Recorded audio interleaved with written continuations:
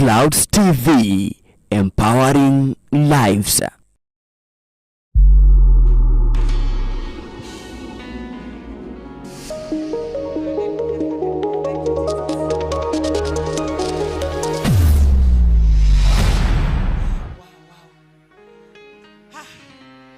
Bwana, tunakushukuru na tunasema ni asante. Sasa tujitayarishe kuingia katika Bible study. I hope you have a pen. Nadhani yuko na kalamu na karatasi na Biblia yako. Alafu ningewasihi tu msonge katika viti za mbele. Hiyo kiti ni yako. Hiyo kiti ni yako. That seat is reserved for you. Hallelujah. Bwana asifiwe. Shangilieni Yesu. Shangilieni Bwana, shangilieni Bwana, shangilieni Bwana. Shangilieni, shangilieni.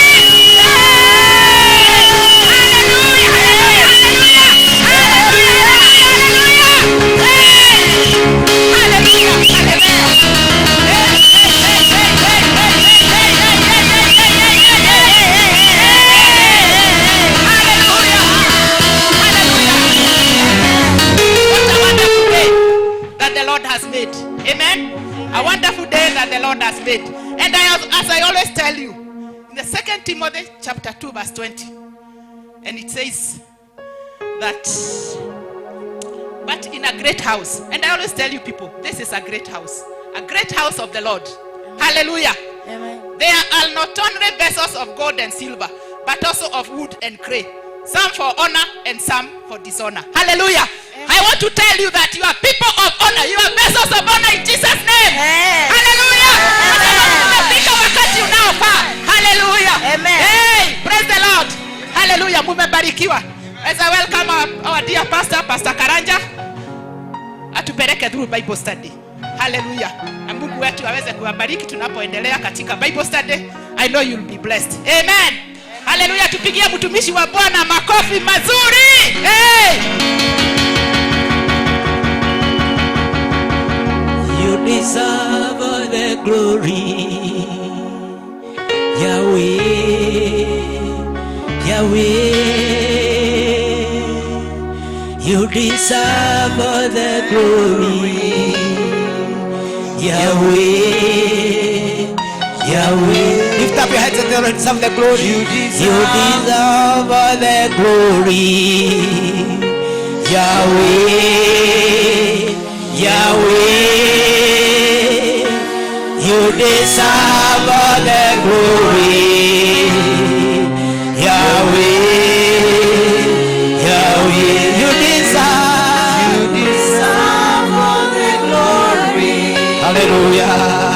Yahweh. You deserve the glory. Hallelujah. You deserve all the glory, Yahweh, Yahweh.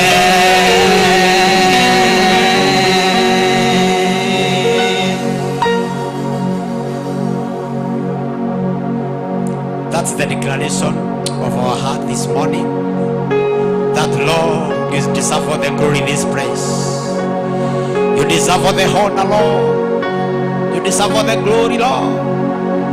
Even as your word goes forth to speak to our hearts, you deserve the glory in this place, O Lord. We cover our mind with the blood of Jesus. We speak the blood of Jesus over the whole auditorium, my Father, even to the entrance. Upon our souls and our spirits, O Lord, that as your word goes forth, you deserve all the glory. Father, anoint your word. Anoint me as a vessel. That, Lord, whatever we share with your people, it shall give you the glory when you understand your consent, when you understand those peoples. We honor you, Father, and we give you glory.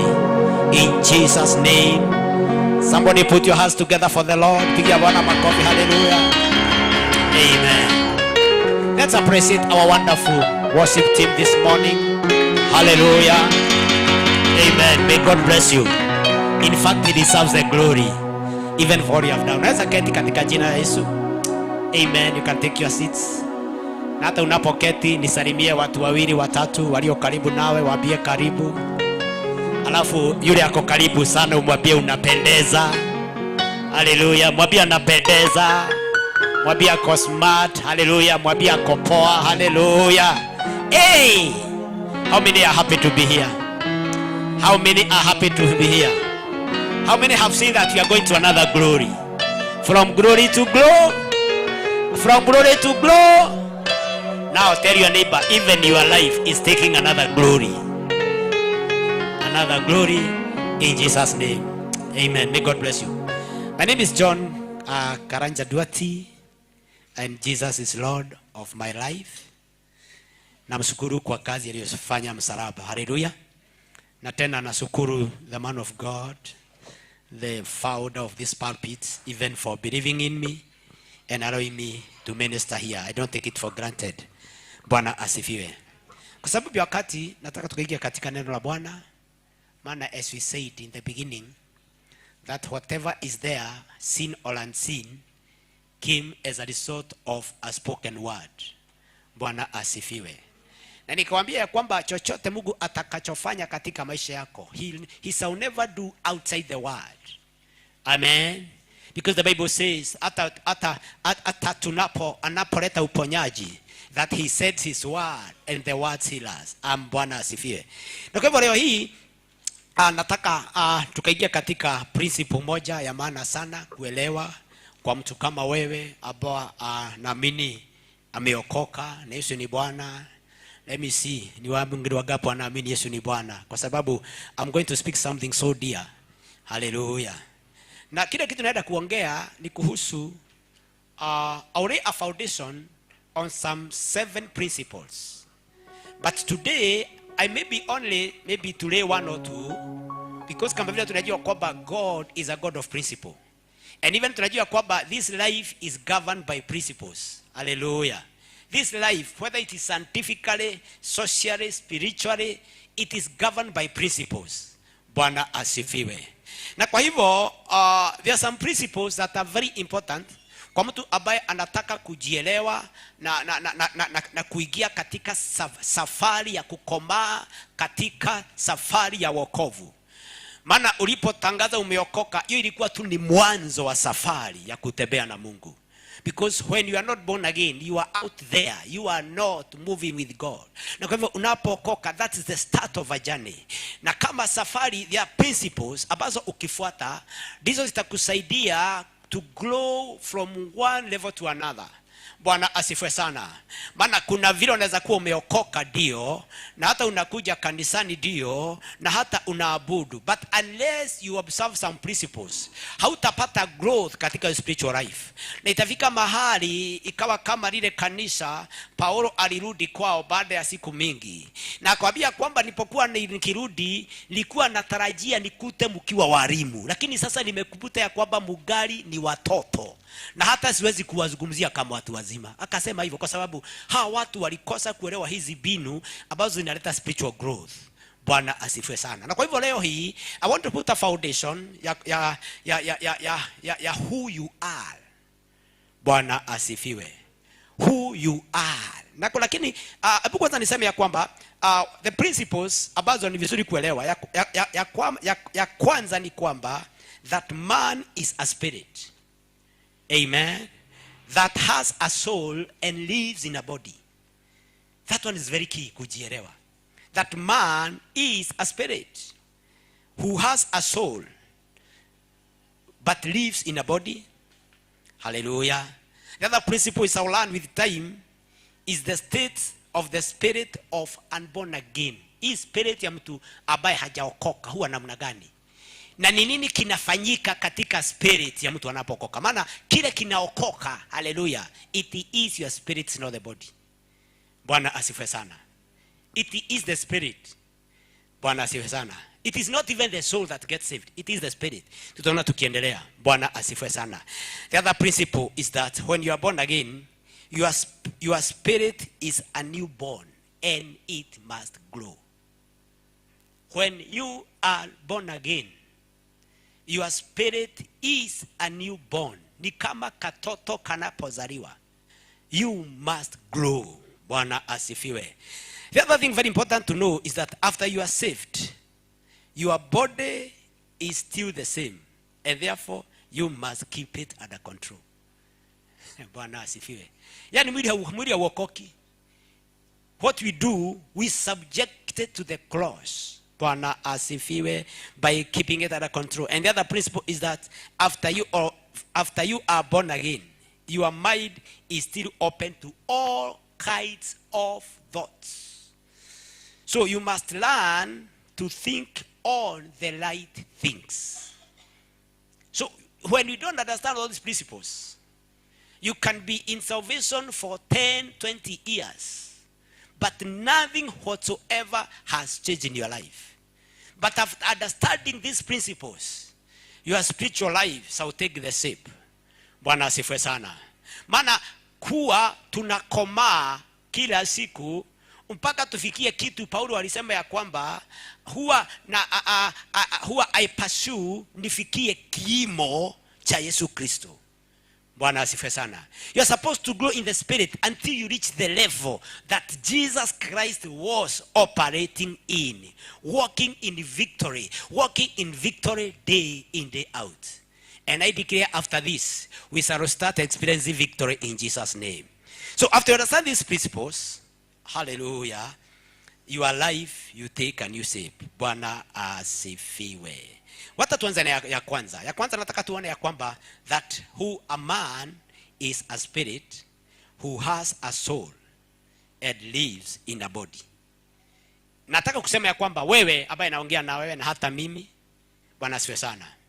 You are 3 in 1. You have the body. Ambao hii ndio. Hebu ichune. Chuna mwili wako, chuna mkono, ichune.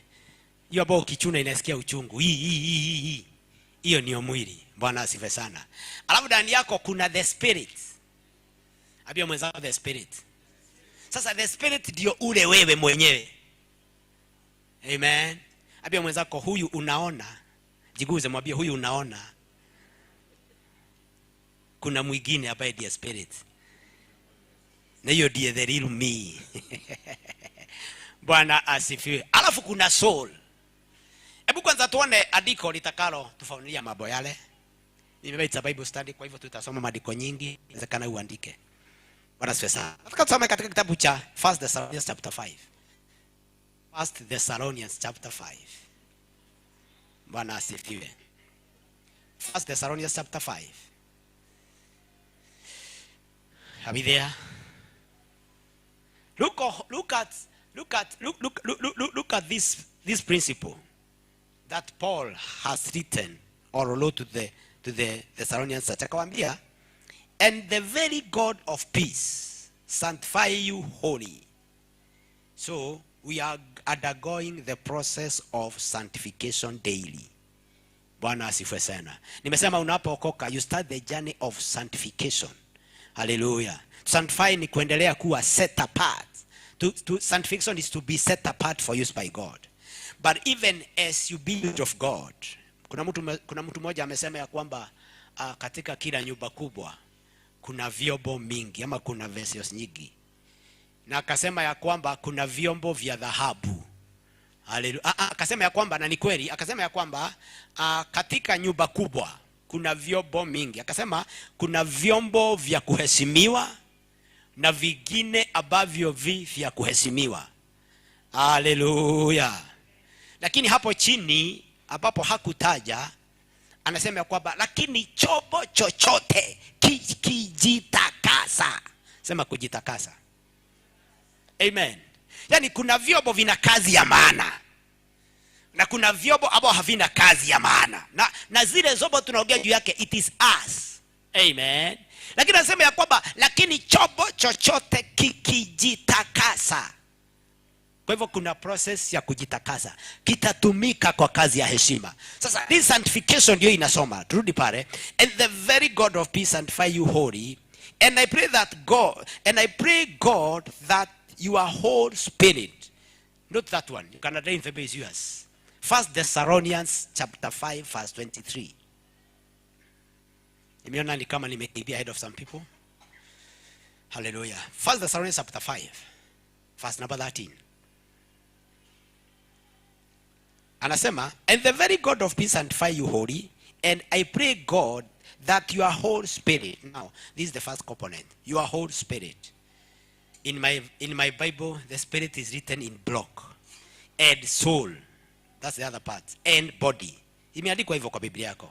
I pray God that your whole spirit and soul and body be preserved blameless unto the coming of the Lord Jesus Christ. Sasa hiyo andiko inatuonyesha ya kwamba we have the three components.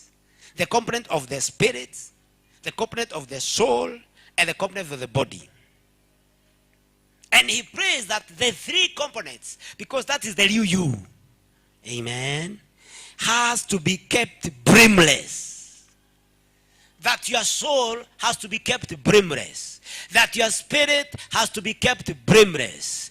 And that your body too has to be kept blameless. Now, this is the sanctification. Na kile nataka tuone leo ni vile kila sehemu hizo tatu, sehemu yako ya spirit, sehemu yako ya soul na sehemu yako ya mwili, vile unapaswa kuifanyia kazi ndio ikakae blameless. Bwana Yesu asifiwe. Lakini nataka kwanza I deal with the soul, I mean the spirit. Bwana asifiwe sana.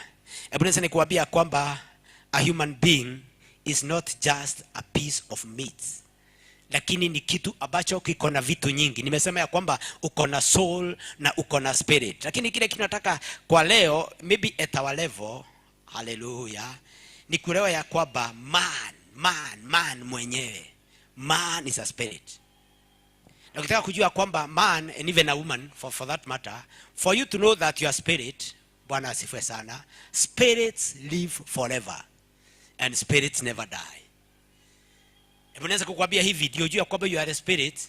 Wewe mwenyewe ambaye ninaona haukuwepo wakati ulizaliwa. Amen. Haukuwepo wakati ulizaliwa. Ulikuwa unaishi even before. Na ndio Mungu akaandikia, na ndio Mungu akaambia Jeremiah ya kwamba I knew you even before you are conceived in your mother's womb. Kumaanisha ya kwamba hata kabla wazazi wako hawajakutana ndio ubike, ulikuwa unaishi. Kile Mungu alifanya, haleluya, ni kuwaleta tu pamoja ndio akupatie mwili. Sababu mwili hutoka kwa mwili, lakini spirit lazima itoke kwa spirit. So you came from God as a spirit. Bwana Yesu asifiwe sana. Nasema you came from God as a spirit. Na maandiko yanasema ya kwamba haleluya, even God is a spirit. Na ana confirm kwa maandiko ambayo Yesu aliambia the Samaritan woman. Akamwambia kwamba haleluya, hata wakati unakuja na ndio huu, haleluya, wakati Mungu anatafuta wanaomwabudu katika kweli na katika roho. So God is a spirit. Hallelujah. And because God is a spirit, tutaona mahali maandiko yanamuita ya kwamba he is the father of all spirits. So your spirit came from God. Na hata baada ya kuondoka wewe, ukiondoka katika mwili ama ukifa, hutaacha kuishi. Hallelujah. Utaendelea kuishi katika hali nyingine. Ndio naona unapokufa, Bwana asifiwe sana, we don't refer you again because the spirit is. Huwa tunasema ya kwamba tunaanza kukuita, tuseme kama unaitwa John ama unaitwa Mary, hatusemi huyu ni Mary, tunasema huyu ni mwili wa Mary, ama huyu ni mwili wa Pamela. Hatusemi wewe. Bwana asifiwe. Sasa nasikia wanasema ya kwamba wale ambao wanabeba mwili wafanye nini? Wakaribie. Sio wale wanabeba Mary. Bwana asifiwe. Because that is not you, that's just the body. Wewe uko mahali pengine. So you are a spirit. Bwana Yesu asifiwe sana. Hallelujah. In Hebrews 12:19, nataka tuangalie andiko lingine pale just to prove that you are a spirit. Na tutaona sasa kama wewe ni spirit, what are you supposed to do to your spirit? Ndio ikaimarike katika kujua Mungu. Maana the problem is when we don't work on our spirit, we remain spiritual toddlers. Bwana asifiwe. Haya, Hebrews 12:9, the second part. Amen. that tukitaka kuishi, we must be in subjection to the Father of spirits. Hallelujah. Shall we not much rather be in subjection unto the Father of spirits? Now, who is the Father of the spirits? The Father of our spirit is God the Father in heaven. Hallelujah. So, if God is the Father of spirits, then we as his children are spirits. Amen. I'll prove it biblically. If God is a spirit, hata sisi wanawake nini? Wanawake, I mean not wanawake, watoto wake. Unajua wanawake, Kiswahili kutengeneza sound kama nasema wanawake, the lady. Nasema wanawake, wanaye ama watoto wake. Hallelujah, they are spirits. Mtoto wa simba ni nini? Hello, mtoto wa simba ni? Hata mtoto wa nyoka ni nyo? Kwa hivyo, na mtoto wa mwanadamu ni mwananda, lakini mtoto wa roho ni roho. Bwana asifiwe. For to prove again, hallelujah, that God is a spirit, the Bible says, and them that are led of the spirit are the little sons of God. Them that are led of the spirit are the little sons of God. Kwa hivyo, kila kitu nataka kukufanulia ni kwamba, hallelujah, our bodies are just containers of the spirit. Our bodies, mwili huo wako ni container tu. Bwana asifiwe. Hebu jichune tena. Jichune tu hapo kwa mkono. Si jichune tu. Unajua si tabia neighbor kuchune hata kuchuna zaidi. Na tabia ujichune ndio usijichune sana. Nikiambia neighbor kuchune hata kuchuna zaidi, tunataka ujichune. Hallelujah. But the point nataka kuleta ni kwamba hiyo unachuna hiyo. Amen. Hiyo tu ni house. That's just a house. Hiyo tu ni kama nyumba ama ni kama container ya kubebea kile kiko ndani. Bwana asifiwe sana. Uliponunua simu yako, silikuwa imefungwa. Hallelujah. Unaponunua unga, si huwa inafungwa na karatasi ya juu. Bwana asifiwe. Hallelujah. Kila kifurushi huwa kimefanya nini? Kimefungwa. Sasa your spirit about your maana kwa Mungu. Amen. Ndio imewekwa. Sasa huyo mwili, your body is just a container that carries your spirit. Bwana asifiwe. It is just a house. Hebu tuangalie katika 2 Corinthians 5:1. Ukielewa hii jambo itakusaidia sana. Ya kwamba mwili huo unaosa, unapatia chakula, unafariza vizuri. Hallelujah. It's just a container. Or rather, it's called another house. Ni nyumba ya ulimwengu huu. Wakati uko ulimwenguni, lazima spirit yako ikae ndani ya mwili. Kwa hivyo unapozaliwa, sikia nikwambie, unapozaliwa, amen, ni spirit yako inapewa nyumba inaitwa mwili. Bwana asifiwe sana.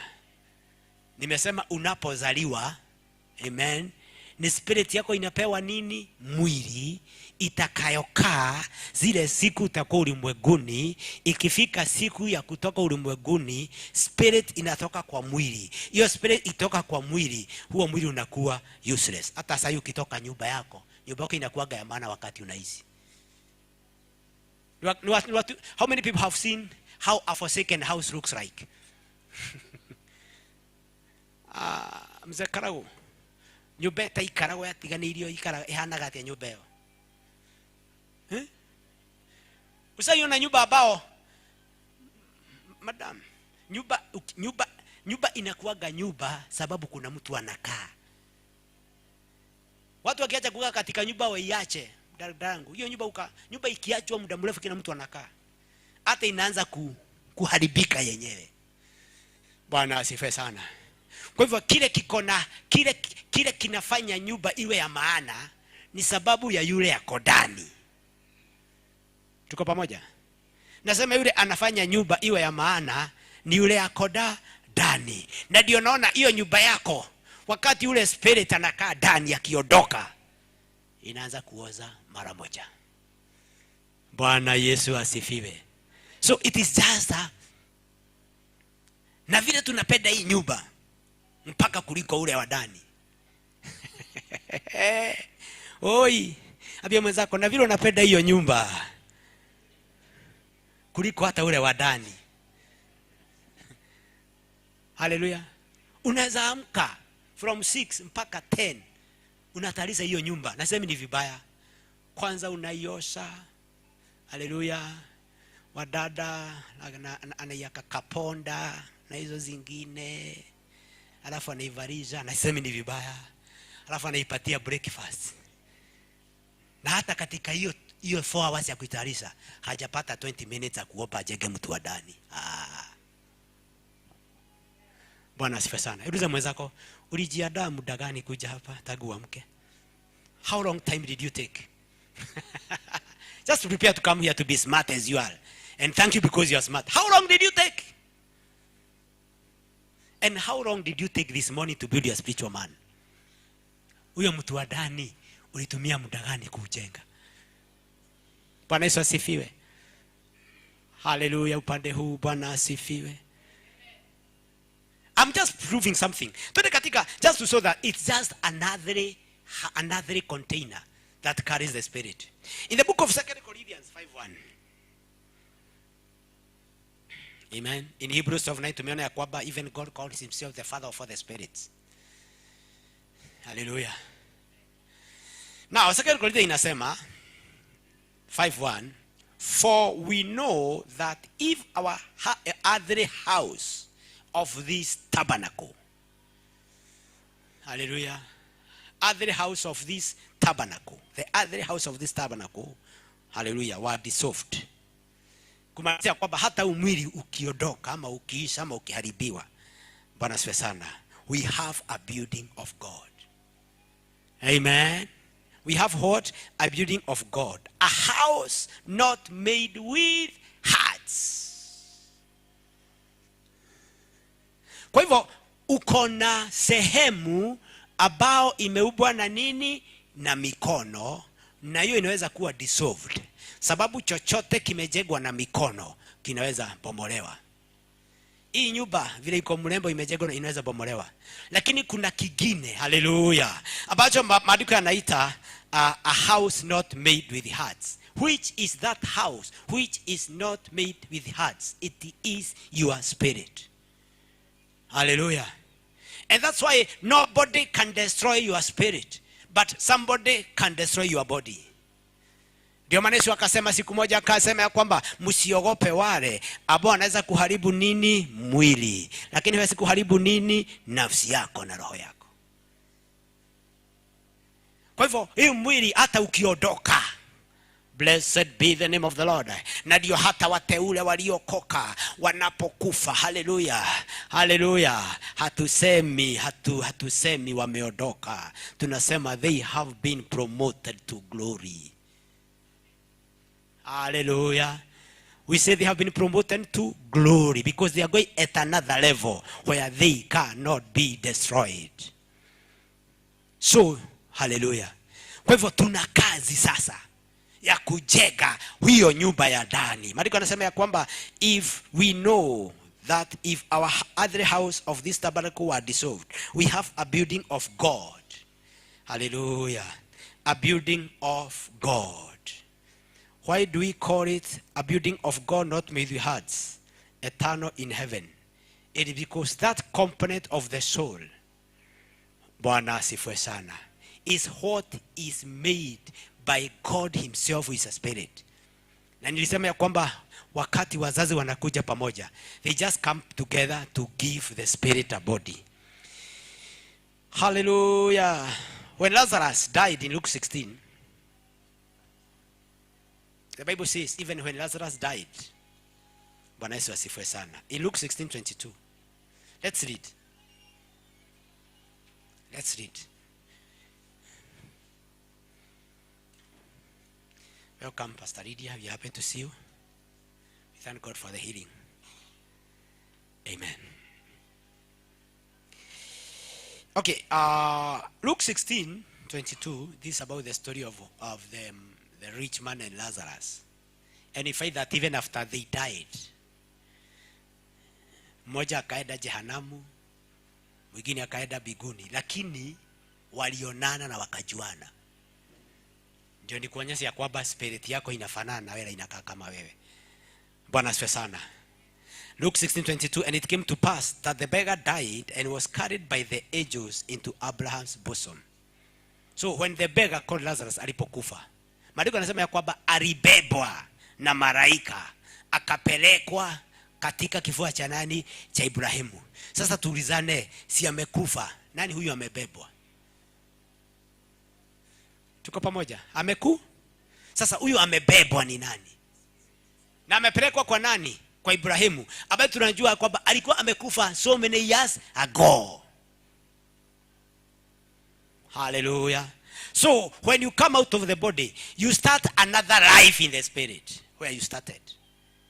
Maandiko yanasema ya kwamba hallelujah, akapelekwa, akawekwa kifuani cha Ibrahimu. Na maandiko yanasema ya kwamba according to the parable that Jesus gave, ya kwamba huyu the rich man ambaye alikuwa anatesa Lazaro akaenda jehanamu na kujua na Mungu, ya kwamba akiwa pale akaangalia upande ule mwingine, kumaanisha ya kwamba the death is not the end of life. Amen. Akaangalia upande ule mwingine akaona Lazarus na akamfahamu, na akafahamu Ibrahimu hata kama hakumjua. Kumaanisha hata ukienda biguni, sijui nani unatamani kuona. Hallelujah. Uliza mwenzako, ukienda biguni unatamani kuona nani? Maana utamjua. Who would you like to see? Amen. Our worship leader, King George. Unataka kuona nani ukifika kule? Maana kama utafika utamuona. Yesu tutamuona, lakini sababu atatutangulia kutuingia. Lakini nani? Nataka kukwambia sababu utamjua, hujaimuona utamjua. Bwana Yesu asifiwe sana. Mimi nitatafuta Peter. I love Peter. I love the character of Peter. Bwana asifiwe sana. So what I'm trying to say, amen. Kwa nini alimjua? Kwa nini alimjua? Because your spirit is just like you. Amen. Abia mwenzako, your spirit is just like you. Hallelujah. It's just like you. Just like you, completely. It is the real copy of yourself. Amen. Maandiko yanasema kwamba huyu tajiri akiwa hell, lakini ile kitu imenisagaza kwa story ni kwamba kumbe wale watu wa maringo hata wakienda jehanamu bado analinga. Imagine anachomeka in torment. Amen. Na Lazarus kwa kifua cha Ibrahim in heaven, lakini anasema imagine vile alikuwa anamtuma hapa na vile atamtuma biguni. Ati si agarao utume Lazarus aende agarao alete tone la maji animwagilie kwa ulimi, yani ai. Bwana asifiwe. Lakini akaambia kwamba haiwezekani, maana kati hapa na pale there is a very big valley. Basi akatumana akasema basi akubaliwe arudi, ndio abie ndugu zake wasije wakaenda in the torment of fire. Akaambia haiwezekani. Hallelujah. Huko chini wako kuko na manabii. Hallelujah. Wawasikie. Kwa hivyo hata yule hajaokoka leo, amua akitoka hapa atakuwa ameokoka. Bwana Yesu asifiwe sana. Maana ukisaondoka there is no second chance. Hello. So what I was trying to say, I just want to tell you that the spirit is the one that will either go either to heaven or to hell. Bwana Yesu asifiwe sana. Hallelujah. Let me read another scripture as I come towards the end of this. So nilikuwa nataka kusema ya kwamba the different parts of the body have been mentioned. Hebu tuone nimesema ya kwamba spirit yako ni kama wewe. Hebu tuone. Tutaona ya kwamba hii spirit iko na viungo. Iko na? Hebu tuone Luke 16:23 and 24. Remember, this man has died. I want you to see the nature of your spirit. This man already hako katika mwili sasa kufa. Maandiko yanasema ya kwamba Luke 16:23 24, and in hell. Now this is the rich man, and in hell. So already we are told he's where? He's in hell. He lifted his eyes. So hata akiwa hell akona nini? Kwa hivyo spirit iko na eyes. Ndio nimesema ni kama wewe. He lifted up his eyes being in torment and see Abraham afar off and Lazarus in his bosom, and he cried. Kumaanisha kwamba akona mdomo. Hallelujah. Kwa hivyo ni kama yeye, and said, Father Abraham. Akasema amekubali kuita Abraham baba. Bwana asifiwe. And said Lazarus that he may dip the tip of his finger. Kumaanisha hata Lazarus akona nini? Na finger. So your spirit is the photocopy of you. Sijui kama usaiona movie ambazo zinachezwa na Nigerians, which I like so much watching. Usaiona ya kwamba mtu amelala hivi lakini unaona mtu anakaa kama yeye na ametoka amepanda. Hata wale watu wanapelekwa katika ulimwengu wa kiroho, huwa ni spirit yao inapelekwa na inaona kila kitu, sababu iko na macho na masikio na ufahamu. Bwana asifiwe. Abie mwenzako wachana na nyumba. Itunze tu kidogo, lakini nyumba ya ndani itakao dumu milele ifanyie kazi. Sababu naona sasa huyu jamaa, sababu hakujali, alijali tu maisha mazuri ulimwenguni, anaenda kuteseka forever. Imagine. Hallelujah. Forever in eternity. Paka analia. Bwana asifiwe. So your spirit is just like you. Let me say this. Hallelujah. Romans 7:22. So the inner body is actually like the outer man. Hivyo nilikuwa nataka ujue. The inner body is actually like the outer man with all the organs. No, okay, Romans 7:22. For I delight in the law of God after the inward man. Now this is Paul again confirming to Romans that he delights. What is to delight? To delight ni kile kitu unafurahia kufanya. Abia mwenzako, kudelight ni kile kitu unafurahia kufanya. Amen. That's the Bible says, delight in the Lord and he will make your way successful. Furahia kukaa ndani ya Bwana. Sasa Paulo anasema ya kwamba for I delight in the law of God after the inward man. Yani nafurahia sheria ya Mungu. Amen. Kifuatilia mtu wa ndani. Kwa hivyo mtu wa ndani ndio wa maana. Hallelujah. Romans 7:22. Anaomba, anasema ya kwamba be strengthened with the might by his spirit in the inner man. Ili niombi, anasema ya kwamba, hallelujah. That's Ephesians 3:16 again. Ephesians 3:16. Be strengthened with the might by his spirit. Yani ukapewe nguvu na roho wake ule mtu wa ndani. Bwana Yesu asifiwe. 1 Peter 3:4. Na inasemaje? Amen. Ilikuwa inaongea kuhusu wamama. Kuna kitu aliambiwa hapa in the first Peter. Hatuna time ya kusoma hiyo yote. Alikuwa anasema ya kwamba ule ulebo wa ndani. Bwana asifiwe. Anasema but let it be the hidden man of the heart. Kwa hivyo kuna the out man, au unaona, na the hidden man of the heart ambayo tunapaswa kufanyia kazi. Ni kuambia namna gani? Bwana asifiwe sana. There is a way in which we are supposed to build the inner man, to edify, to make him strong. For today, for the sake of today, let me just say 3 things. How do you strengthen your spirit? How do you build your spirit? Number 1, your spirit is built by, hallelujah, by praying in the spirit, particularly in tongues.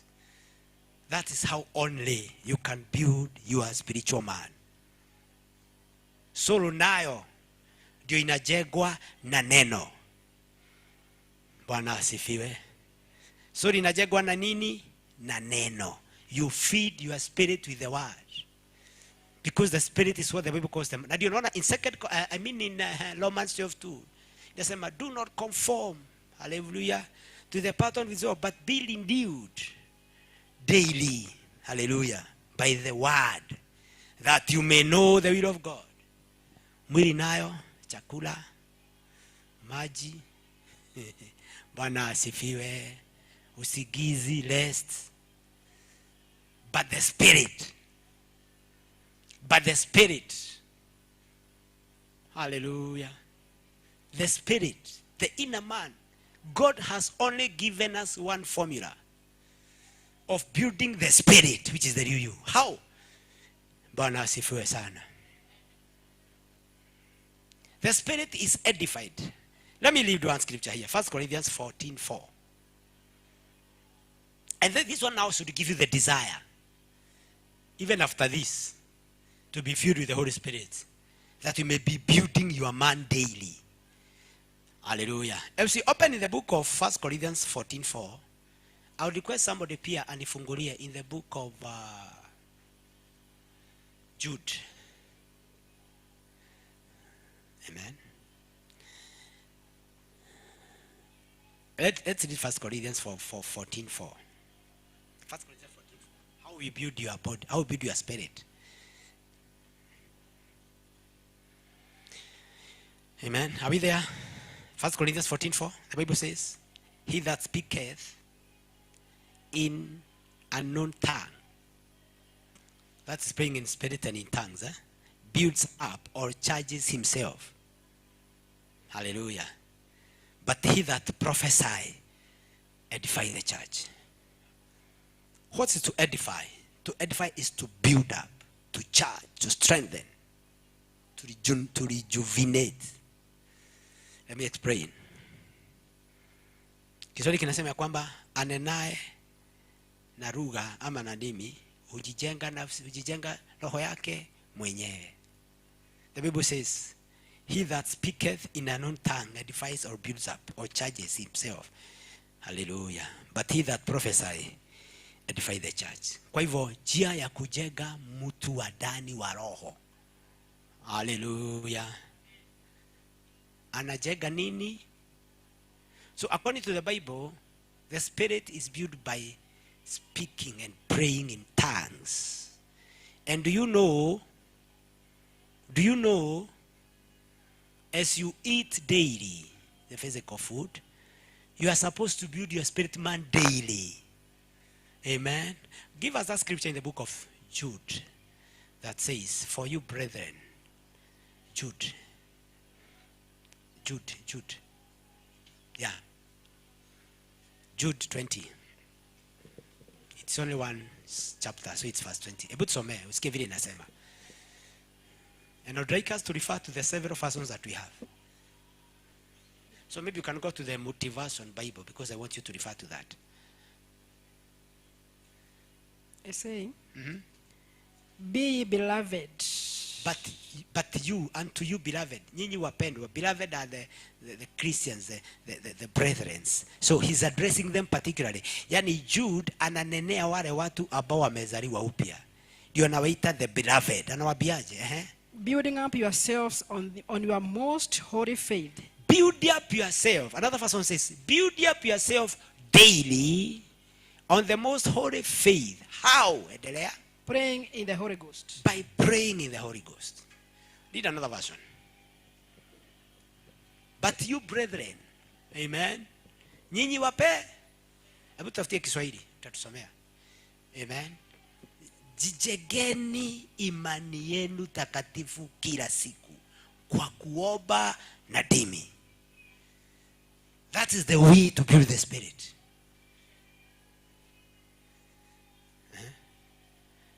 Unapotafuta Kiswahili, somebody in another version, kama kuna the amplified or NLT, the New Living Translation. Sorry. Hiyo ni gani? Hiyo ni gani unasoma? Amplified. Hebu soma. But you beloved. Not the word. But you beloved. Build yourself up, founded on your most holy faith. Build yourself up, founded on your most holy faith. Make progress. Make progress. Look at this. Hiyo ni tamu sana. Make progress. Progress ni kutoka level to another. Make progress in your building of the spirit.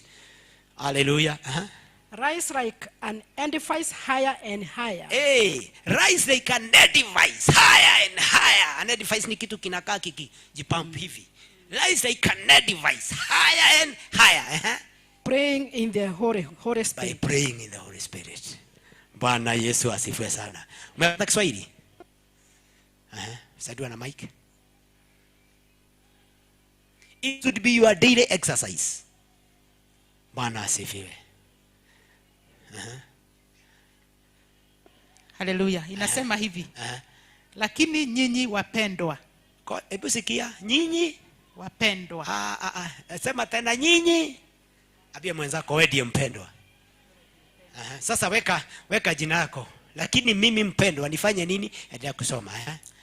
Lakini nyinyi wapendwa. Jijengeni katika imani yenu iliyo takatifu sana. Tena ombeni katika Roho Mtakatifu. Amen. Amen.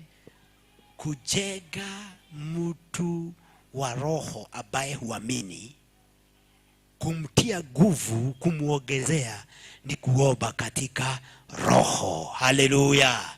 Ndio Yesu akasema ya kwamba Mungu anatafuta wokovu katika kweli na katika roho. Hiyo ni Kiswahili. Another version, the last one. NLT. Si tuseme Kiswahili already. NLT, New Living Translation, or NIV. I was requesting you because you have them. Who are you? I'm requesting because you have several versions. NIV. Ni Bible study ndio maana tunasoma hizi zote. Hallelujah. NIV inasema,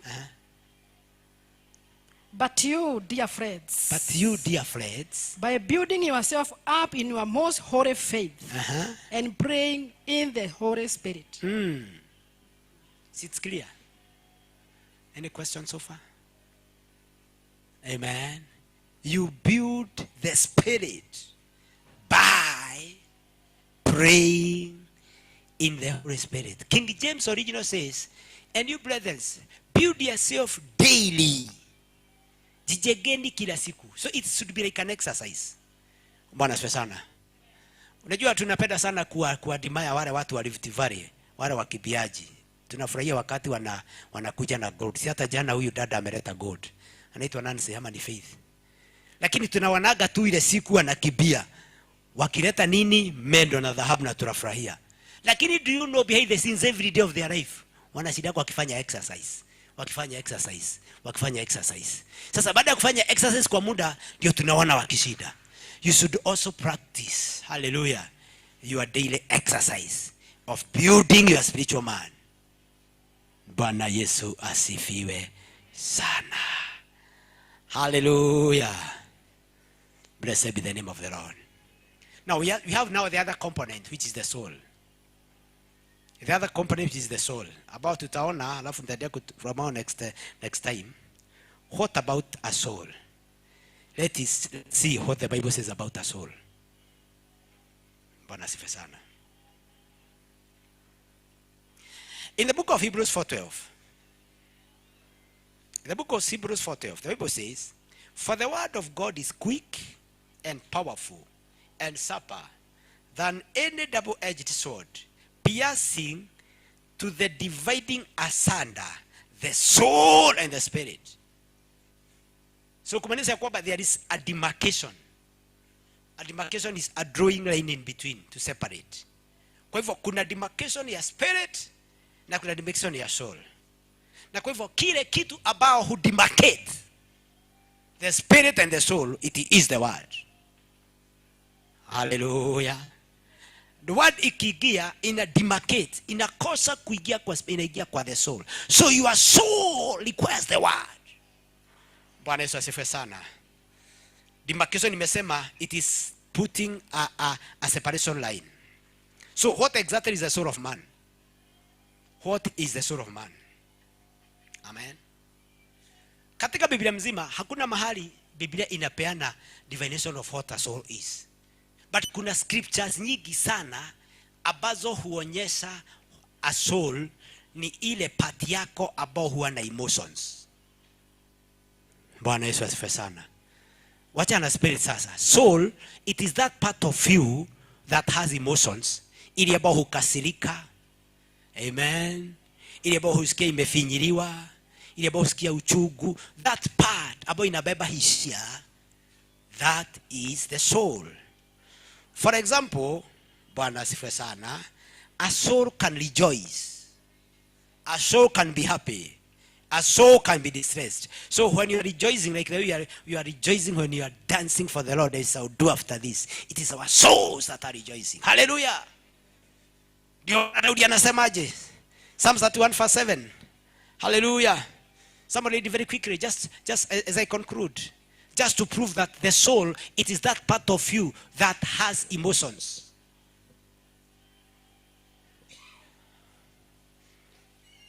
Quickly tusome Psalms 31:7 na mwingine 42:5 na mwingine 103:2, just to show what the soul is. Yes, you can read. Psalm 31:7. So many version. Psalm 31:7. Okay, let me sing with Amplified. I will be glad and rejoice in your mercy and steadfast love, because you have seen my affliction. You have taken note of my life's distresses. Read another one. Read 31:7, really? That's 31:7. Yeah. Okay. I read NIV. Read NIV, yeah. I will be glad and rejoice in your love, for you saw my affliction and knew the anguish of my soul. Okay. So you knew the anguish of my soul. You saw me in the anguish of my soul. So it is the soul that has emotions. It is the soul that is blessed. It is the soul that feels the pain. It is the soul that rejoices. Hallelujah. Psalms 103:2. Daudi aliambia moyo wake, nawe nafsi yangu muhimidi Bwana. Hallelujah. So that part of you that has emotions. So when you say you are stressed, it's your soul that is stressed. When you are happy, my brother, it is your soul. Bwana asifiwe sana. But now, how do we now make up the soul?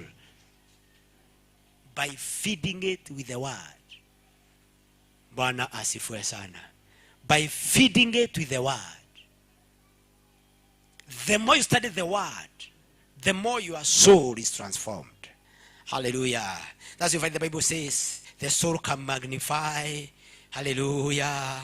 The soul can magnify and bless the Lord. The soul can be downcast. 42:5. The soul can be grieved. Judges 10:16. The soul can be discouraged. Numbers 21:4. Do I repeat these scriptures that you may read on your own time? Bwana asifiwe sana. Amen. Psalms 42:5. Psalms 103:2. Amen. Why am my soul, why are you downcast? The soul can be grieved. Judges 10:16. The soul can be discouraged. Numbers 21:4. The soul can be joyful. Hallelujah. Psalms 35:9. These are just a few of the emotions that the soul expresses. Hallelujah. So we can conclude that the soul is that part of man that experiences thoughts and emotions. Thoughts and that's why you can only align your thoughts by knowing the will of God. Amen.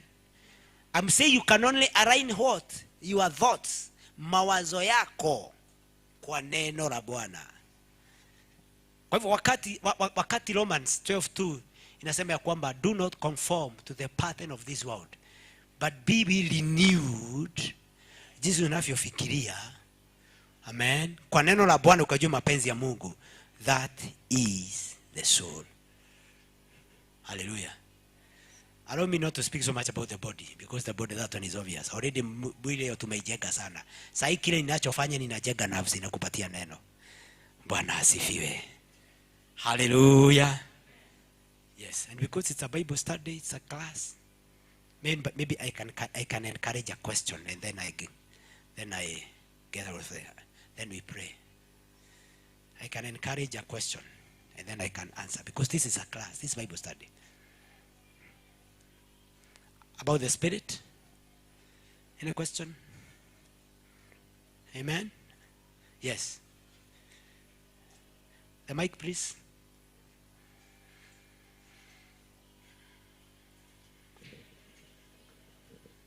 Praise God. Amen.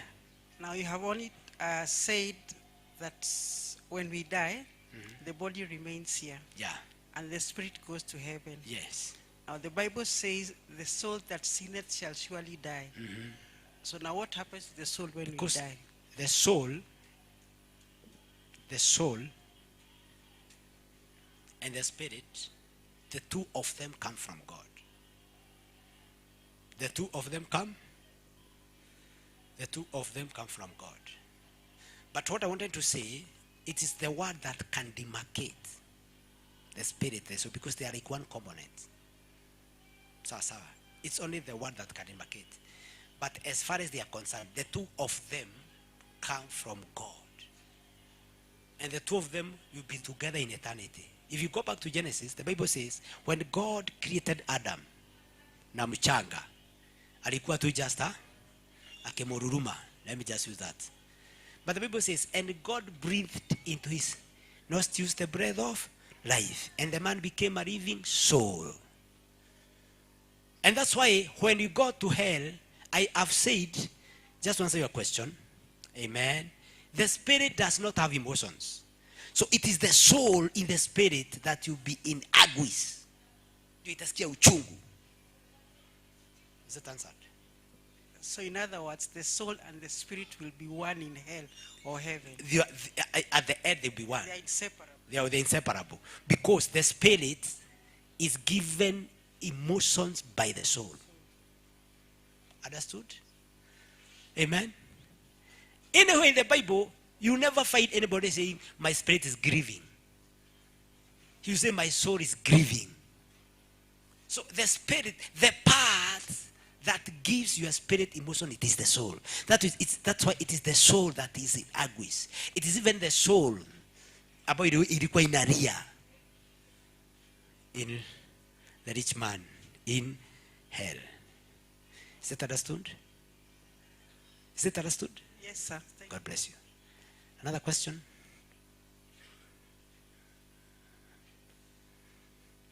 Hello? Hakuna? Jacinta, I thought you had one. I didn't expect you not to have one. Anyway, Bwana asifiwe sana. Sifikisi hapo kwa sasa. Next time you shall see what the Bible says about the spirit of a born again and the spirit of unborn again. Because both the born again has a spirit and the unborn again has a spirit. So unapookoka, your spirit gets regenerated, it becomes new. So when you say you are a new creature, it's your spirit that is new. Mwili ni ule ule. Hata saa hii mwili yangu nikipatia kapope kama zamani sitarewa tu. Sababu mwili ni mwi. Nikikipatia sitarewa tu. Si ni kweli Steve? Haitakata. So for you to overcome the body, you build the spirit more. Amen.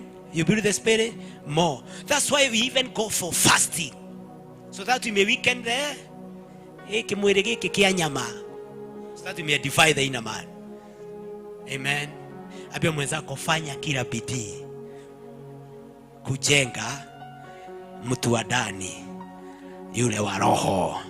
Tusimame katika jina la Yesu. Hallelujah. Father, we give you praise. Thank you, Father. Thank you, Father. Open up your mouth and speak to God. Amen. Pray God to enable you in the inner man to be strong. We give you praise, Father. We give you praise, Father. We give you praise, Father. Strengthen us. Give us might by the Spirit man in the inside. Syllabo Sandara. Thank you, Father.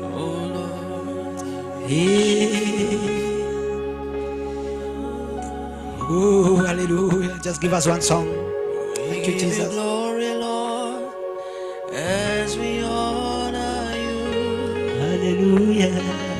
We give you glory, Lord, as we honor you. You are wonderful. You are worthy, oh Lord. You are wonderful. You are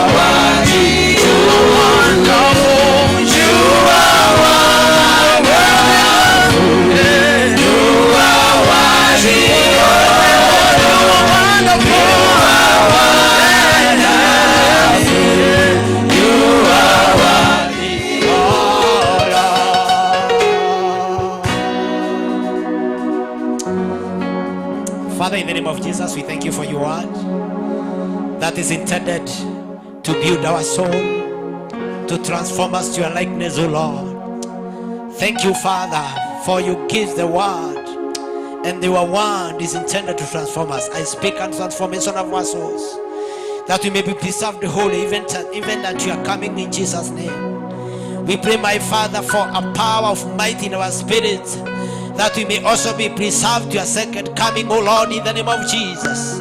We thank you, Father. We thank you, Father. We give you honor. We pray for your might in the spirit to manifest. We pray for your wonder to work in transforming our lives in Jesus' name. We honor you, Father. Thank you, Father. Thank you, Father. I pray that wonder shall start working in our lives to bring the transformation that is needed, to give us the knowledge that is needed.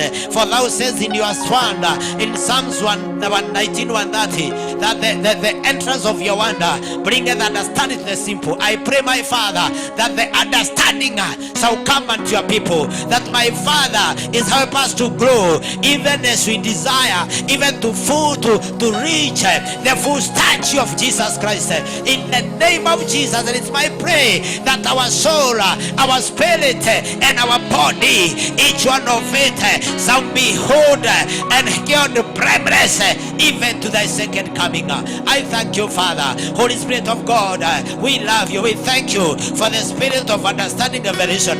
We give you glory. We thank you, Father. We honor you. In Jesus' name we pray. In Jesus' name we pray. Somebody say amen. Give the Lord a clap offering. In Jesus' name. Amen.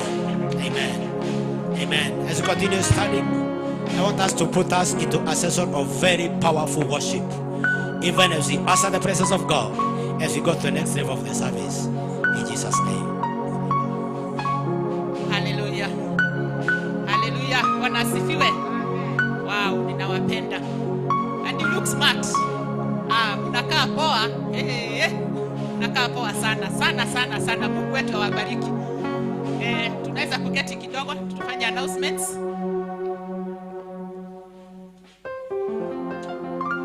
Hallelujah. Jina langu ni Jacinta Wangeshi na nampenda Bwana. Hapa ni the Synagogue C.F.C. Ninawakaribisha sana na Mungu wetu atawatenda mema. Ningetaka usalimie mwenzako. Ule mko karibu naye. The person next to you. Msalimie na umwambie unakaa smart. Kama ni a man, mwambie you look handsome. Hallelujah. Amen. Mwambie this is the house of your father. Hallelujah. Hii ni nyumba ya nani? Ya baba yetu. Amen. Na kama kuna kiti iko mbele yako, tafadhali songa kwa hiyo kiti. Please. Hallelujah. Kama kuna kiti empty mbele yako, songa kwa hiyo kiti. Ukalie hiyo kiti. Amen. Hallelujah. Hallelujah. Sio ni watu wakisonga. Obedience is better than sacrifice. Sio ni watu wakisonga. Watu wasonge kwa hiyo kiti iko mbele. Amen. Haya, okay. Sawa. The first announcement, tuzidi kuombea crusade ya Molo ambayo itakuwa August na pia tujiweze kujitayarisha because of that crusade. Hallelujah. Amen. Number 2, we need the workers. We need workers in the house of the Lord. Amen. There are very many departments in this house. Hallelujah. Kuna Sunday school, kuna praise and worship, kuna kikundi ya wamama, kuna wazee. All the departments. There is ushering. Where you feel you can serve, please, you are welcome. Pahali unasikia unaweza kuhudumu, uko karibu sana. Tunakukaribisha sana. Hallelujah. Amen.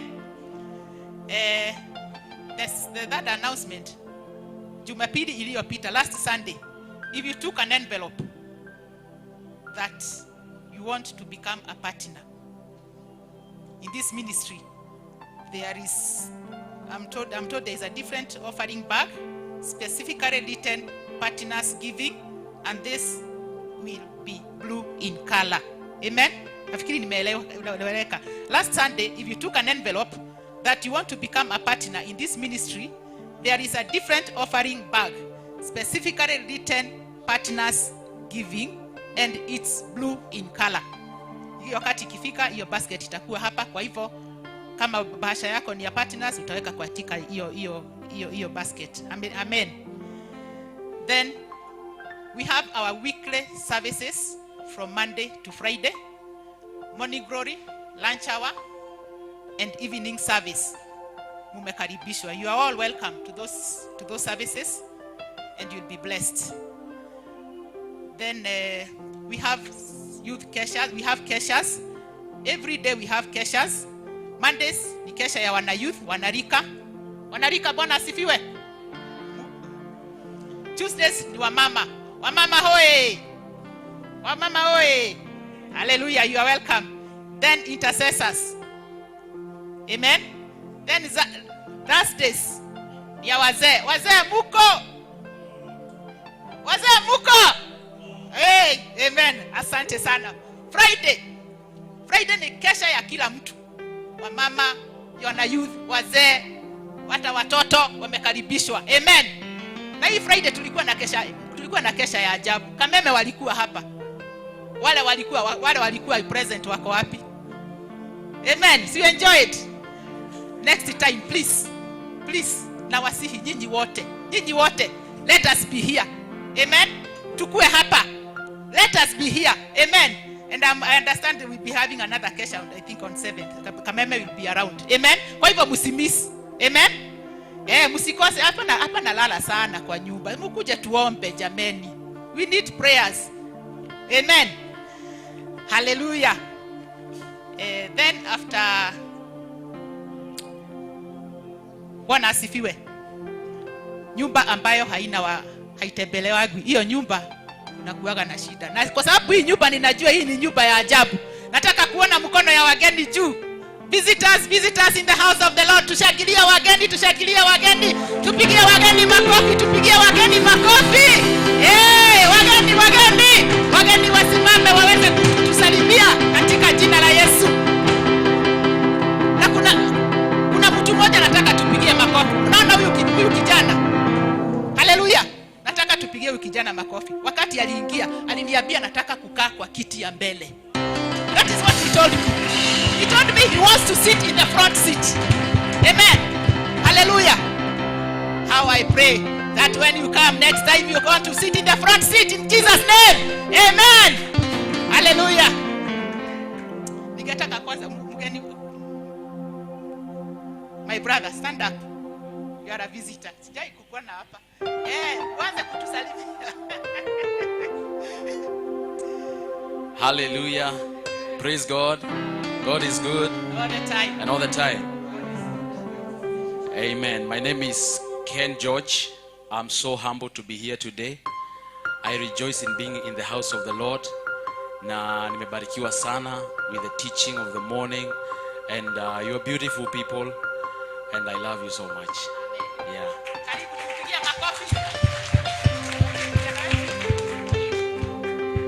Praise God.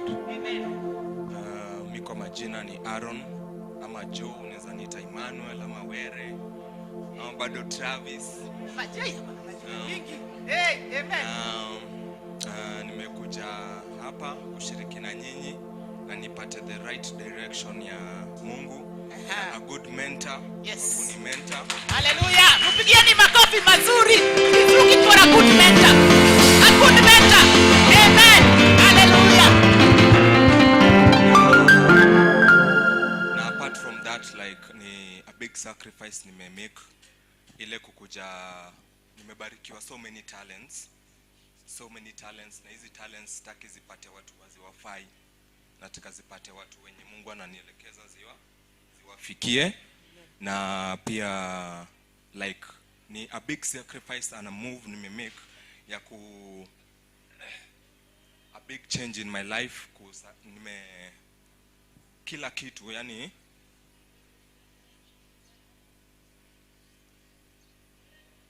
maneno imeisha. Mbarikiwa. Amen. Mtumikieni makofi. Alinifurahisha sana. He told me he wants to sit in the front seat. Anataka kukaa katika kiti ya mbele kabisa. Amen. Hallelujah. Welcome my sister. Praise God Church. Kwa majina naitwa Judith. nimeokoka na mpenda Yesu. Mimi nimetoka Kikuyu, nilikuwa nimekuja Tishunguli town. But I just felt that I need to have somewhere to worship. And God's will, kama nitakuwa nafika town on every Sundays, we'll be worshiping together. Be blessed.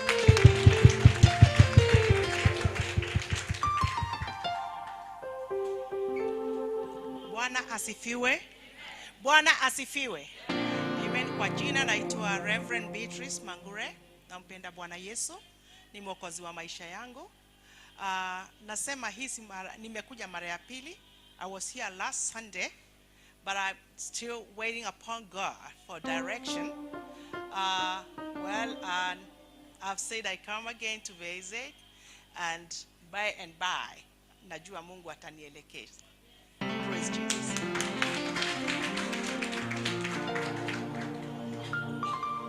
Bwana Yesu asifiwe. Amen. Tusalimiane kwa mkono.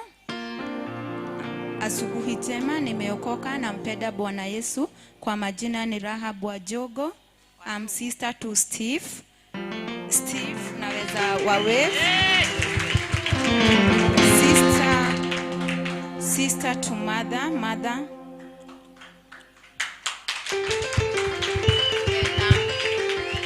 Na kijana mwingine. Nimefurahia siku ya leo kukuwa pamoja nanyi. Tutakuwa tunashiriki mara kwa mara. Amen. Praise God. Amen. First of all, I would like to say I'm humbled to be here. Now, the few moments that I've been here, it has been such a blessing. My name is Stephen Mule and I'm a Kenyan. Hallelujah. Praise the Lord, church. Amen. Nashukuru sana kwa na nyinyi hapa. Kwa majina naitwa Penina Musyoka. Na nimekuwa nikitamani sana kufika hapa. Lakini kwanza nashukuru Mungu sana leo amenipa kibali na neema ya kufika hapa tuje kusali na kushukuru Mungu na nyinyi. Na naamini tutabarikiwa. Maana kuna kitu kimenivutia sana kwenye haya madhabahu. Nimekuwa nikitazama mtumishi wa Mungu wa YouTube na nikawa navutiwa sana na mafundisho yake. Na nikasema siku moja lazima nifike hapa kwenye haya madhabahu na tuje tuabudu Mungu na tushukuru Mungu. Kwa hivyo nashukuru Mungu sana nimefika hapa na nawapenda, wanawafuatilia sana kwa YouTube. Na kwa kweli Mungu anafanya maajabu kwenye haya madhabahu. Na nashukuru kwa na nyinyi sana na naamini tutaendelea kusali pamoja na tukizidi kubarikiwa na Mwenyezi Mungu kwenye hii kanisa. Asante sana. Na nimekuja na kijana wangu, ni kijana wangu. Anaitwa Stephen Mule Musyoka. Na Mungu awabariki sana. Na azidi kuwatendea mema kwenye hili kanisa. Asante. Amen. Hallelujah. Hallelujah. Sijui kama kuna mgeni mwingine tumewacha. Hallelujah. Tupigie wageni wetu makofi. Makofi ya wageni, makofi ya wageni, makofi ya wageni. Hallelujah, hallelujah. Kukuwa na wageni ni mzuri. Ukiona nyumba ambayo haitembelewi, hapo iko maneno. Amen. Wageni wetu tukimaliza service tutakutana na nyinyi ndio tuweze kuongea mawili matatu. Alafu tutaweza kuendelea kutoka hapo. Alafu pia tukimaliza ibada, meetings za wamama, za wazee, za youth ziendelee, tuweze kupanga mambo vile tutakavyoendelea katika jina la Yesu. Alafu pia naambiwa watoto tukiweza kuingia kwa ibada wataenda, kuna wametengenezewa mahali yao ambapo watakuwa na mwalimu wao. Hallelujah. Amen. Si mmefurahi kukua katika nyumba ya Bwana? Salimia huyo mwingine tena. Msalimia na umwambie karibu. Tunapokaribisha wana praise and worship waweze kutuelekeza kutoka hapo katika jina la Yesu na tuweze kusimama. Msalimia huyo mwingine. Yaidia modo, omwerani omwendete, wemoko na igoro goshe Jesu. Yaidia cionge, omwerani omwendete, wemoko na igoro goshe Jesu. Hallelujah. Karibu. Amen. Tupige mama makofi tafadhali, makofi mazuri. Thank you, God bless you so much. Majina yangu naitwa Ken George. Majina kamili ni Kennedy Njoroge Ngethe. George is my father, so I associate myself with my father, so you can call me Ken George. And I'm born again. Christ is God in my life. Amen. Hallelujah. And I'm happy to fellowship with us today. Hallelujah. I am a praise and worshiper, and I'm glad to be in this sanctuary today, and I believe that God is going to bless us together. Hallelujah. Hallelujah. Amen. Amen. Amen. I want to read one or two scriptures before we go into praise and worship. So I don't want you to sit down. If you can be upstanding, the better. Usikae chini. The Bible says in Psalms 139, verse 14, that I will praise thee, for I am fearfully and wonderfully made. Marvelous are thy works, and that my soul knoweth right well. Amen. Amen. That I will praise you, Lord, for you have made me in a fearfully and wonderfully way. Amen. And my heart knows that well. Hallelujah. Hallelujah. Yes, you have a reason today to praise God. You have a reason to jump. You have a reason to clap your hands, because you are here today. Hallelujah. You are here today for such a reason as that. And the other verse I want us to read is Psalms 98 verse 4. Make a joyful noise unto the Lord, all the earth. Make a loud noise and rejoice and sing praise. Sing praise. Are you ready to sing praise today? Can I see by a show of hand if you're ready to praise the Lord? Hallelujah. Why don't you put your hands together for Jesus? Amen. Amen. I will really appreciate a good sound. Put your hands together. Tunataka kumwambia mahali tumefika, tumeona mkono wako. Twende.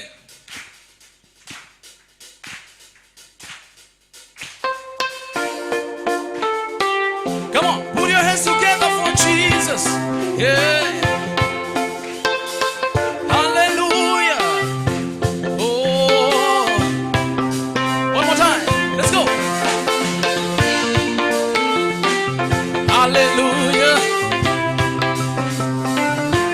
Oh, mahali tumefika, tumeona mkono wako, na sasa tunasema wewe ni Ebeneza. Mahali tumefika, tumeona mkono wako, na sasa tunasema wewe ni Ebeneza.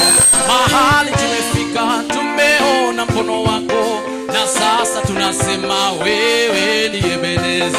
Mahali tumefika, tumeona mkono wako, na sasa tunasema wewe ni Ebeneza. Mahali tumefika, tumeona nguvu zako, na sasa tunasema wewe ni Ebeneza. Mahali tumefika, tumeona wema wako, nipe makofi mazuri. Sasa tunasema wewe ni Ebeneza. Wewe ni Ebeneza. Ebeneza. Ebeneza. Wewe ni Ebeneza. Ebeneza. Ebeneza. Ebeneza. Ebeneza. Wewe ni Ebeneza. Ebeneza. Wewe ni Ebeneza. Ebeneza. Wewe ni Ebeneza. Wewe ni Ebeneza. Ebeneza.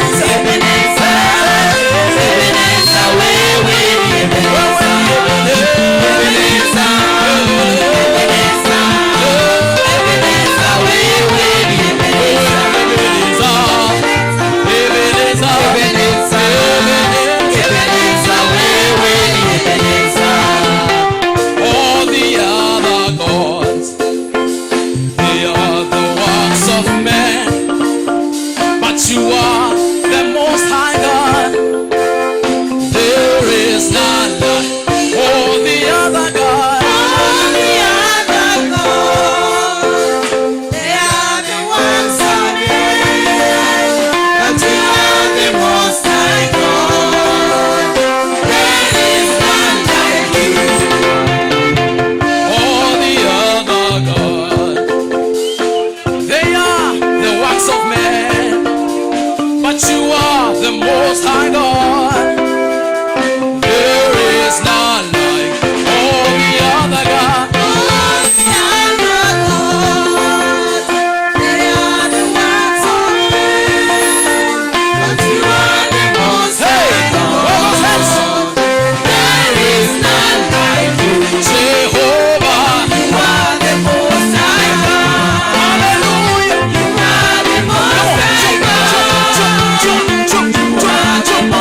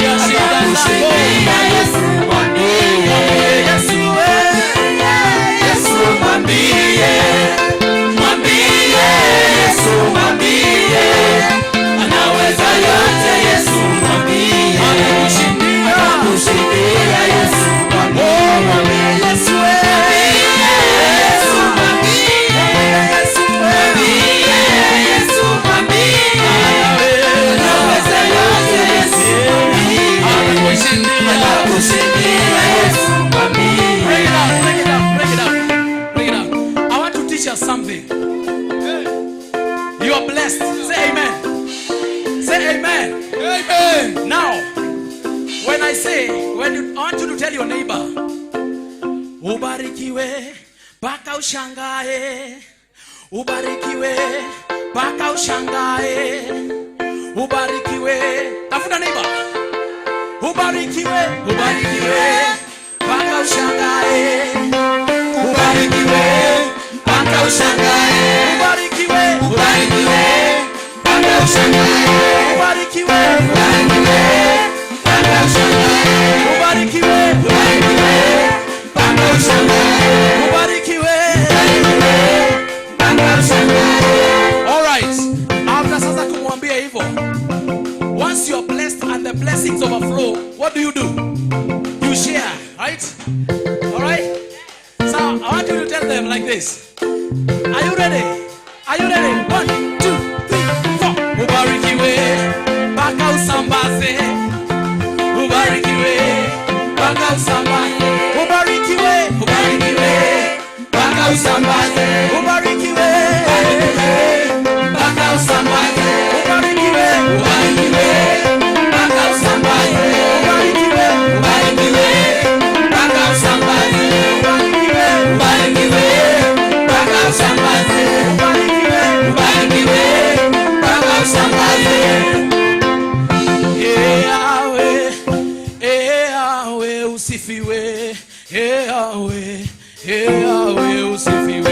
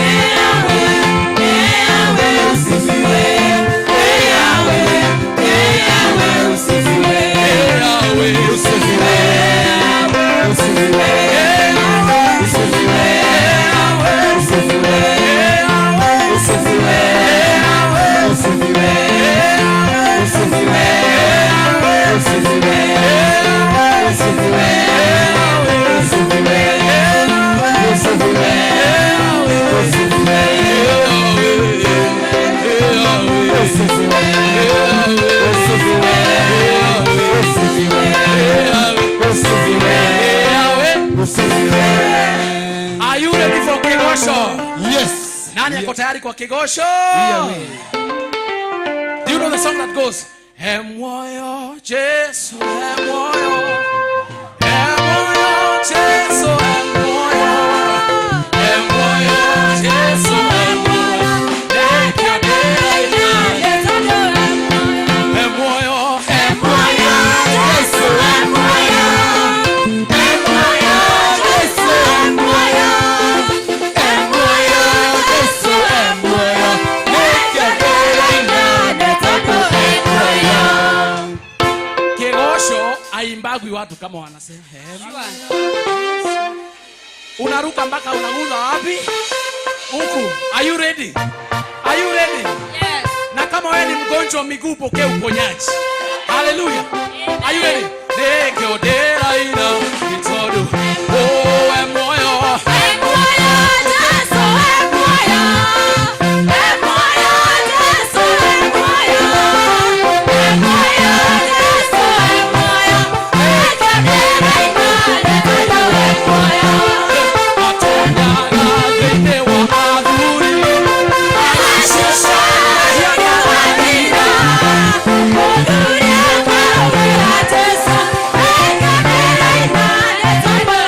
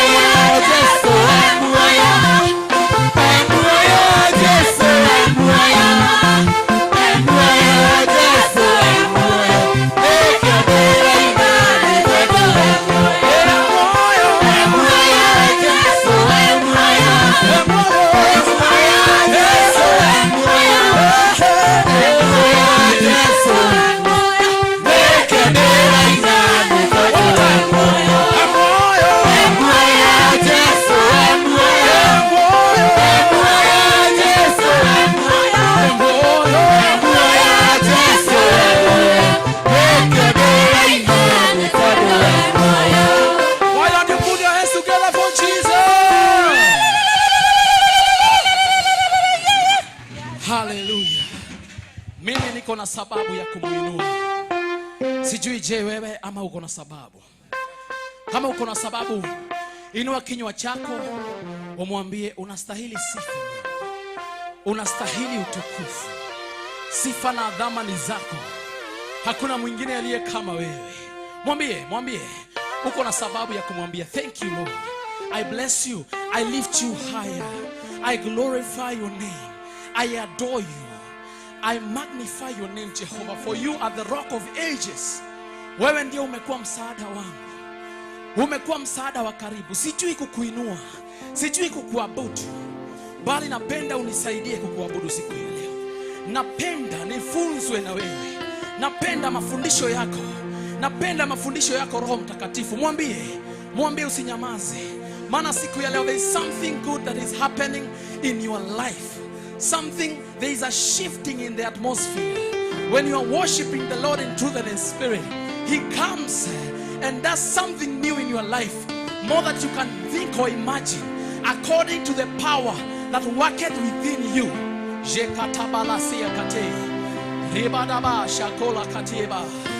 Father, we bless your name. Father, we glorify. Oh, you are worthy. You are worthy to be praised. Father, you are worthy. We lift you higher. We bless your name.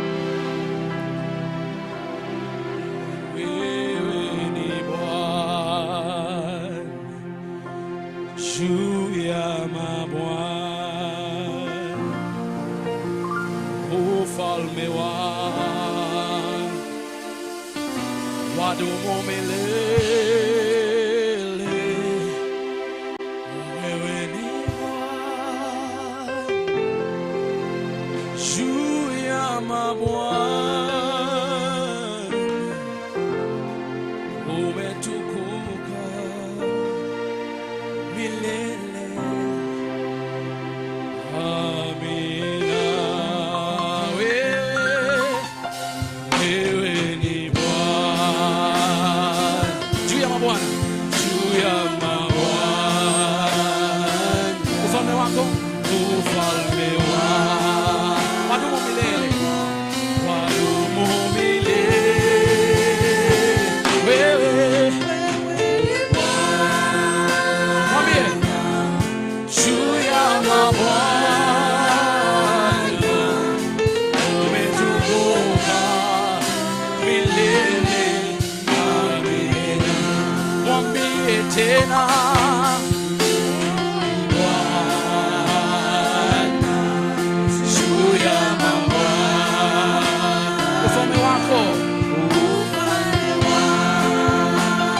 wadumu milele.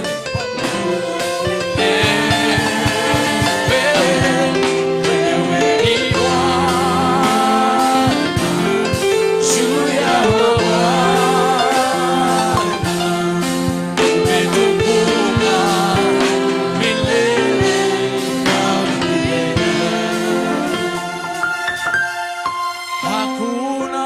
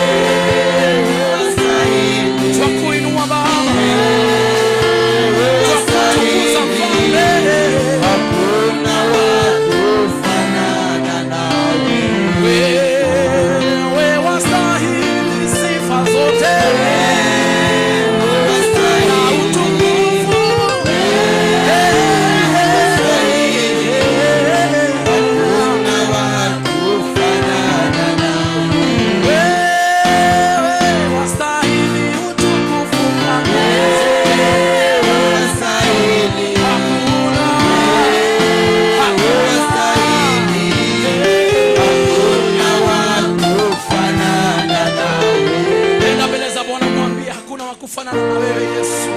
Hakuna wa kulinganishwa na jina lako. Wewe ni jiwe la pembeni. Shatakatelea hatoskata. Riba la kosketia da bahayala. Father, we lift your name tonight. We glorify your name. You are the lion. You are the lamb. There is no one else like can be likened unto thee. You are set apart. You are the lion of the tribe of Judah. Yahusha Hamashiach. Shekatala Kateza. Maria Katola Katiza Baha. Ria Katos Kata. Eleba Kate. Rieke Shekatamola Kata. We bless your name. We adore you, Holy Ghost. Shakatola Bata. Hey, come on, somebody lift the name of the Lord. Somebody lift the name of the Lord. Shakala Katatata. Forget about everything. Forget about your neighbor. Forget about your problems. You have a reason. You have a reason to glorify his name. Shekatalaba halesiatada.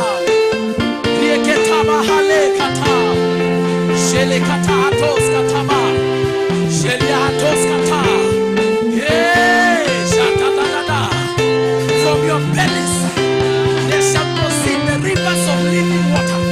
Shekatabalekata. Teach me how to worship. Teach me how to worship, Lord. Teach me how to fall before you, to glorify, adore you. Shekatalia bahatekate. Oh, shiamahalezia baha. Hey, hey, hey, hey, hey. Shadadadabade. Sheliakatoskada. Shemiakalakos-katezia. Father, you are worthy. Father, be lifted, be glorified, be adored. There is none else that can compare to you. Shalakatabahare. Hey, malakatabaye zata. Shekayale siadabo shakada. Hey, shalekata siede zabaya. Hey, manabadada.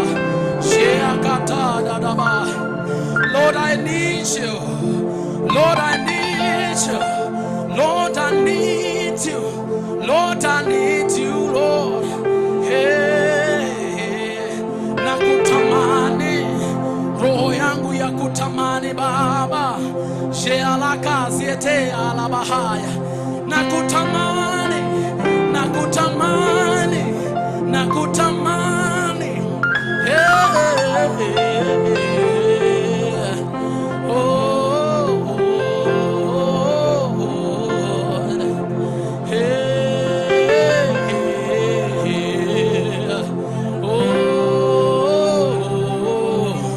The Bible says that you shall not labor in vain. You shall not labor in vain. You shall not labor in vain, child of God. Shekatabaya ilikatai. Holy Ghost, Holy Ghost, Holy Ghost, Holy Ghost. You are worthy to be praised. Sheliakatoskayatabai. Thank you, Holy Ghost. We lift your name. We lift your name on high. We lift your name on high. We lift your name on high. We lift your name on high. We lift your name on high. We lift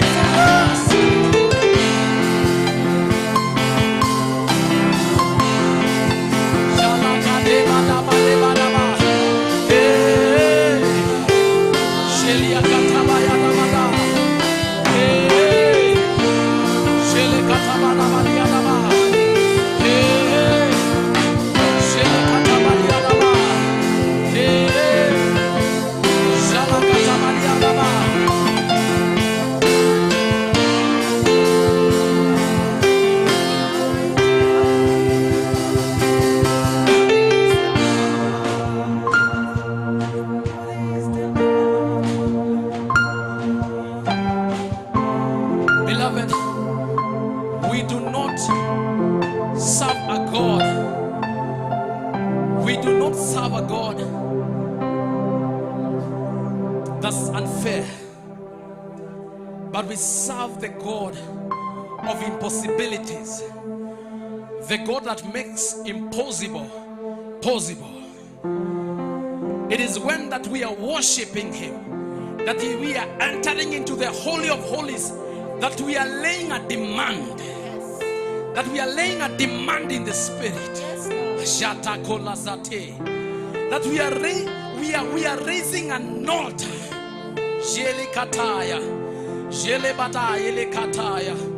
Hey, my heart's desire is to dwell in your presence, Lord.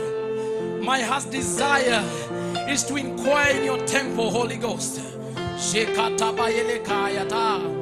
Hey, place a demand. Beloved, place a demand. Place a demand in the Spirit. Place a demand over your family. Place a demand of your job. Place a demand of your business. Don't keep quiet. A closed mouth is a closed destiny. Place a demand in the Spirit. Oh, Shekatabaya, you are before the King of Kings. Hey, you cannot afford to keep quiet. This is the time to place a demand. Sheketebayata. Hey, hi. Jacob told the angel, you have to bless me. You have to bless me. Hey, I'm not going to let you go until you bless me today. Shekataya. Hey. Tell him, change my name. Change my name. Call me a new name. Call me a new name today. Shekatabaya kaleskata. Call me the blessed. Hey.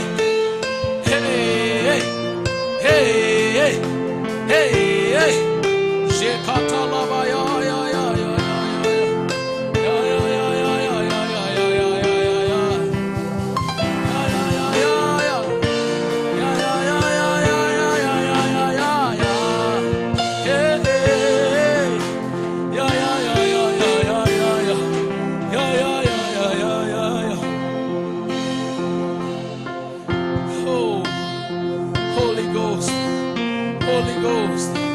I want to be your friend. I want to be your friend. I want to be your friend. I want to be your friend. I want to be your friend, Holy Spirit. Holy Spirit. Holy Spirit. Holy Spirit. Yeah.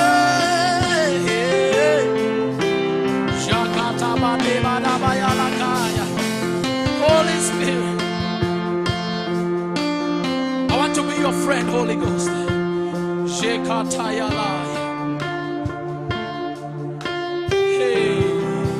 Hey, this is my heart's desire. This is my heart's desire. This is my heart's desire.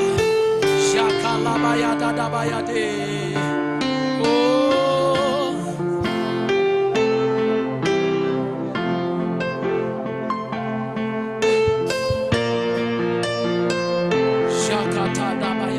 Place a demand, beloved. Place a demand. Place a demand. Place a demand. Oh, times and seasons happen to them all. Times and seasons happen to them all. Shekataba. Leketeba. Shelekataya.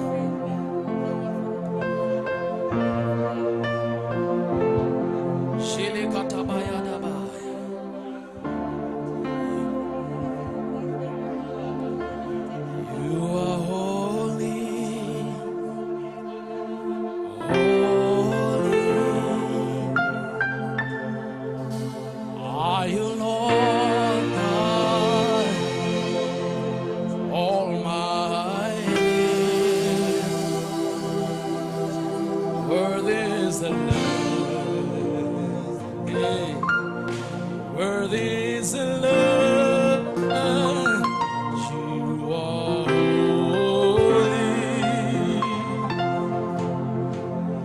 holy.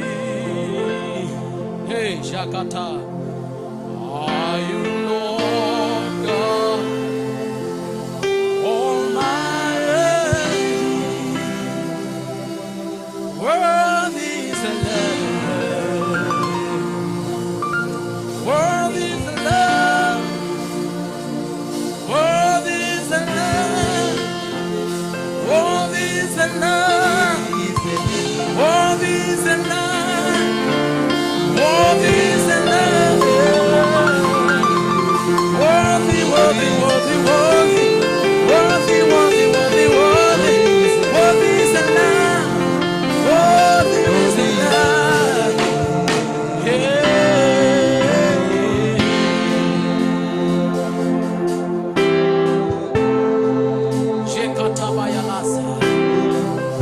Oh, Father, we lift your name higher. We lift your name higher.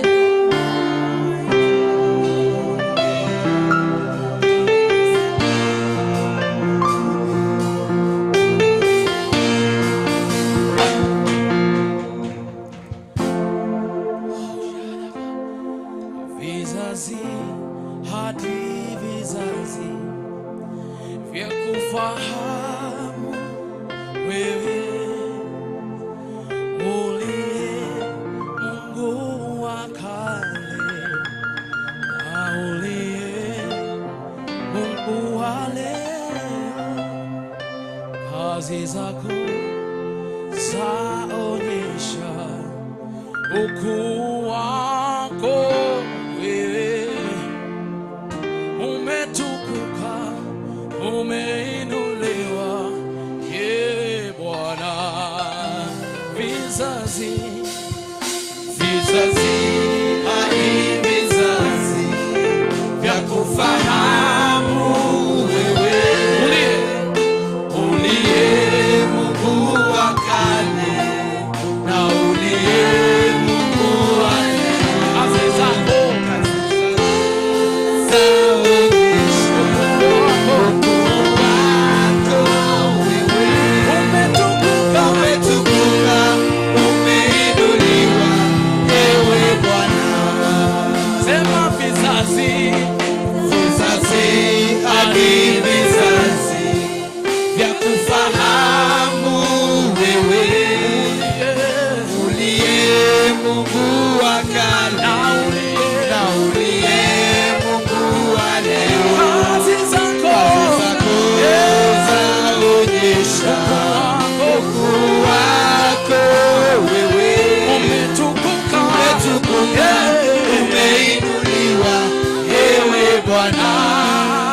Kweli wewe, kweli wewe, wewe ni Mungu, wewe ni Mungu pekee. Kweli wewe wastahili. Umeketi juu sana kwenye kiti cha enzi. Umejivika utukufu.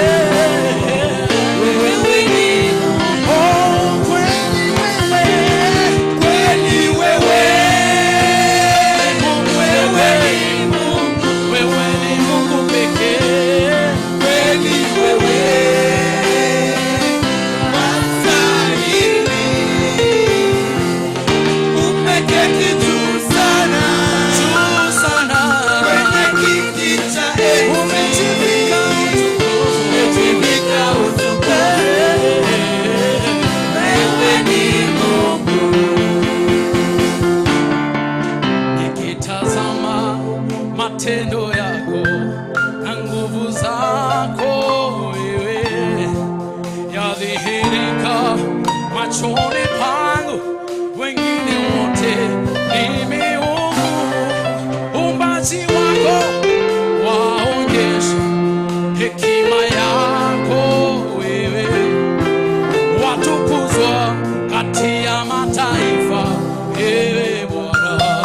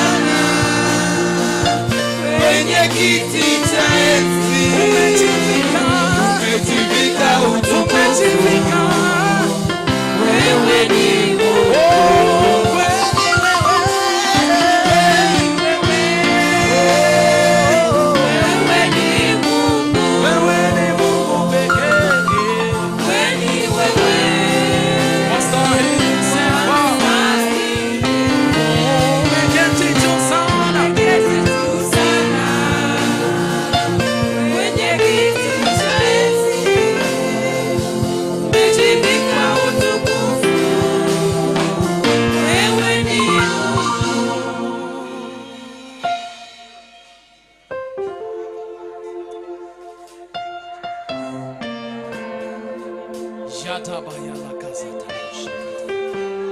Shema halaus kata. Oh, shia kata bayala basi. Shata da da da bayala kasera.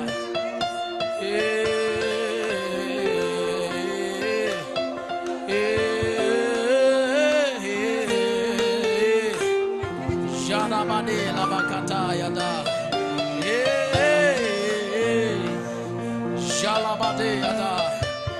We are here because of you, Lord. We are here because of you, Holy Ghost.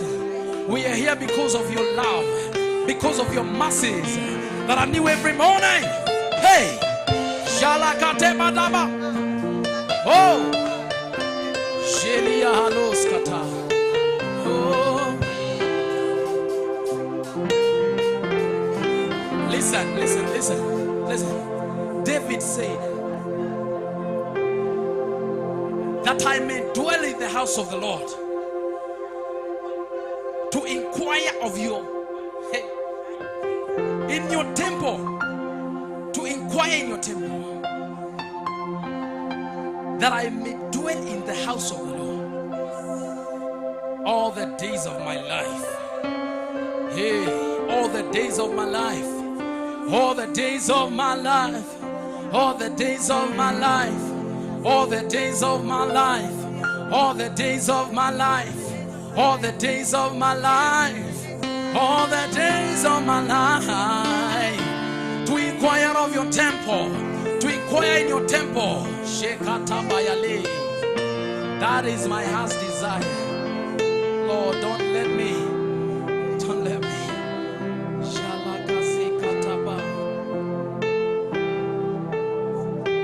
Because there is healing in the house of the Lord.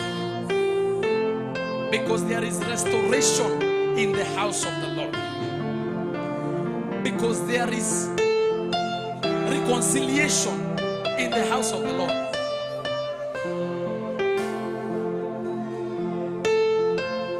Where God is, good is also. Hallelujah. Father, we are here to worship you. We are here to glorify your name. We are here to bless your name.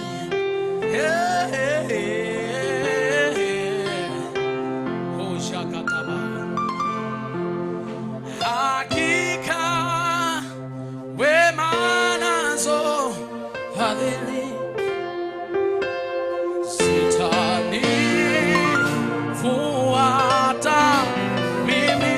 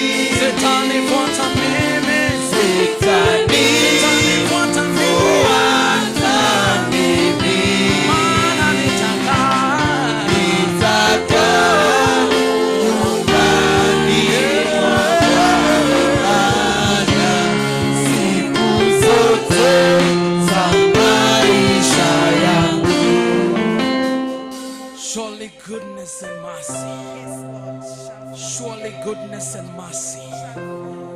Beloved, place a demand in the spirit. place a demand in the spirit. When we say these words, we don't just say them.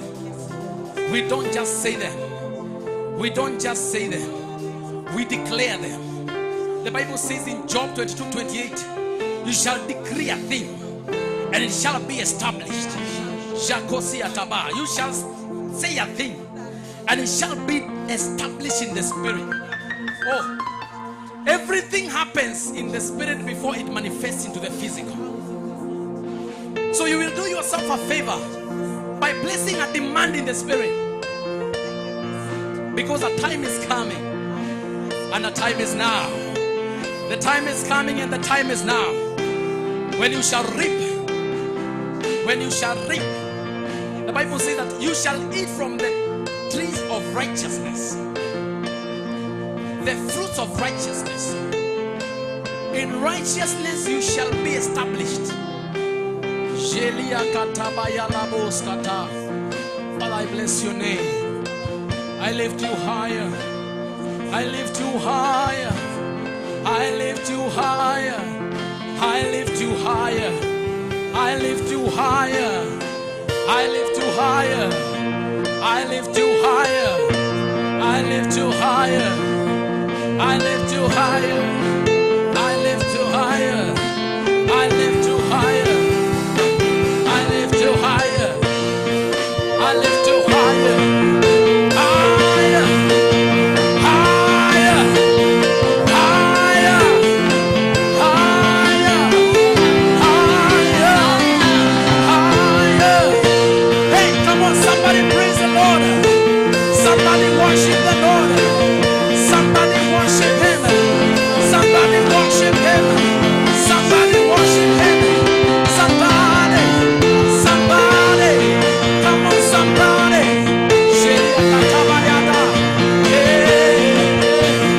Somebody. Be expectant. Be expectant. Be expectant. Be expectant.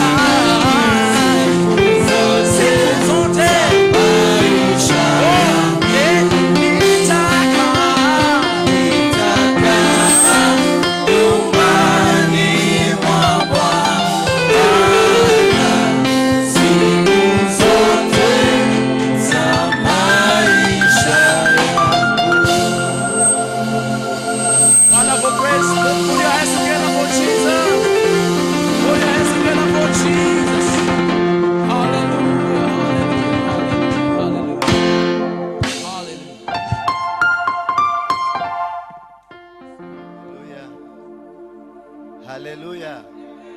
Can you ushike mtu ambaye mko naye mkono? Hold the hand of the person next to you. Just hold them. And then let's thank God. Father, we worship you. We give you honor and we give you glory. For you are the master, you are the king. You are the provider, you are the creator. You created the heavens and the earth, and the man, animals and plants and mountains. We all worship you.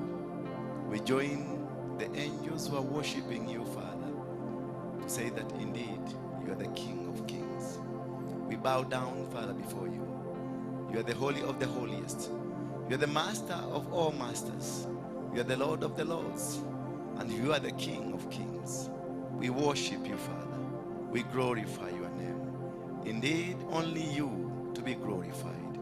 In Jesus' name we pray. Thank you. Patie watu watano, watatu high five, waambie karibu kwenye wewe. Yes, yes. Thank you. Thank you. Thank you very much. May God of heaven bless you abundantly. You may be seated. You may be seated. Thank you very much. Thank you. Thank you. At least today we are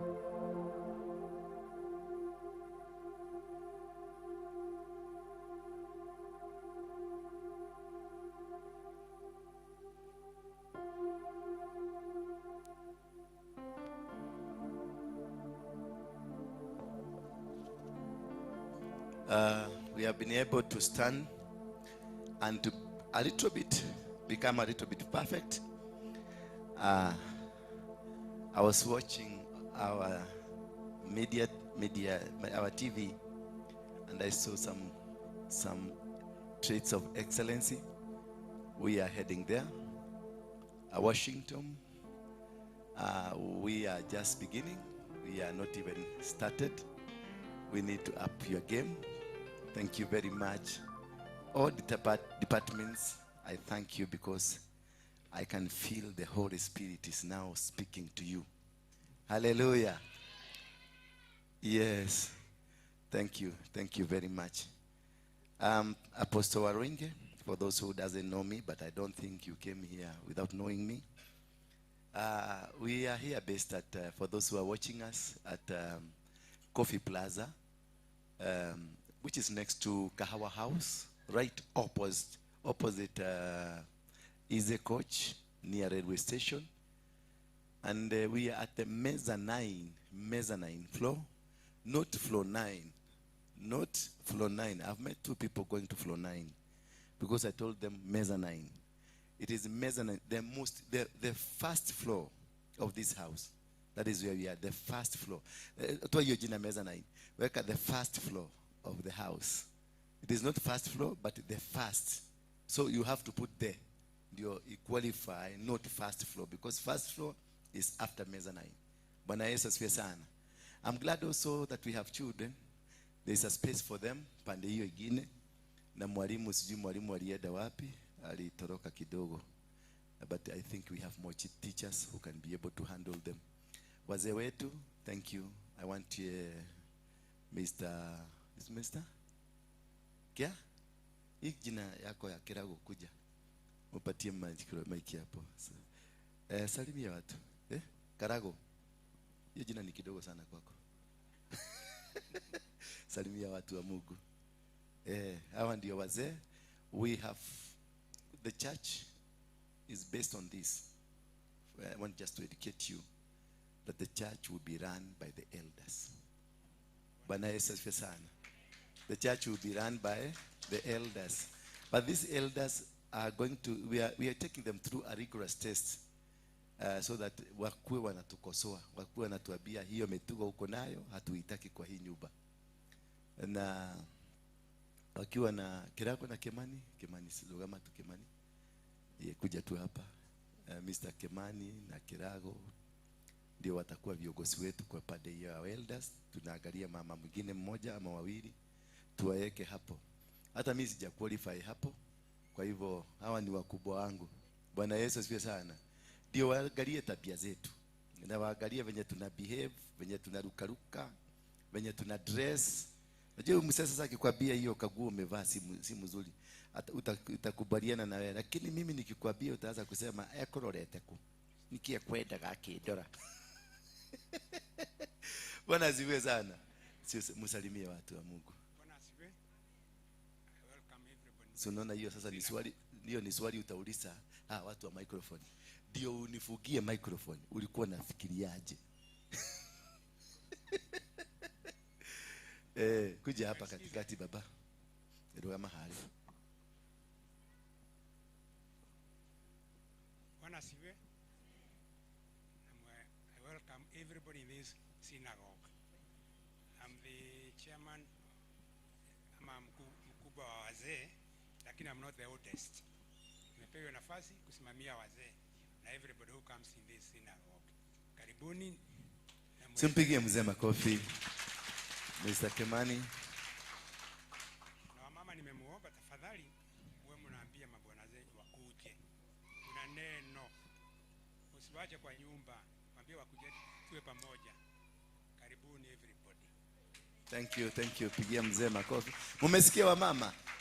Mama uko na mudhuri wako. Kuja na bwana. Ndivyo mzee amesema. Yes, Mr. Kimani. Bwana Yesu asifiwe. Kwa majina ni Samuel Kimani Ng'ang'a, na nimefurahi sana kuwa pamoja nani siku ya leo.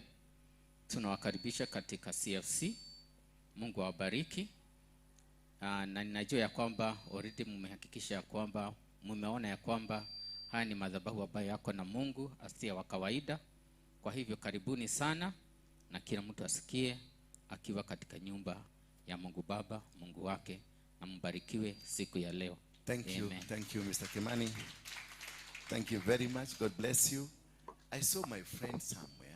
Yes, you are here. Yeah. Why are you hiding uko nyuma? Kuja tu, najua kuja. Ni mchungaji huyu mtu. Ni mchungaji. Mpigieni makofi. Yes. Thank you. I'm humbled. Thank you. Kwa majina naitwa Brother Wilfred. Nimetembea huku leo. Naona kuna nyuso nzuri hapa. Mnatabasamu na muendelee hivyo. Ningependa, kuna vita ambayo sipendi sana nisipomtanguliza mtu ambaye anafanya niitwe Wilfred. Na ningependa simame tunaye haja salamiane. Akuje tu hapa mbele. Is it the woman behind you or is the woman beside you? Najua hii kitu nataka kuelewa. Why will a woman be behind you? Akifanya nini nyuma? Besides. Mnatembea na yeye anakushika na kuambia mzee pita hapa. Simameni tu hapa, just there.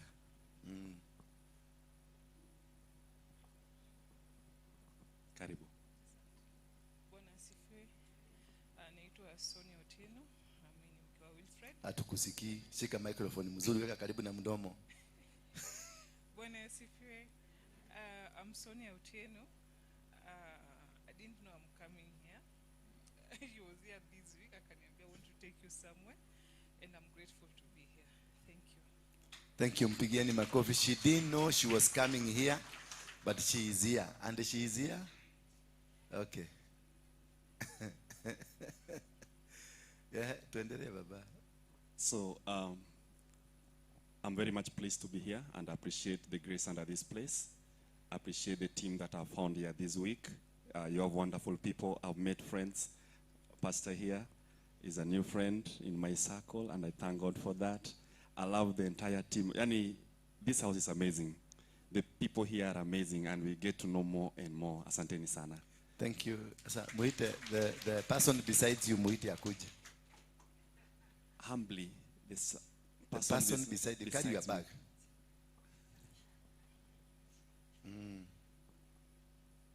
Now, I know you'll be coming here regularly because I want you to be coming.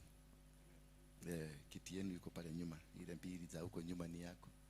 Hata ukiangalia spiritually utaona jina yako iko hapo. Asante. And maybe I may also want to introduce I've worked my house full package. I have my daughter. Where is the daughter? Daughter.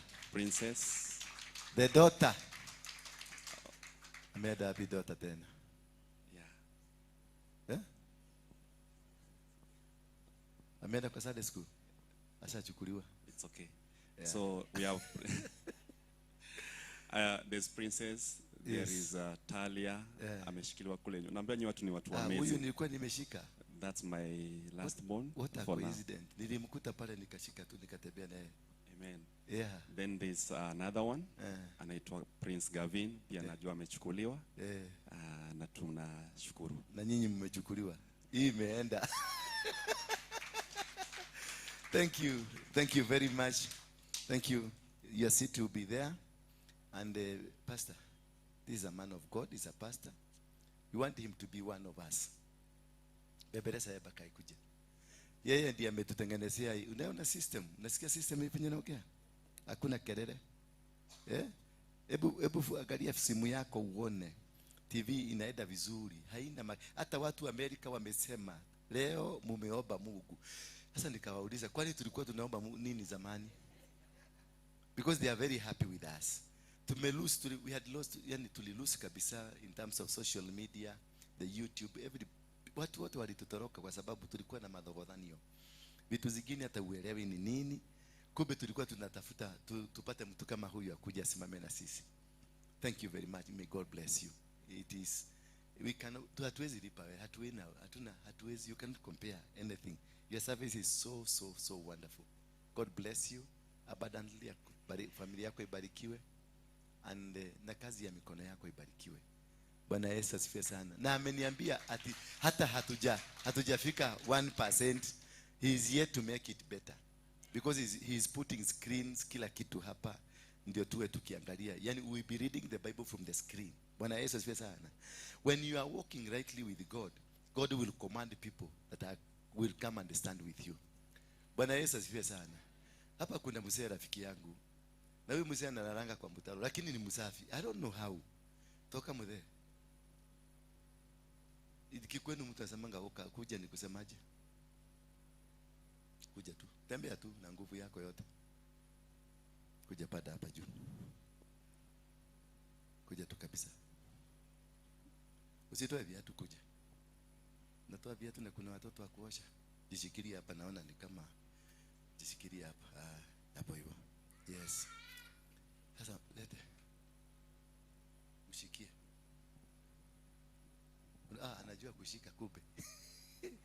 Baba, unaitwa nani? Thomas Olelepeta. Thomas Olelepeta. Kutoka wapi? Kutoka Samburu. Wewe ni Samburu? Samburu si ni Islamu? Ulikuwaje ikakuja Mkristo ama ni namna gani? Samburu ni Masai. Hapana, Samburu si Masai. Wale wengine wana huko ndio. Okay, nimekushika sasa. Sasa huko unaishi wapi? Mimi nakaa Soweto. Unakaa Soweto? Umekomboa nyumba huko?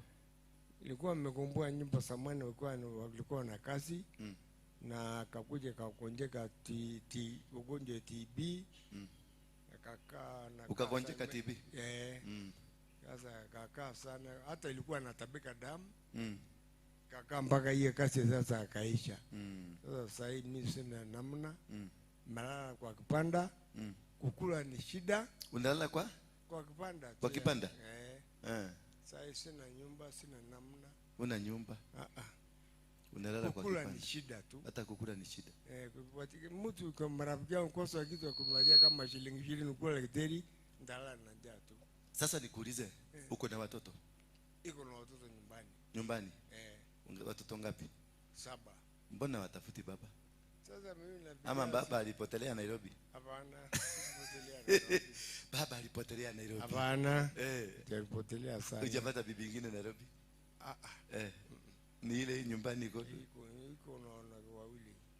Wiko wanawake 2? Na hata bibi atafuti baba? Sasa najua pesa ndio imemeleta shida. Pesa ndio imeleta shida hata nyumbani? Hata nyumbani. Sasa ungetaka tukusaidiaje baba? Sasa ilikuwa naomba msaidizi kama kanisa naweza kunisaidia nipatie pia kwenda nyumbani. Unataka tu kwenda nyumbani? Kabisa. Hiyo tu ndio nataka. Kabisa. Uende nyumbani? Kabisa. Wow, mpigieni makofi.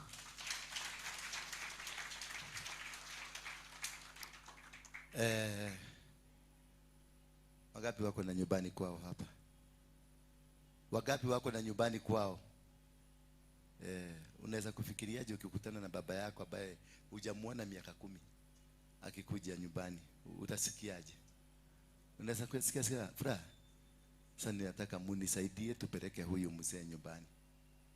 Bwana Yesu asifiwe sana. Munisaidie tufanya nini? Tumupatie fare, tumununulie uka ida kagithi gukurio muthe watu ile 10 yake yothe ri woka moko matheri. Niyo ndio maneno inaasiaka aibu na kunyararwo kidogo kidogo. Ni higwa rekia riu ugathukia maisha maku ni higwa roka goko. Ni wathukia maisha wakagotothokeria maitu. Sasa nasikia kuna bibi mbili na wako na watoto. Lakini mzee alipotea. Huyu ni kupotea, alipotelea Nairobi.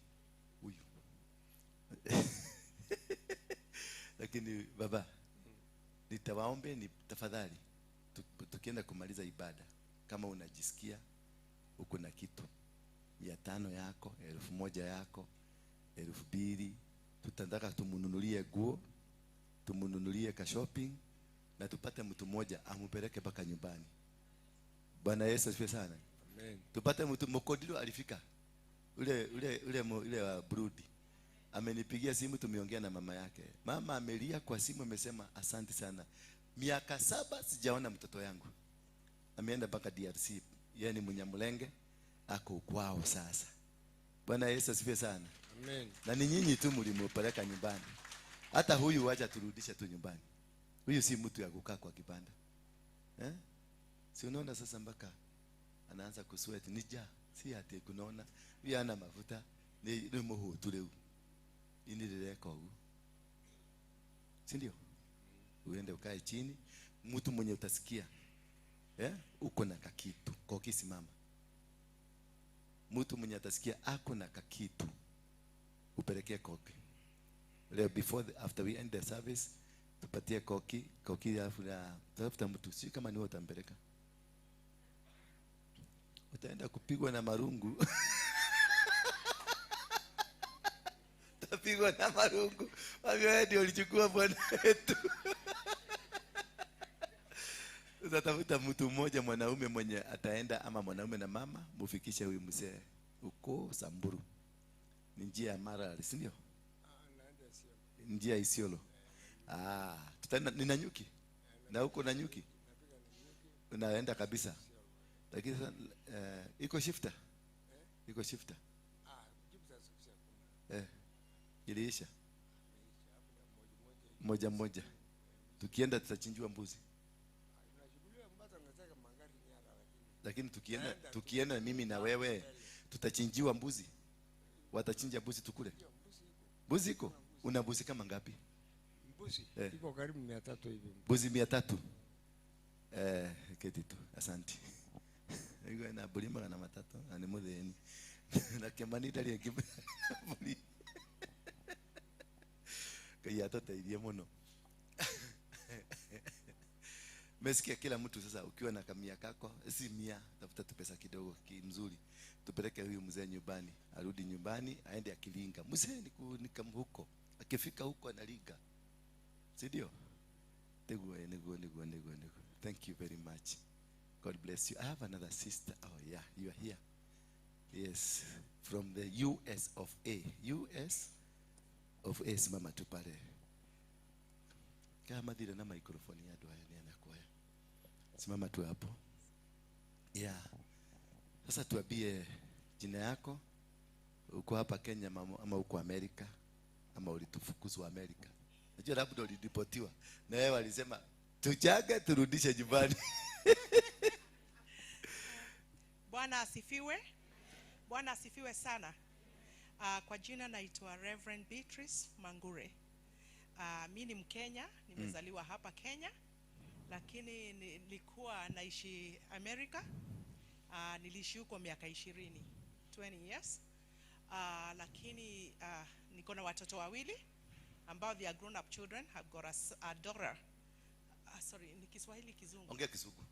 Na hiyo Kiswahili yako, yes. Watu wataanza kusema unaliga. Oh, sorry. Mimi niko na toto moja. Ongea ile mumezoea huko. Sawa. Yeah.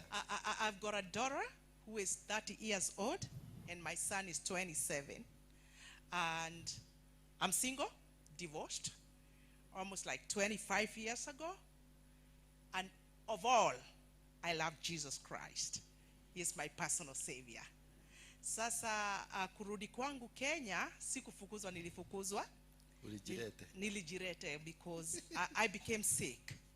Nilienda huko kwa sababu ya winter. Unasikiaga huko kuna weather difference kama hapa. Tuko na winter, tuko na summer, tuko na spring, na tuko na autumn. So lakini kwa sababu ya winter ikaingia kwa mwili, nikapata what we call severe arthritis. Na inaitwaje na Kiswahili? Severe arthritis. Yani ako na arthritis ambayo iko mieda sana. Yeah. Yeah. Yeah, so hiyo ndio ilinibidi nirudi Kenya, lakini hata kabla ya kupata hiyo shida ya arthritis, wakati nilikuwa nimeishi America about 7 years. I remember kuna prophet wa Mungu alikuja huko America kuhubiri, alikuwa pastor, alikuwa na ungamano, that is a gathering, conference. And alikuwa akioperate on word of prophecy, akaniambia I'm in the wrong place, and that one made me cry a lot. That time sikuwa mgonjwa, I wasn't sick, I was okay doing my business. I had a restaurant in Georgia. I was living in a town called Marietta, or in English ya Kenya ni Marietta, but in America we call it Marietta. Okay, it's near Atlanta, okay, or Atlanta, right? So, but I think because of working, but that prophet told me I was in the wrong place. I couldn't believe it. After kwenda America, then you are in the wrong place. And he told me kazi yangu iko hapa Kenya, kuja kufanya kazi ya Mungu hapa Kenya, na Mungu ananihitaji nirudi Kenya. And reluctantly I didn't want to come back, sikutaka kuja. Na nikaanza kuargue na Mungu, nikamwambia, God, I'm serving Kenyans here. I was very active in the church in America. Alafu after arguing with God, nikaendelea na kazi zangu, because my restaurant was doing pretty good, very good. Very good. Yes. Very good. And after I got the prophecy, 7 years down the line, I started becoming sick. Singesimama, nilikuwa natembea na miguu na mikono. In the morning nikiwake up, nikienda kwa choo natembea na miguu na mikono. I couldn't stand hivi. Miguu ilikuwa imeshindwa nguvu. And then I became sick. Na nikaanza kuomba Mungu, na nikaanza kuona nikikufa. Then I went on a time of praying and fasting. I really wanted God to confirm, because after the 7 years were over, nilianza kuanguka. Nikaanguka, nikagongwa mgongo, nikawa na admitiwa hospitali, na kimbizwa hospitali na ambulance. Na nikaambia Mungu, please spare my life. I want to go back to my children. And so nikarudi. Hapa sikurudi. And then after God he confirmed his word, go back to Kenya. That's where your work is. Nikasema, my God. And that time was wakati ule kulikuwa na vita 2007. It's when God spoke to me to come back. But reluctantly sikuwa nataka kurudi. And then later ndio tukaform a group, because of the new constitution that was done in 2010. Tunaweza kuja kusimama tukiwa diaspora. So tukaform a group, tunakuja kusimama hapa. We are coming to vie for seats. We are 10 of us. And sure enough, that was my vehicle to come back to Kenya. Nilikuja kusimama kama one thing I had decided to stand, I think as a senator in Embu, because that's where I'm born. And alafu nilipofika hapa, the grounds was different. Watu wakaniambia, no, wewe fanya hivi.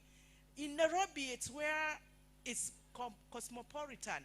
Simama hapa Nairobi. So nika decide, okay, I'll do it in Nairobi. So nikasimama as a MP. And I went, I was doing in Embakasi South.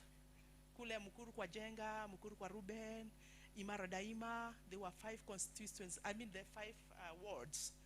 Unfortunately, I didn't make through. And then, wajua huku kuna ile kuhongana, kupewa pesa nini? I didn't want. Na wewe ni America, huwezi kuhongana. Absolutely. I told people, employ me, because nilifunzwa politics in munasikiaga, nimeenda mpaka Capitol Hill in United States. I was taught politics with the Democrat women of United States.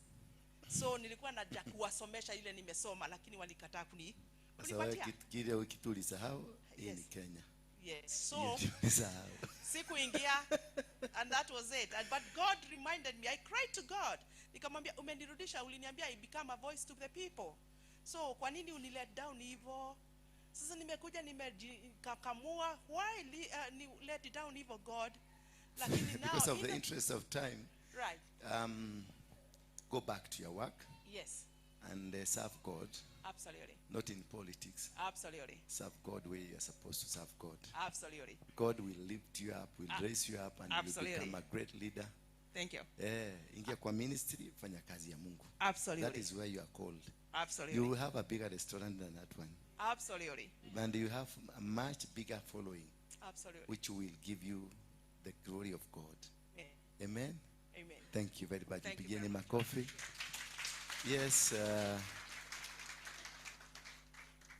Will you be able to talk?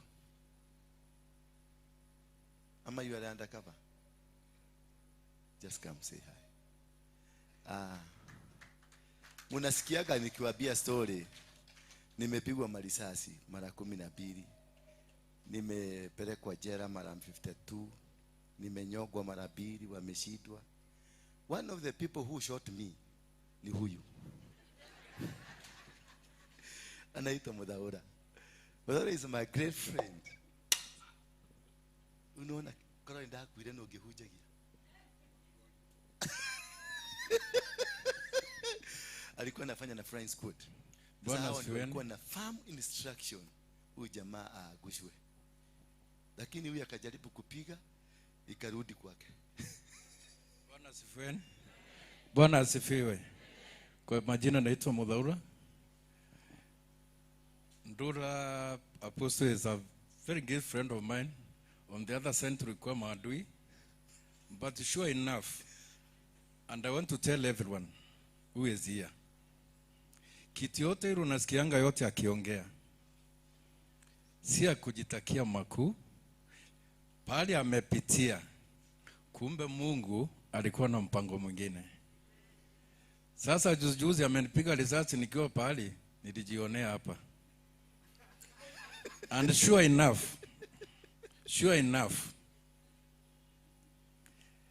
yote ule anajua ako hapa. Ningempatia kitu moja.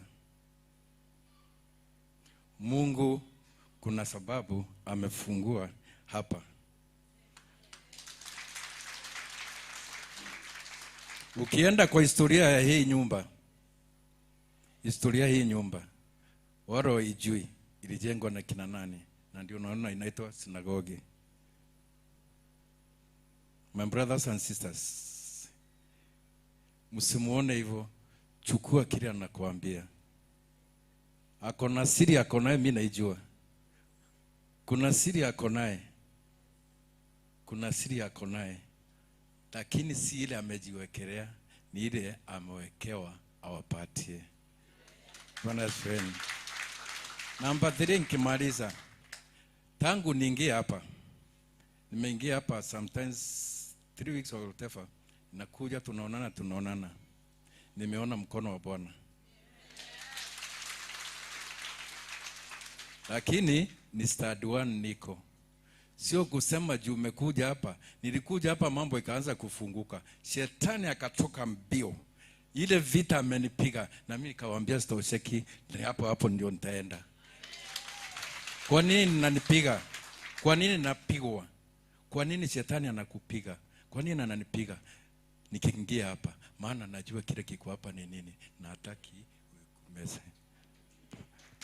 Thank you. Ebu just a minute. Kule Australia mliwacha kama mmenipiga risasi na nimekufa. Wakati ulisikia sijakufa, ulifikiriaje? Si kila mtu alitoroka wakati kilifufuka. Kila mtu alitoroka. Oh my God. I've never seen such things, yeah. Sijawahi kuona mambo ingine kwa kazi ama hii. Lakini wachana huyu Mungu kuna kitu amekuwekea ulishe hii nchi. Thank you. Pigieni makofi. Mjamali acha kama sasa niokoto bakapiga kebo ile. Mike kilo over. Kujeni mokote maiti.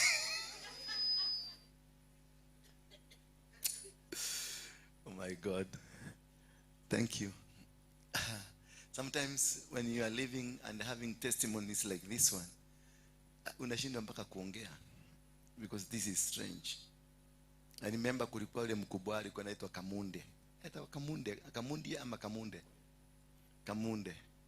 Kamunde Makoyo alinipiga risasi mbili. Na venye niliruka fenzi hakujua. Walienda kusema mimi ni ghost. Hapo mwingine alikuwa PPO, ni PPO, Kilonzo. Alisema Waruinge is armed and dangerous. That man is a ghost. We saw him, but we could not arrest him. We took him in, but how he got out, we don't understand. So we are giving 40 million. Whoever kills him, come and collect you and 40. Anyway, that's part of life. Everybody has a past. Everybody has a reason why we are existing here. God bless you. We are going far. Mwambie mwenzako, we are going far. They will not be able to kill you. Hawa jamaa walinunuliwa gari mpya Peugeot 504 KAM, zilikuwa ma KAM, gari 18 za kuhonti mtu mmoja. Reke squad wakapatiwa ndege 2 za kushughulikia mtu mmoja. Kuna siku muda ule mnakumbuka wakati ulinishikia kule kwa Gong. Tulitoka Gong mpaka Kamete na dakika 18. Barabara zimetengenezwa, mfalme apitishwe. Bwana Yesu asifiwe sana. What you see they are doing to you, you will become. Bwana Yesu asifiwe sana. What they see, you see they are doing to you, you will be. I was being prepared. Nikutengenezwa, nilikuwa natengenezwa na bio hivi ndivyo maisha yako itakuja kukua. This guy they were armed to. Yani si unajua ni watu wa kuchuka mudhamaki. Mudhamaki akabio sasa hatutakulinda, wacha tukalinde mudhamaki mkubwa kukuliko. Na nikapelekwa State House Kamete. Watu wakatolewa nikaachua kinyumba mimi peke yangu na kaa peke yangu kama mudhamaki. Kagwire. Whatever that is happening now to you, write it as a testimony because it will come to pass. Whatever reason, it will come to pass. Bwana Yesu asifiwe sana. Hallelujah. Hakuna mtu angeimagine mtu kama huyu tungeweza kukaa pale pamoja to share. There's no way. But God made sure that he will become a testimony of his manifestation. And that is what is going to happen to you. Bwana Yesu asifiwe sana. Tell your neighbor, I'm not going to die, but I will be a testimony to what God is about to do in my life. Thank you. Then tell your neighbor, don't fear. Hallelujah. That is where you're going to get our topic from. Don't fear. Because fear has been a big problem. And the fear, it comes from, the fear response starts in a region of the brain called amygdala. Sema amygdala. Amygdala is a scientific name, not a Kamba name. Bwana Yesu asifiwe sana. Neither is it a Luya name. Amygdala is a part of the body in the brain. Let me just try to explain to you kutoka kwa. The amygdala is an almond-shaped structure that lies in the temporal lobe, lying just beneath the ancus. Najua hapo mmepotea kabisa. The amygdala is a diverse and complex in structure and comprises approximately 13 nuclei. They further subdivided into extensive internuclear and intranuclear connections.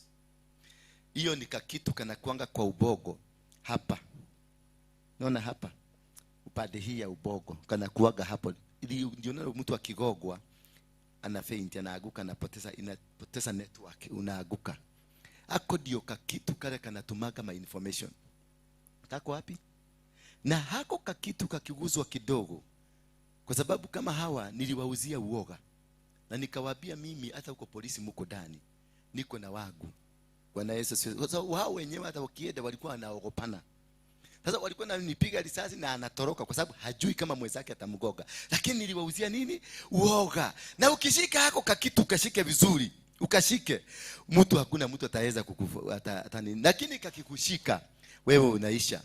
Therefore, nataka tuangalie tu ndio tuingie kwa mafundisho ya Biblia. Nataka tuangalie kutoka kwa science, alafu tuingie kwa pada kwa wewe. What are the functions? The functions of amygdala. We have 5 functions of this thing. First function is key takeaways. Key takeaways. Yani tule tu information tule unashikashika. Tule unasikia muhahe, watu wa muhahe na juko. Wale wanashikashikaga tuma information abako atueleweki sana. Number 2, emotion learning. Inaleta ile my emotion. Naona ile sura inabadilika, inaenda hivi. Inaitwa mood swing. Hizo vitu, my emotion, how you behave.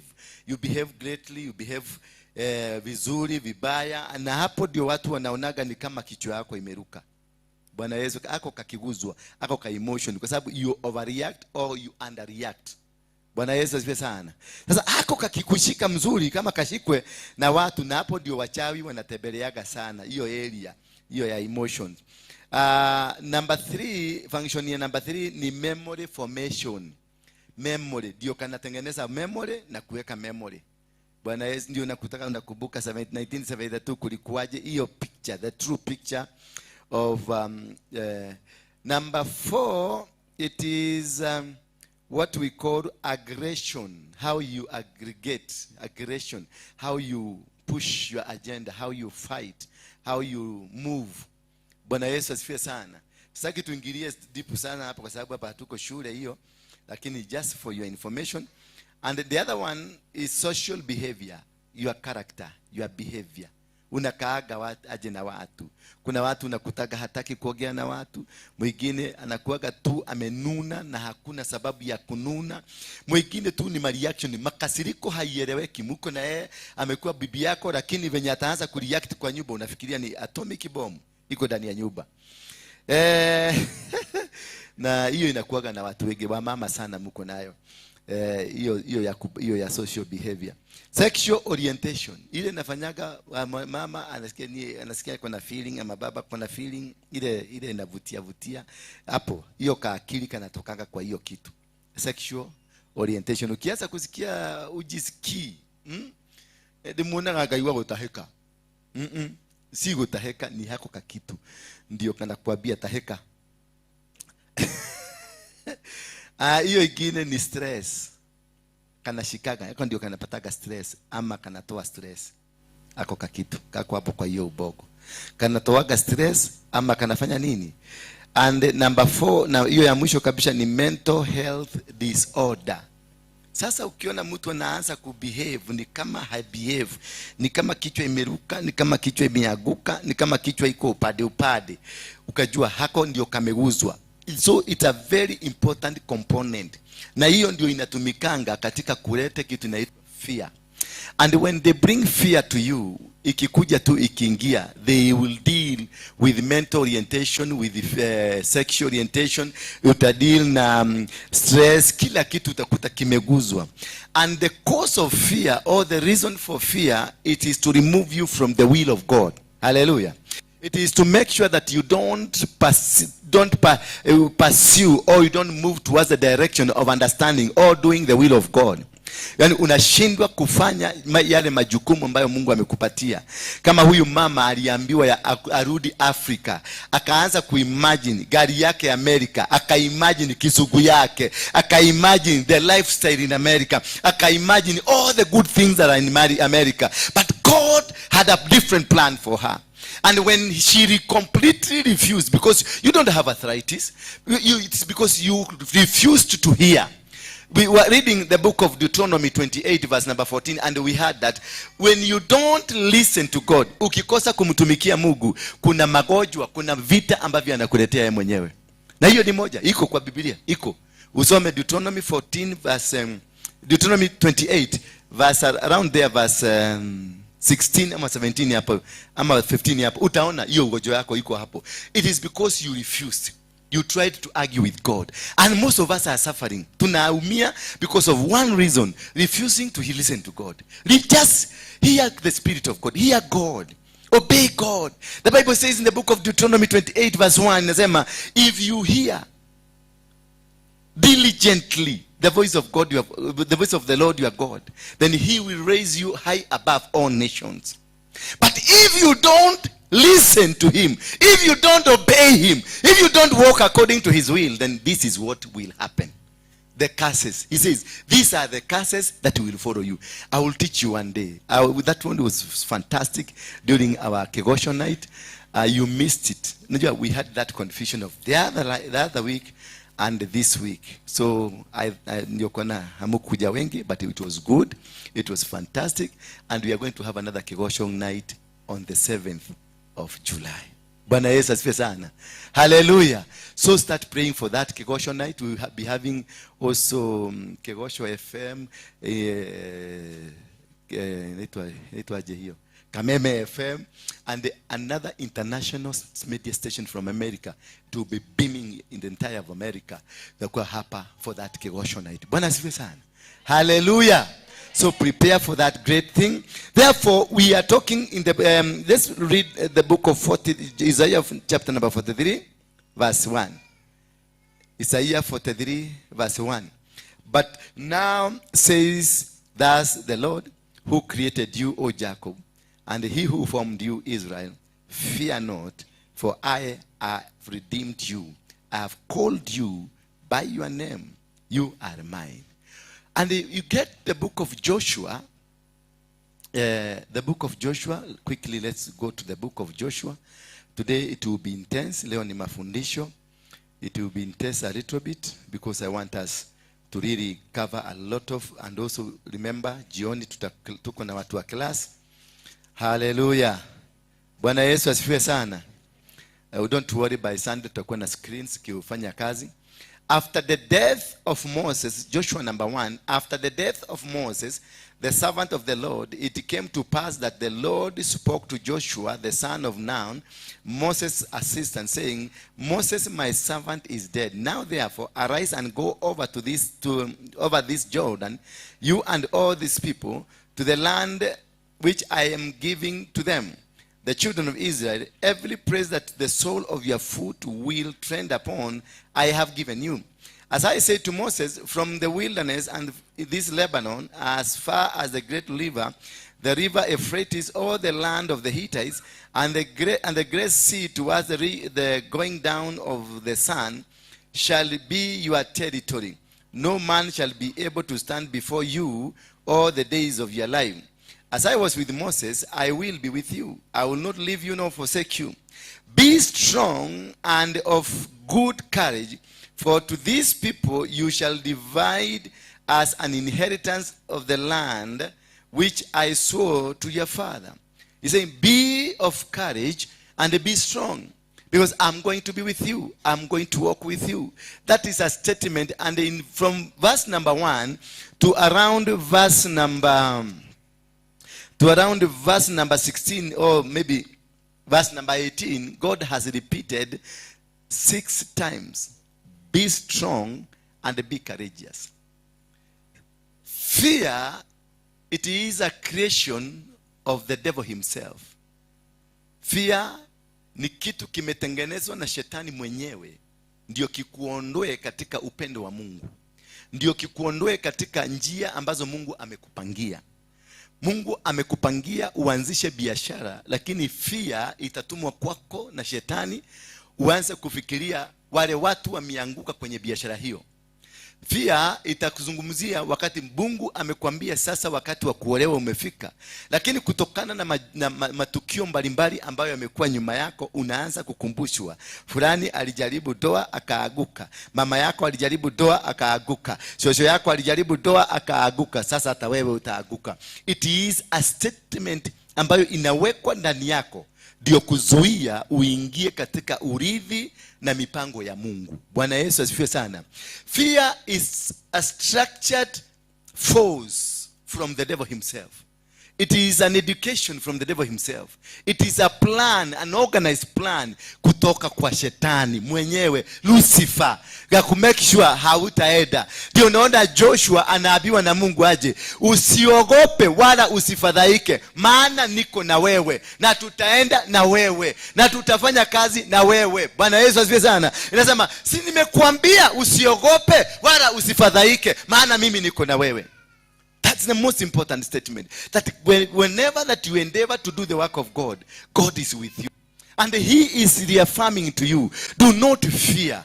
Be of strong courage. Be of strong faith. I will going to walk with you. So fear will make you fail the test of God. The reason for fear in your life, it is to make you fail the test and the plan of God. Because God has got good plan. The Bible says, I got good plan for you. Plan not to fail you, but to make you succeed, to make you become big. So there is a good plan for every man. There is a good plan for every woman. There is a good plan for everything. When we were coming to this building, we are comparing the other side. The other side is the maximum capacity of the other side was 50 people. And when we came here, we did a calculation and tukaona this a 1,000 seater. Bwana Yesu asifiwe sana. Now you can compare 50 people against the 1,000, and people were asking me, sasa tutaanza aje? Nikamwambia no, the way we started, because that one was a 50 people, but we were only 3. Bwana Yesu asifiwe sana. You need to understand and compare. Unalinganisha. That one is a 50 capacity people, but when we started tulikuwa 3. Kwa hivyo ulijiuliza hawa watu 50 watatoka wapi? Hivyo hawa wengine walifika mpaka wakajaa, tukaanza kuweka viti nje kwa sababu nyumba imejaa. 50 people walikuwa 53, nyumba ikajaa. Bwana Yesu asifiwe sana. Nikakuta viti vimepangwa nje. Nikaanza kuona mpaka corridors, viti vimeanza kupangwa kwenye ma corridors. Hatuna TV, wanasikiliza tu sauti. Nikawaambia this is a sign from God. The time for expiry imefika hapa. Mungu amesema tuondoke. Mungu akisema kitu akikwambia mami, unaondoka tu mara moja, unamuuliza when. You don't ask God how and why. You don't ask God where am I going. You don't ask God what am I going to do. You just ask him. Akikwambia jump, muulize how high. Bwana Yesu asifiwe sana. Don't ask that mguu yangu iko na nini? Iko na arthritis ama mguu yangu ni kiwete. Just jump. He knows. He knows, that is why he's telling you. Anajua wewe ni kiwete, anajua una ugonjwa, anajua uko na tatizo, na anakwambia ruka. Na ruka, wewe ruka tu. Ukianguka si ni yeye ataibika, kwani ni wewe? Mimi wakati alinipatia nyumba na akaniambia enda huko, nikatuma Chiaredi na wale wengine, nendeni muangalie nyumba mkiona ni safi. Nikawaambia kwa sababu nilikuwa na kauoga pia. Hata mimi nilikuwa na kauoga. Ukiuliza mimi sikukuja mara ya kwanza, nilituma Chiaredi na watu wengine na kinaani die muone kwa sababu nilikuwa nataka wakuje waniambie nyumba yote ijega. That is the statement I wanted from them. But when they came, they told me, uko tukifungua tu hivi watu watajaa, watu wataongezeka na Mungu atakubariki. Nikaambia nimolete mumekula. Because they have come with the wrong information.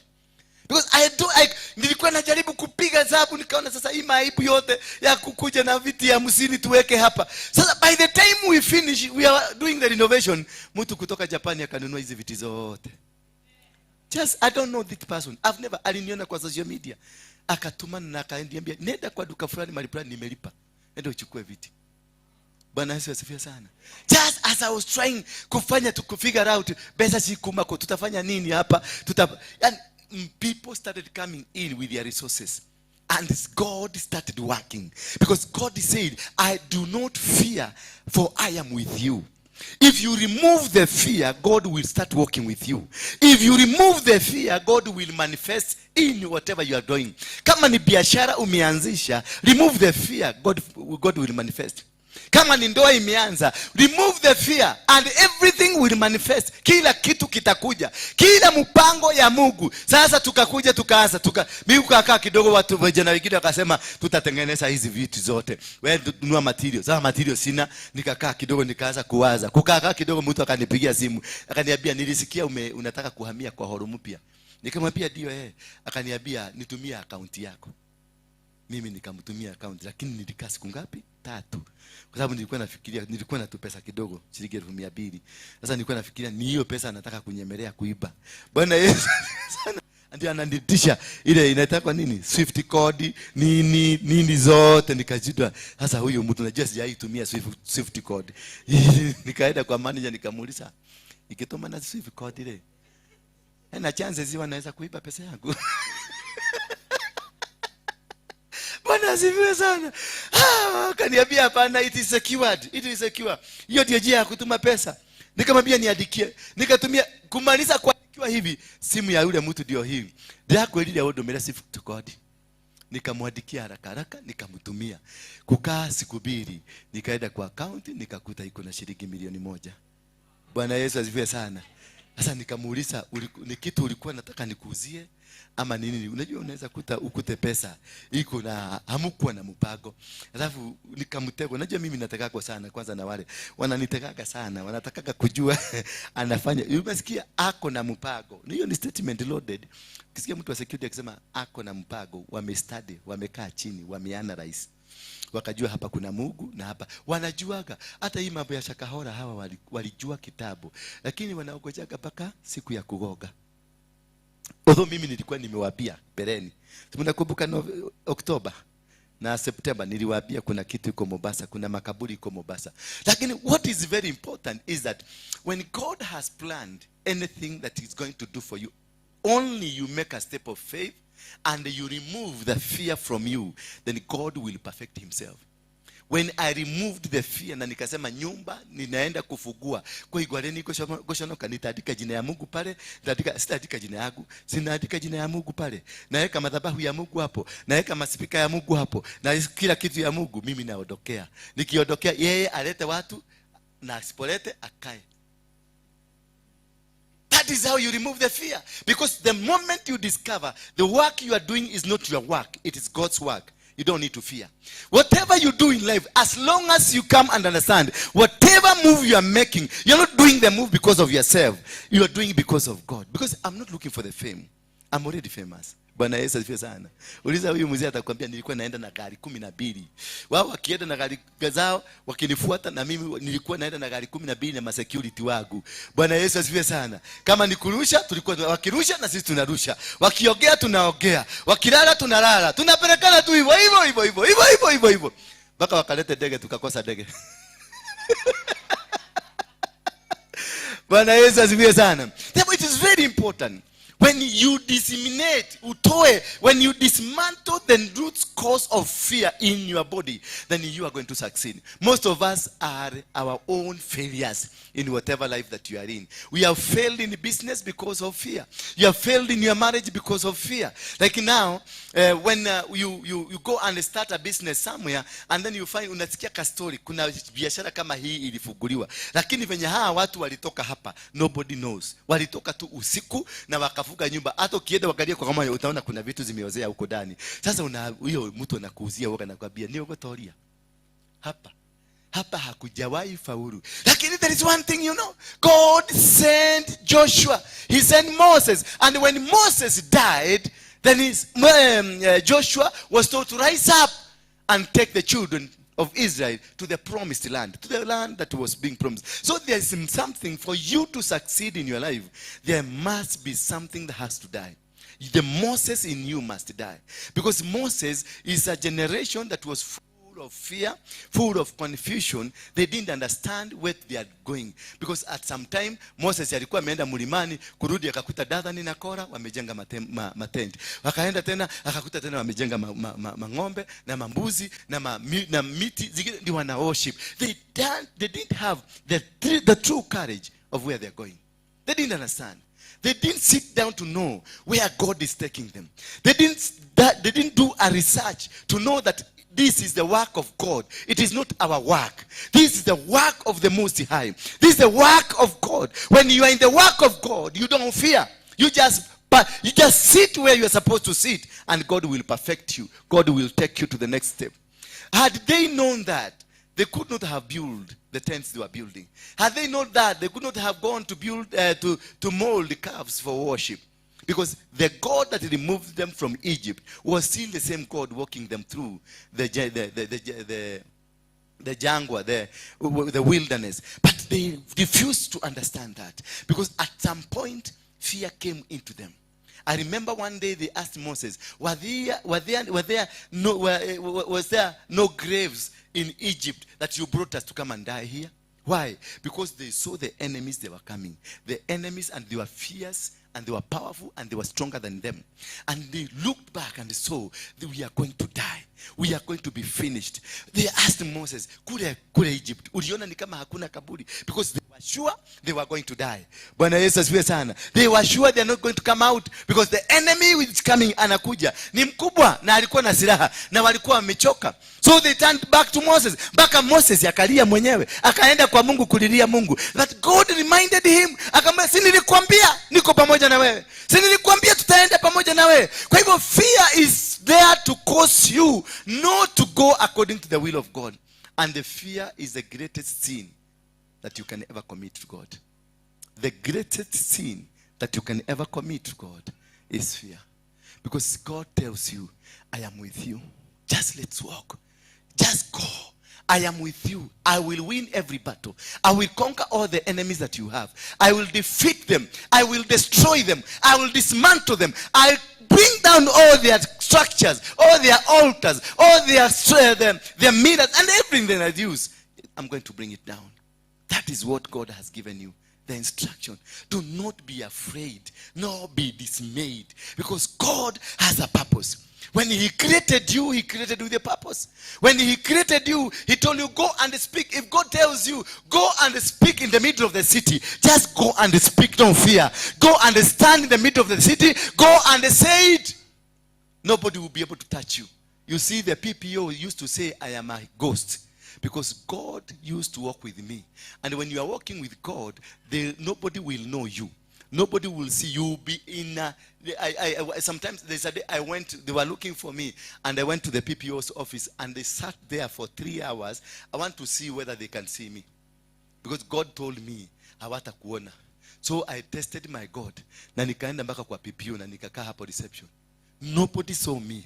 Uko nje ma TV na ma radio zinatangaza tafuteni Waruinge, we are looking for him. Mtu yoyote anatafuta, mtu yoyote akipata Waruinge, piga risasi. Hata kama utakuwa na bunduki bebadia, piga risasi ukuje tukulipe 40 million. Bwana Yesu asifiwe sana. Na nilitoka huko na hakuna mtu aliniona. Si ati nilikuwa na powers zingine, lakini because I believed in my God. I believe that whatever God has said to me, it will come to pass. That whatever God is saying to you, that you are going to become, hata kama the situation does not indicate. Unaweza kuambia sasa utakuwa bilionea, na ukiangalia kutoka kwenu mpaka mahali huko, wewe tu ni kifo unagojea, because hata pesa haikubariki kutembea na nyinyi kwenu. Kwenu familia mzima, pesa kutembea labda ikuja na neighbor, alafu iende na neighbor. Alafu mtu anakuambia you will become a billionaire. I want to tell you that whatever situation you are in, hata kama situation zote zinaonyeshana negative, that there is nothing can happen in you, I want to tell you one thing. You will become. What God has said, you will become. If God has said you are going to succeed in a certain field, it will happen. One time, I wanted to be a paratrooper. Wale wa kuanguka na parachute kule juu. And I took niliuza buzi zangu mbili, nikauza huko kwetu kwa pareto, nilikuwa nimeharvest pareto, na nilikuwa nimeharvest viazi kidogo. Nilikuwa mtu anajua kujitafutia. Kwa hivyo I had huge money. Nilikuwa na pesa mingi. When I was young, baada ya form 4, nikalima hivi, nilitengeneza pesa mingi sana. 15,000 shillings. Wow. It was the money. Nilikuwa naekelea kwa kitanda hivi, na ilalia, sikuwa naiweka mbali na mimi, na ilalia. Alafu at some point nilikubuka, nilitoa nikaenda kwa shamba katikati, nikashiba kachibu hapo, nikaificha hapo, nikafuga na karatasi ya monyore. Alafu usiku nikaota zikiibiwa, nikakibia, nikazitoa nikaenda nikatoa tena. Sasa kutoa tena kurudisha nyumbani, nikasikia baba yangu akikohoa nje, kwa sababu alisikia nimetoka. Akataka kujua ni kama ni ng'ombe zimetoka. Akaniuliza, unatoka wapi? Nikamwambia nasikia nimekuwa nikihara, sasa ndio narudi, kwa sababu sikutaka ajue niko pesa. I was a millionaire, but this money was tormenting me. Bwana Yesu asifiwe sana. Kuna watu wanaweza kupatia kamilioni kamoja hapa wajiue. 1 million. Ajiue. Ateseke mpaka akufe, mpaka roho ipige mpaka akufe. Kwa sababu ya nini? The fear will tell him, watu watakuua. Ukilala usiku hivi, siku hiyo nilikuwa nalala kwa nyumba na hiyo pesa, naona waizi wakikuja. Na ni 15,000. Mimi natoka nje na kaa kota, siku nililala kwa kakone ya mshaba. Kule kwa kakona kabisa. Ndio waizi wakikuja niwaone. Ni kwa sababu ya 15,000. Bwana Yesu asifiwe sana. Mpaka nikakuja nayo Nairobi. Nilipokuja nayo Nairobi, nilikuja nikafuta mtu alikuwa anihonganie niingie kwa jeshi. Niende tu nikaaguke na parachute. Hallelujah. lakini nilikoniwa. Hiyo pesa nilikoniwa, ikaenda venye tu nilikuwa nafikiria, ilienda. Kwa sababu niliitishwa pesa, nikaambiwa sasa enda uogoje, utaitwa. Mpaka wa leo sijaitwa. Na hata napitaka kwa hizo manini, hizo mambaraki za jeshi, naona kama jina imeitwa. Nasikia kuna jina yangu imeitwa. Why? Because that fear, wakati it crept in my heart, it perfected its work. When you allow fear to work around you, you will be terribly defeated by the enemy. Enemies are defeated. Kuna hawa watu walikuwa na ukoma. Walikuwa 7. Walikuwa na ukoma. The 4 lepers. Walikuwa wamekaa mahali wakiobaoba chakula, lakini wakasikia kuna kitu kibaya kinakuja. And then what they did, wakasema tukikaa hapa tutakufa, na tukienda bado tutakufa. Kwa hivyo badala tukufia hapa, si tukakufia. Kumbe Mungu alikuwa na ajenda. Mungu alikuwa anasema kwa maadui wako nitawaogofisha, wataogopa. I will cause them to fear. I will cause them to tremble before you. That's the work of God. So when God has given you an opportunity to do something, he causes them to fear. He causes them even to run away from you. He causes them, wanakuogopa tu. Hawa watu walikuwa na ukoma. Kuna kimjamaa kimoja, and that's the cause hawa watu kuamuka. Kijamaa kimoja kilisema hapa hakuwezi patikana chakula. Hiyo kitu mnasema ati kesho hakuwezi. It is not possible. Na yule mjamaa mwingine akamwambiaje, kesho time like this kutakuwa na chakula hapa na utakula. That word, kesho, that's confidence. Hakuna shamba ilikuwa. There was no shamba. It was dry. There was no source that they can go and pick some maize or something. But he told them confidently, kesho, rosho, masaa kama hii tutakula chakula hapa, na wewe ambaye umekataa hautakula. And it happened so because of that word, kesho masaa kama hii, God perfects. When you have the confidence in what you are doing, God perfects your work. God makes it work. God will cause everything to work because of that word of confidence. And immediately, what happened the following day, around that time, wazee wa ukoma wakasema sisi tukikaa hapa tutakufa, na tukienda tutakufa. Kwa hivyo afadhali twende. Na wakaanza kwenda. Wakati walianza kwenda, God started working kwa ndani ya wazee wa ukoma. Not because of them, not because of anything, but because of that one man who said, kesho masaa kama hii chakula itakuweko na wewe hautakula. Wote wakaamushwa. Kwa hivyo kuna kitu kitaamushwa mahali because of the confidence you have for the word of God. Kuna kitu kitaamushwa. Kuna watu watatumwa. Kuna watu watatoka Amerika, wengine watatoka UK because of that word of God. Ile ulisema hii kanisa itasimama, hii kanisa itatawala, hii kanisa itainuka, hii biashara itafanya, hii familia na ndoa itafanya. Somebody will be called. Mtu ataguzwa akiwa Amerika na atakuja in your aid. Atakuona tu kwa media, ama atasikia kuna mtu anaitwa Waruinge na huyo mtu amefanya kitu fulani, na atasema mimi niko na 1,100, wacha nimtumie, na hakujui ngo.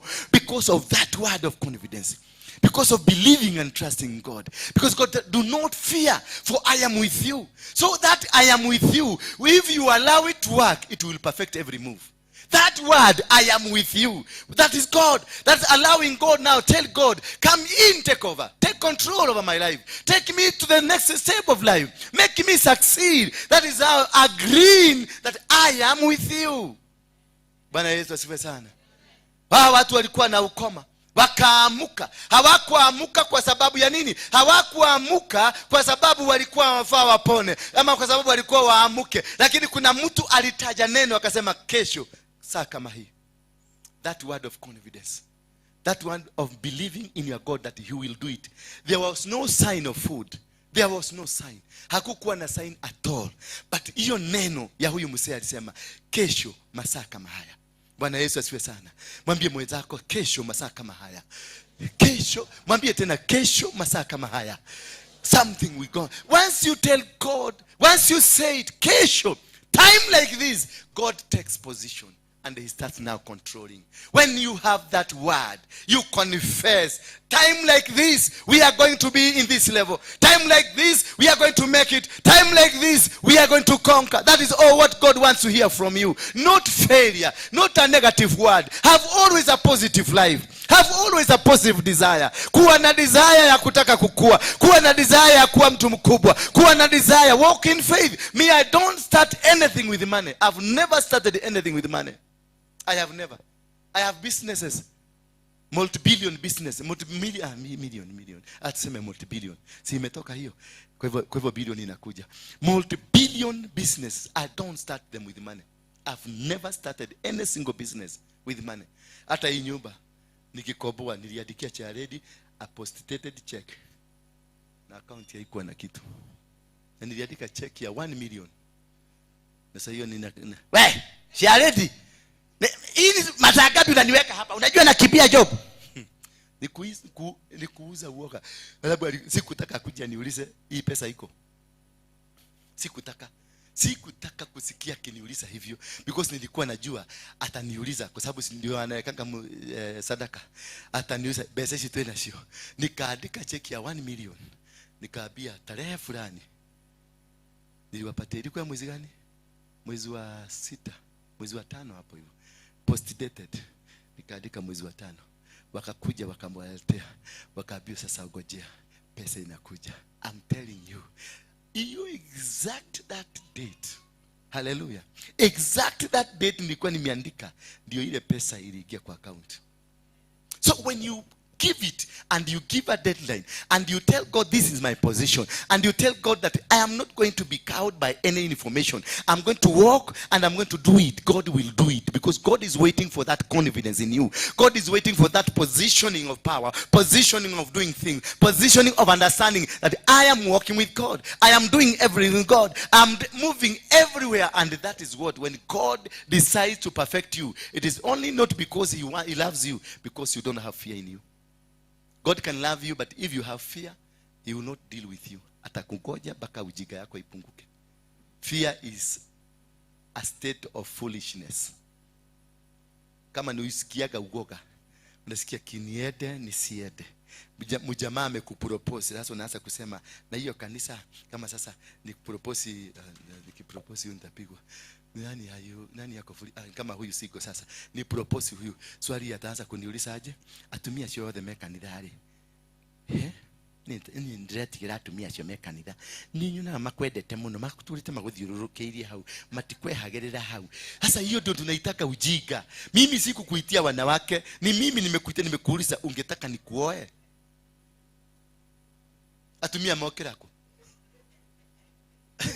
Bwana Yesu asifiwe sana. Ni for example napatiana kijamaa kama kile kinakuja kinaanza kuomba, kinaona kuna wanaume wengi wanaweza kuwa wamekuuliza. Kwa hivyo itakuaje? Zinaona utaniletea shida. Wacha ujinga. Jibu, sema Yesu rodo. Hiyo maneno mengine wachia Mungu. Kama ni Mungu amesema itafanyika. Hawa watu walikuwa na ukoma, hawakuwa watoke huko, lakini kwa sababu ya neno kesho kama saa hii walitoka hapo. God will cause things to work. God will cause everything around your life to start working because of that confidence, or because of that name, that word.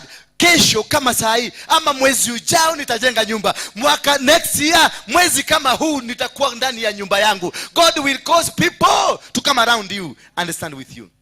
Bwana Yesu asifiwe sana. Wakati hawa wazee walianza kutembea wakiwa na ukoma, God caused their body to become like trumpets and the drums and the weapons. As they were walking, they made a lot of noise. Makelele ilifanyika. Wale watu ambao walikuwa upande ule mwingine walikuwa na majeshi makubwa, walikuwa na makombora, walikuwa na silaha. Waliposikia sauti inakuja, kumbuka ni sauti ya watu 4. Waliposikia sauti inakuja, waliacha silaha zao, chakula zao, ving'ombe zao, mambuzi zao, wakatoroka. Because God says, when you raise your confidence, I will cause them to fear, and I'll cause them to run away, and I'll cause them to abandon all that they have.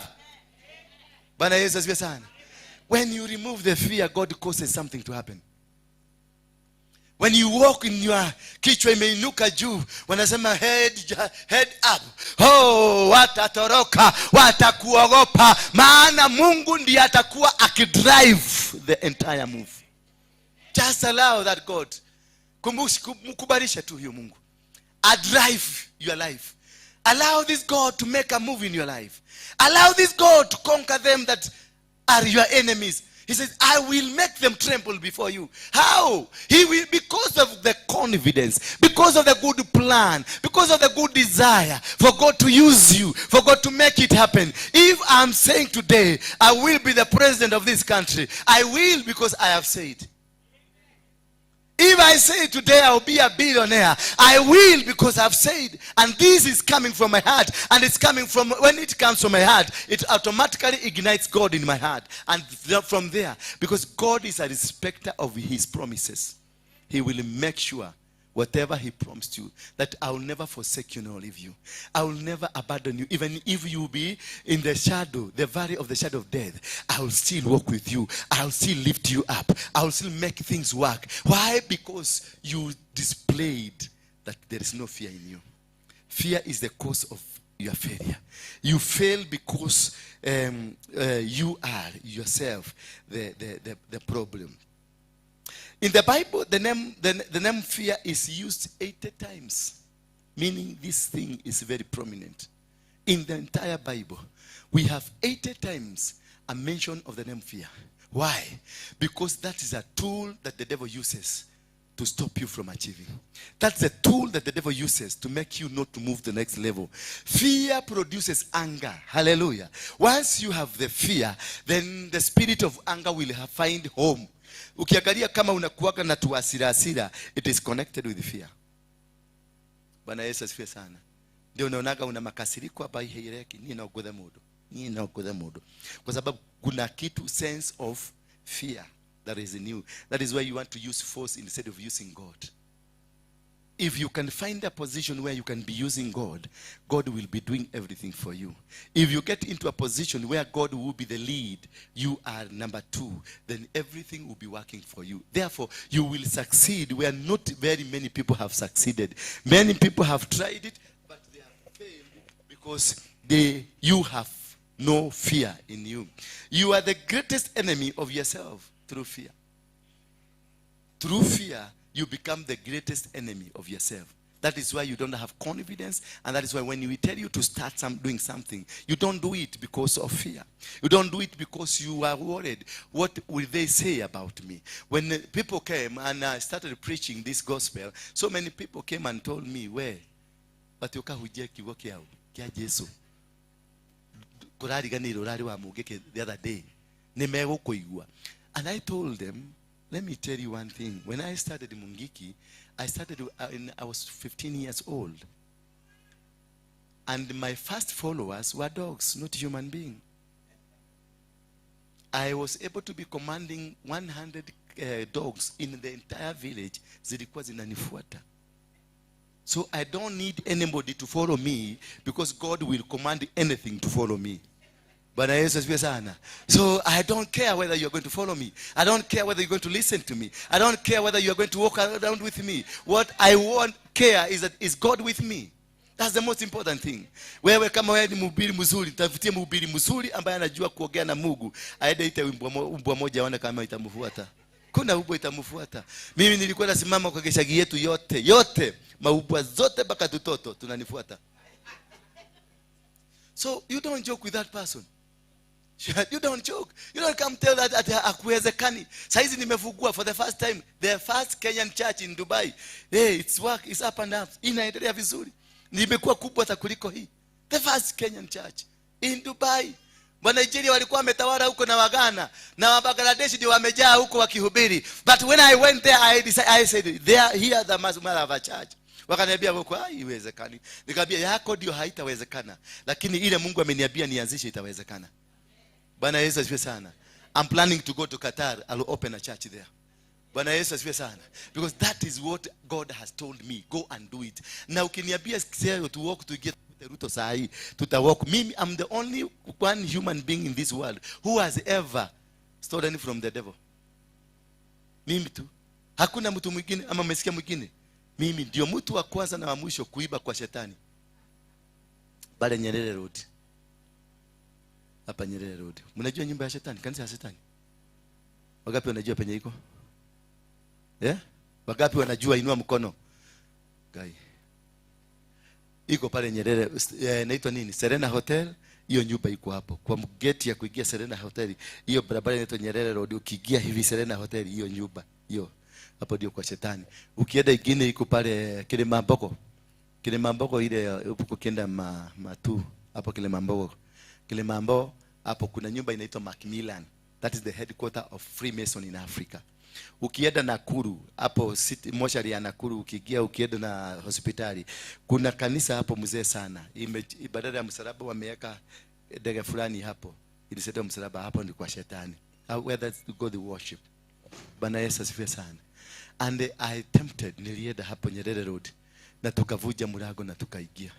Na tukatoa viti za gold na kitabu moja kubwa sana iko na majina. Na ninawaambiaga majina niko nayo. Ni nani wako huko? Bwana asifiwe sana. Haleluya. Sasa tulipotoa viti tukaweka hapo nje kidogo, tukasema kama hizi ndizo zimewekwa hii room ya kwanza na zile zinaweza kuwa huko festele ni gani? Tukachukulia kwa kio, tukaona kuna viti mzuri kuliko hizi. Sasa nikaambia vijana, kogeni hii tuingie. Tukagoka ikavujika. Ilipovuguka hivi tukaanza kuchukua. Tukaona tena kuna room nyingine. Na hii tukafikiria sasa hii ndio. Kwa sababu hiyo mlango hii ni gold tupu. Tukasema tung'oe mlango ndio tuchukue hii gold. Bwana Yesu asifiwe sana. Na zile zimewekwa huko. Sasa wakati tuligoga hiyo tukaingia. Sasa skeleton 3. Mamutu zinakuja zinakaa hiyo skeleton. Yaani toa hii nyama zote, ubakishe mifupa na macho. Zilikuja hivi. Acha nikwambie. Mzee, afadhali ungekuwa hapo ungenichekelea.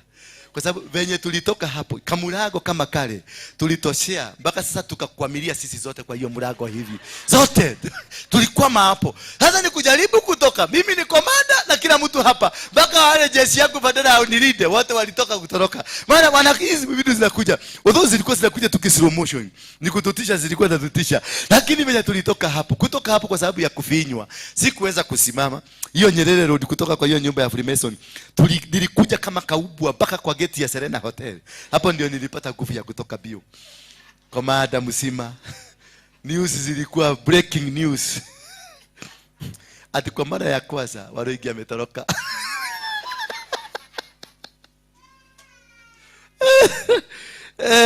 Bwana asifiwe sana.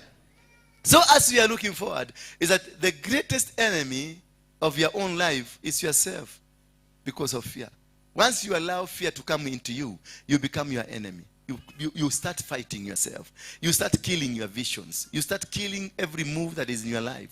Have the confidence. Say, this is what I'm going to do, whether they like it or they don't like it. As long as I'm with my God, as long as I'm doing it rightfully, this is what I'm going to do, and I'm not going to fail. I am not the tail, I'm the head. I'm going to conquer every mountain. I'm going to succeed. That is all what you're supposed to do. You are not supposed to do anything else. Just have that confidence. When you have the confidence, you go walk in kwa ofisi ya minister, na unaenda unamuaddress, unamwambia this is what I want. Una walk in kwa ofisi ya Ruto. You don't fear. Just go there and speak to him. He will listen to you. Get whatever you want to do. Don't fear.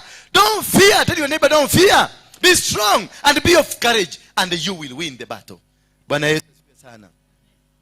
The key to overcoming fear, it is that you must have an understanding of God. The moment you have the understanding of God, you succeed in overcoming fear. Because fear must be overcome. You must overcome fear. Fear is something that that's haiendagi because umesema iondoke. No, you have to overcome. You have to do battle against fear. You must fight this fear. It is in you. It is in your heart. It is in your brains. It is in your soul. It is in your spirit. It is all over. That is why you cannot be able to move. That is why you cannot be able to stand. That is why you are stagnated. That is why you are confined in one position. Fear. So you have to fight. Fear is not prayed for. You don't come to a pastor to pray for the fear that is in you. You don't go to a bishop to pray for the fear that is in you. You have to overcome. You have to overcome. You have to rise up. Joshua was told by God, rise up and go, for I am with you. He was told just to rise up. Okera, othie.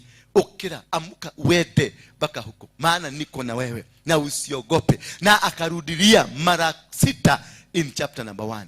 Do not fear, nor be afraid, because I'm with you. Because whatever that God gives you, God has never given you a free position. God will never. God will never give you something that is not occupied. God will always give you something that is occupied. So that you go and occupy the people occupying it. And make sure you conquer them, because that is a testimony that God wants you. So do not expect something free coming into you. Do not expect that you will come in and once I could succeed. No. When Jesus came, he found a territory occupied. He had to send his message to the people so that he can have a position. God tell you, wherever you go, mahali utakanyagisha nyayo zako utapamiliki. Meaning, huko unaenda, you are going to displace. For you to succeed, you must displace, you must remove people occupying there. This land was occupied by somebody, and they bought the land to build this house. There is nothing that you get for free. Atienda hapo fanya hiyo kazi. No. Hata ya baba yako atakupatia, but your brothers will fight you. You have to capture the territory. You have to have the mind of taking possession.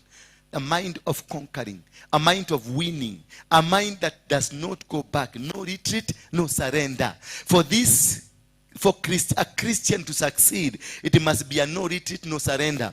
Me, I was a Muslim, and I know Muslims don't go back. Whatever they have decided, that is what is going to happen. Whatever they have said will happen, it will happen. Taenda pale uje useme utukane huyo Muhammad wao.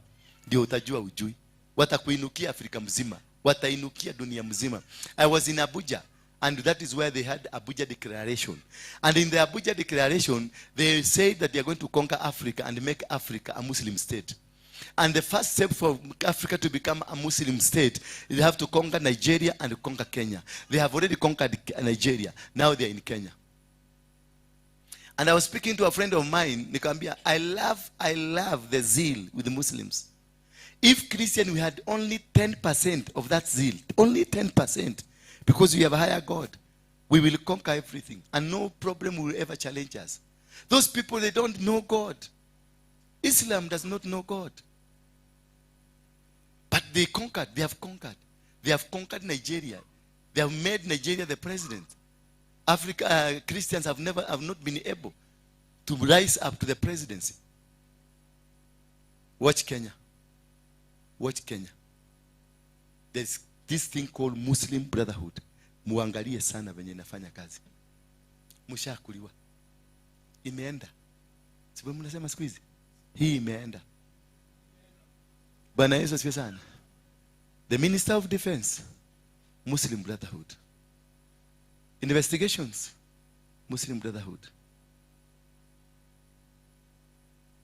Military Intelligence, Muslim Brotherhood. DCI, Muslim Brotherhood. Central Bank, Muslim Brotherhood. All kwa ile inatangwa countries, inatangwa defense what? Ile organ, ile kubwa.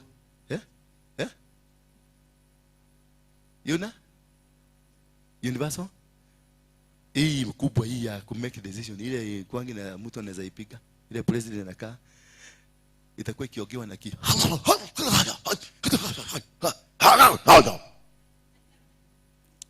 wamechukua. Ikia kwa biashara za Nairobi, they have taken over.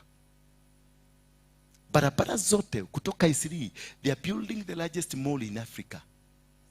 In Isli, they are going to control business in Africa. You go, let me give you an example. Hiyo ni off kidogo. Nitawarudisha kule tulikuwa. Uende Sudan, the Minister for Defense ni Muslim Brotherhood. Uende Tanzania, where there is no these people, ni wao, defense and finance. Uganda, they have taken defense and finance. Eritrea, defense and finance. Mufikirie. Mutakujuo. Na siku watasimama, because they don't care.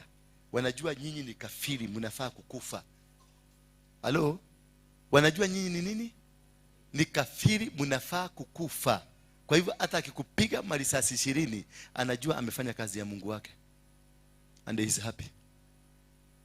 He will be happy for flashing all of you here. They will be happy. They have taken over. Why? Because fear has been instilled in you. Nikiwaambia saa hizi tutoke hapa, tuende mguu hapa, tutembee hapa, they walk barefooted wakati wa kushika maeneo. When you want to conquer a territory, when you want to capture a territory, you walk barefoot.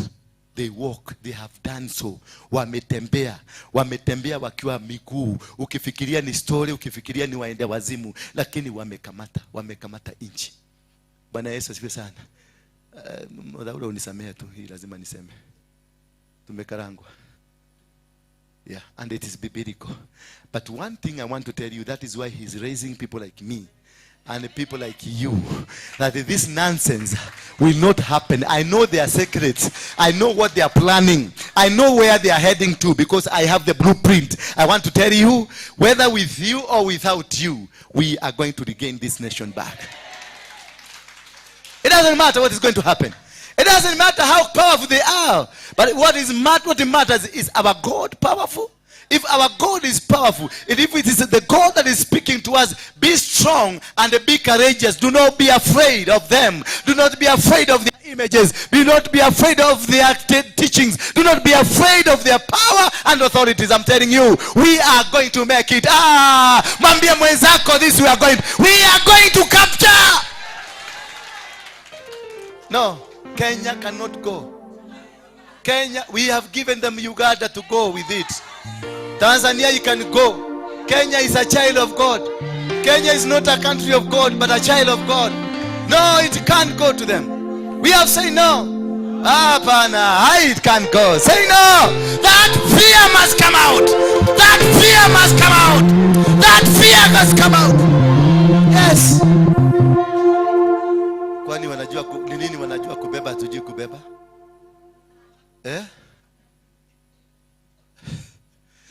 Nehemia aliwaambia mafundi waanze kujenga, na akaambia nyingine beba silaha.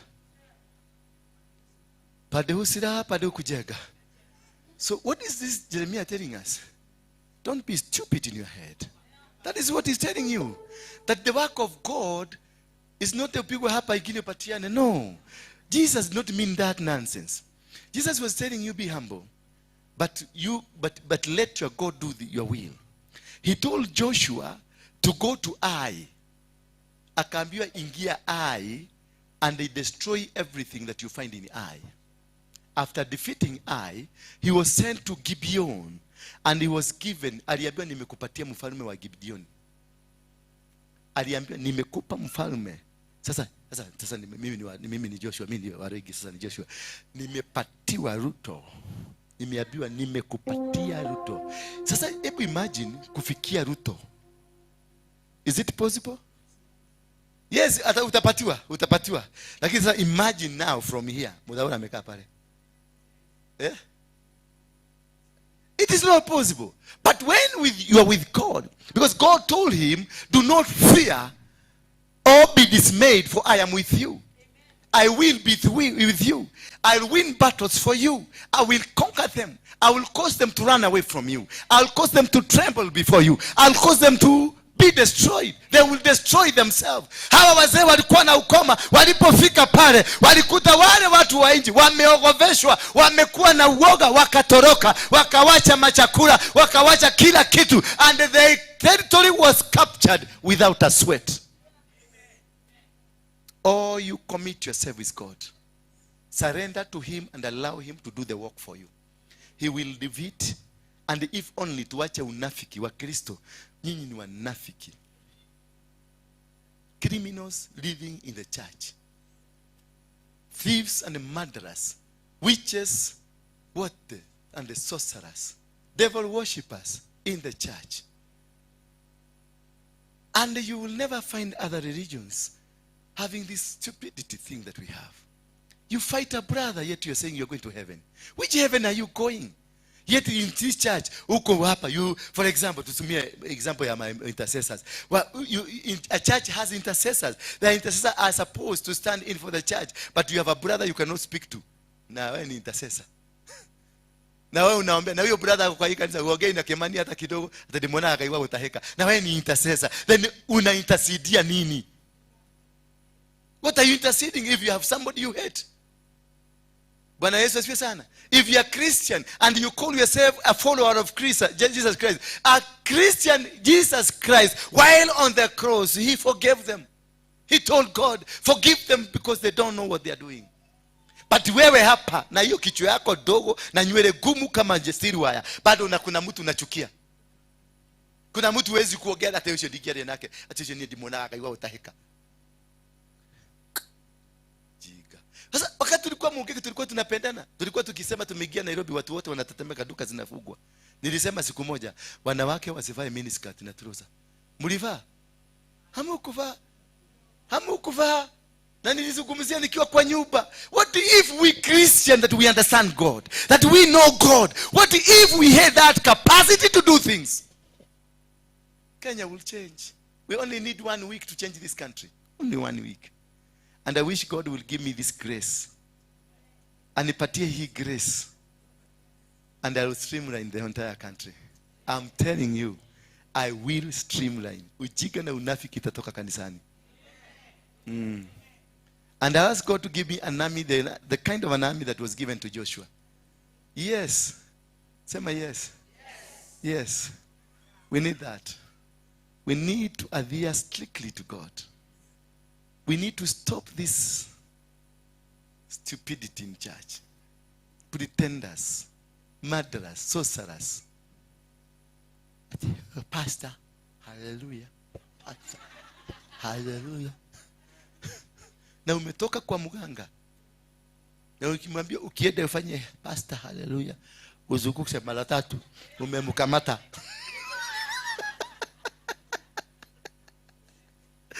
Oh my God. Yeah?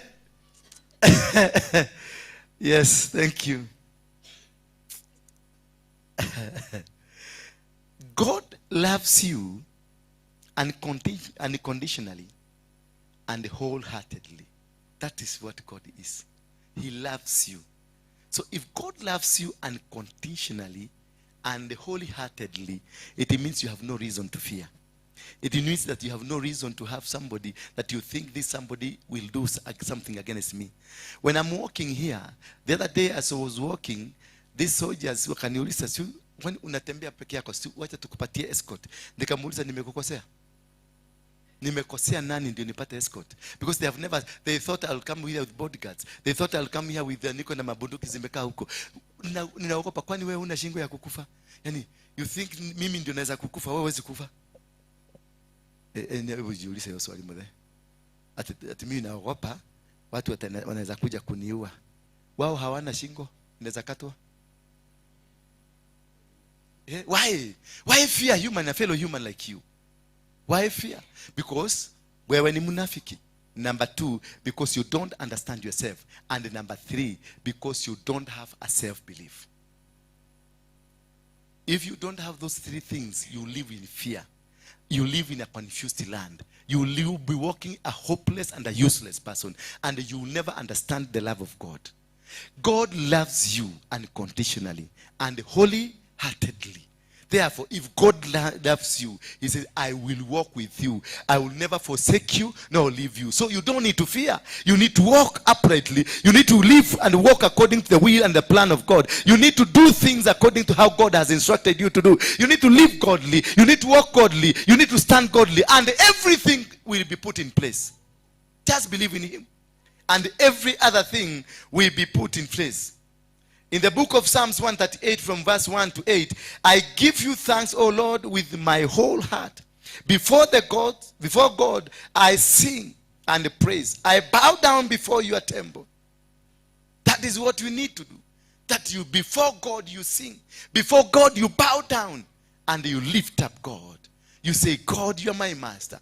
God, you are my provider. God, you are my... When you believe in this God in a manner that everything that you see it belongs to God. Every situation that you are in belongs to God. Every move that you make belongs to God. That husband of yours belongs to God. That wife of yours belongs to God. That daughter of yours belongs to God. That son of yours belongs to God. This church belongs to God. Then you know, hatuwezi kuwa, hatungekuwa na hizi mipaka. Hatungekuwa na security. Hatungekuwa na mambo ambayo tunajisumbua nayo. You don't need to disturb yourself because of tomorrow. Do not. Tomorrow will sort itself. Angalia leo. Leo how many people umekanyaga kwa vidole zako? How many people umetukana? How many people umedunga na kisu? How many people umewasengenya? How many people you have brought down? How many people you have tried to kill? That is what you need to ask. Of what importance am I on this earth? Mimi ni wa maana gani dunia hii?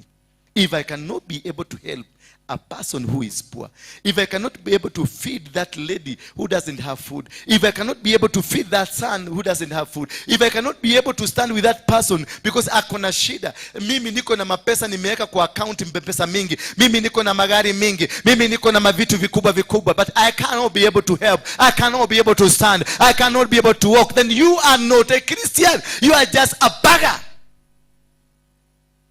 a useless and a hopeless person on earth. That is not the teachings of Jesus Christ. Jesus taught us to love one another. Jesus taught us to walk in upright manner. Jesus taught us to care for everybody. Jesus taught that we are number 2 from them. Bwana Yesu asifiwe sana. But when you are number 1, they are number 2, then you are not doing the will of Jesus. Then you are not supposed to be called a Christian. You are not supposed to be anywhere in this world. You don't belong to this world. You are just something that does not exist or is not supposed to exist. Praise be the name of God. And that is the most important thing that we need to understand. That love is unconditional. For us to succeed, love must begin. For us to go anywhere, love must begin. For us to become a great church, love must be there. For us to become a great family, love must be there. Without love, we are going nowhere. Without love, we are not going to succeed as a country. We are not going to succeed as a continent. We are not going to succeed as a family. We need every aspect of everything we associated with God.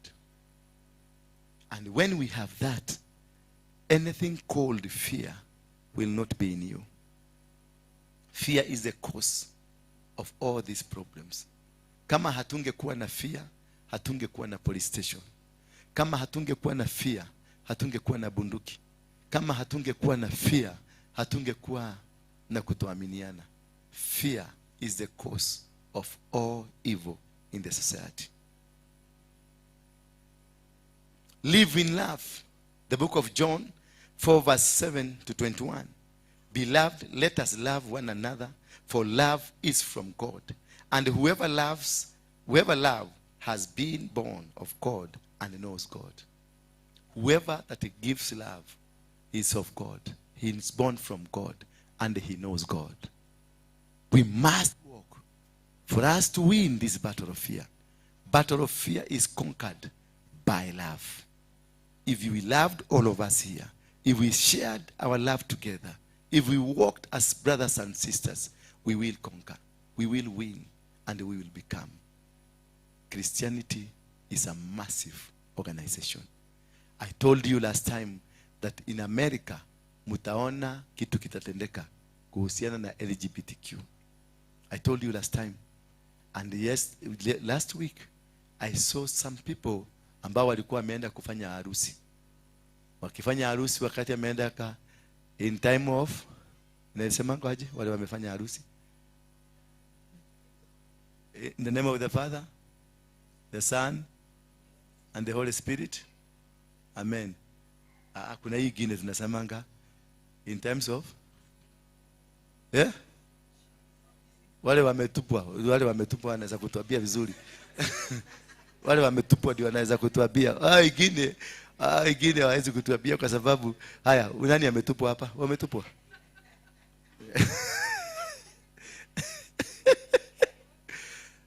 Wewe umetupwa. In terms of sickness. And in good health. In death. Till death do us apart.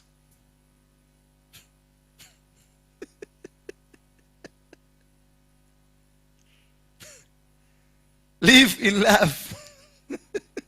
Beloved, let us love each other, because that is a mockery of love. It's a hypocritical.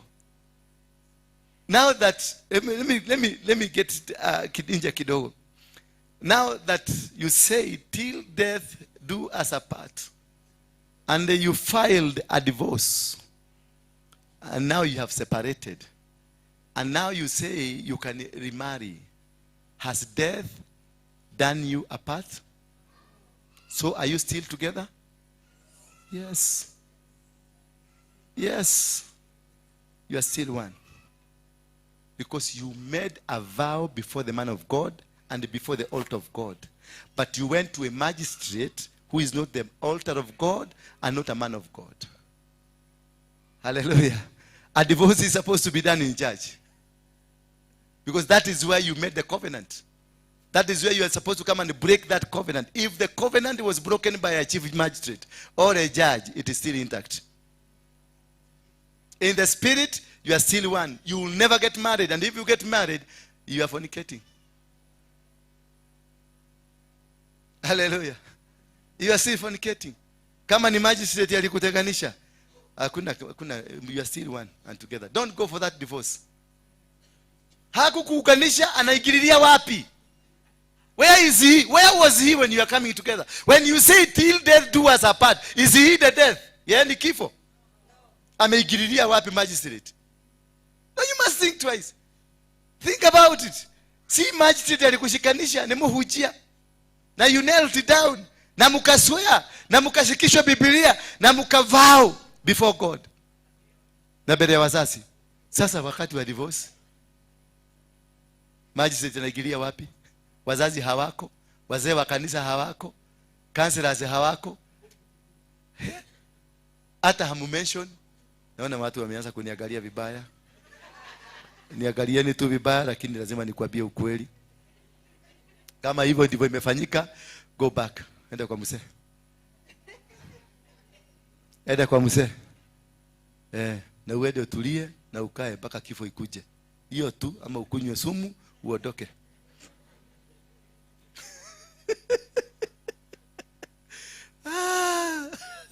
Things of God are of God, and things of man are of man. You can never uwezi kuchanganya vitu za Mungu na binadamu. So if you don't want all those shenanigans, fuata ile mtaratara ingine, eda, because marriage is not in the church. Marriage, the Bible says, nasemaje? Utatoka? The man shall live with the father and the mother, and the woman shall live with the mother and the father, and they will come together, and they become one. That's the end of the marriage. Hii ingine wachana nao ni sarakasi. Hii ingine is a ceremony. Hii ingine ni ceremony. The day wazee walikuja kwenu, wakakuchukua, na wazee hawa kuja mkashikanishwa, that was the end of the marriage. That was the biblical marriage. Hii ingine leta tufanye hapa na tukule mchere. Haina impact. Hello? Hello? Umefanya divorce? Ama you are about?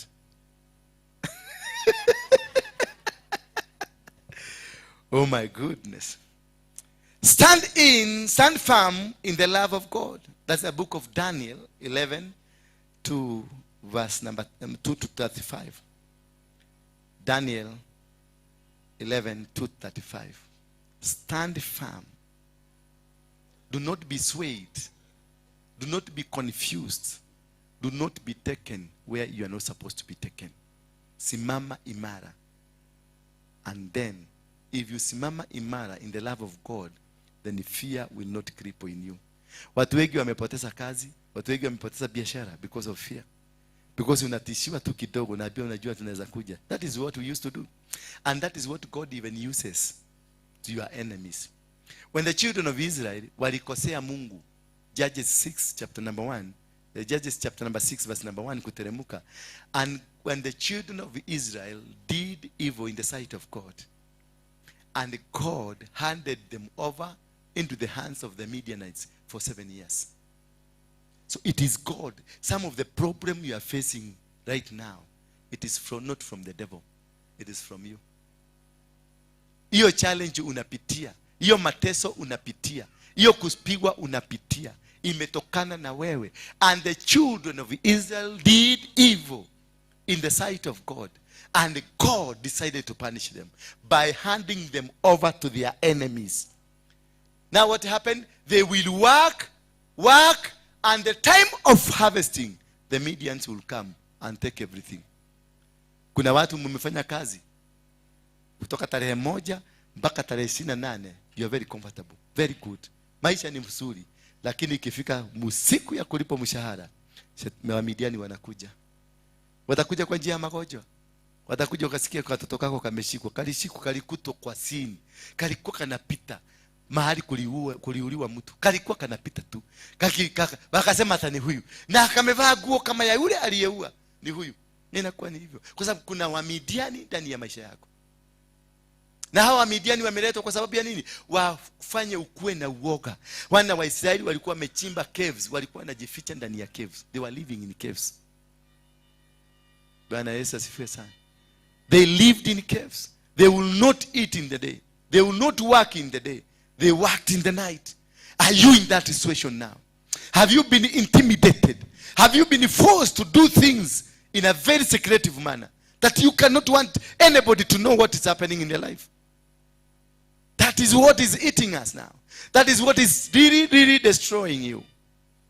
You need to understand that if fear will cause a relationship between you and the God not to be good. God hates cowards. Mungu anachukia waoga. Na anachukia nini? Wazembe. Kama wewe ni mzembe, you are an enemy of God. Na kama wewe ni mwoga, you are an enemy of God. God is looking forward to raise an army here in this country. An army that will proclaim the name of Jesus Christ without fear. An army that will conquer. An army that will move around this country and say, indeed, we are worshiping a true God. A God that lives. A God that has never been defeated at all. Now I want to do the final part, the effects of fear. The effects of fear. Tell your neighbor the effects of fear. One effect of fear, it holds you back. Fear holds you back. Inakurudisha nyuma. Uoga unakuzuia kutokuendelea. You don't make moves. You don't make inroads. When you fear and there is something that you have to go and collect somewhere, you will not do it because you have been held. This fear will speak to you and they will tell you, somebody tried here and they failed. This fear will come and tell you, wewe utaibika, ogoshonoka. This fear will come and tell you, you are going to die tomorrow. This fear will come and tell you, nobody has ever succeeded here. Bwana Yesu asifiwe. It holds you back. It makes you not to make a forward move. It makes you not to stand up the way God will have wanted you to stand up.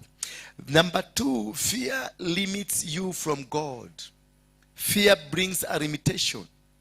It controls your relationship with God. You cannot be able to stand and walk the way God wants you to be. You will not hold this microphone and teach the word of God. You will not start it because you don't know what is going to happen to you. You will not move because you don't understand the situation ahead. Because you don't want to go and fall somewhere.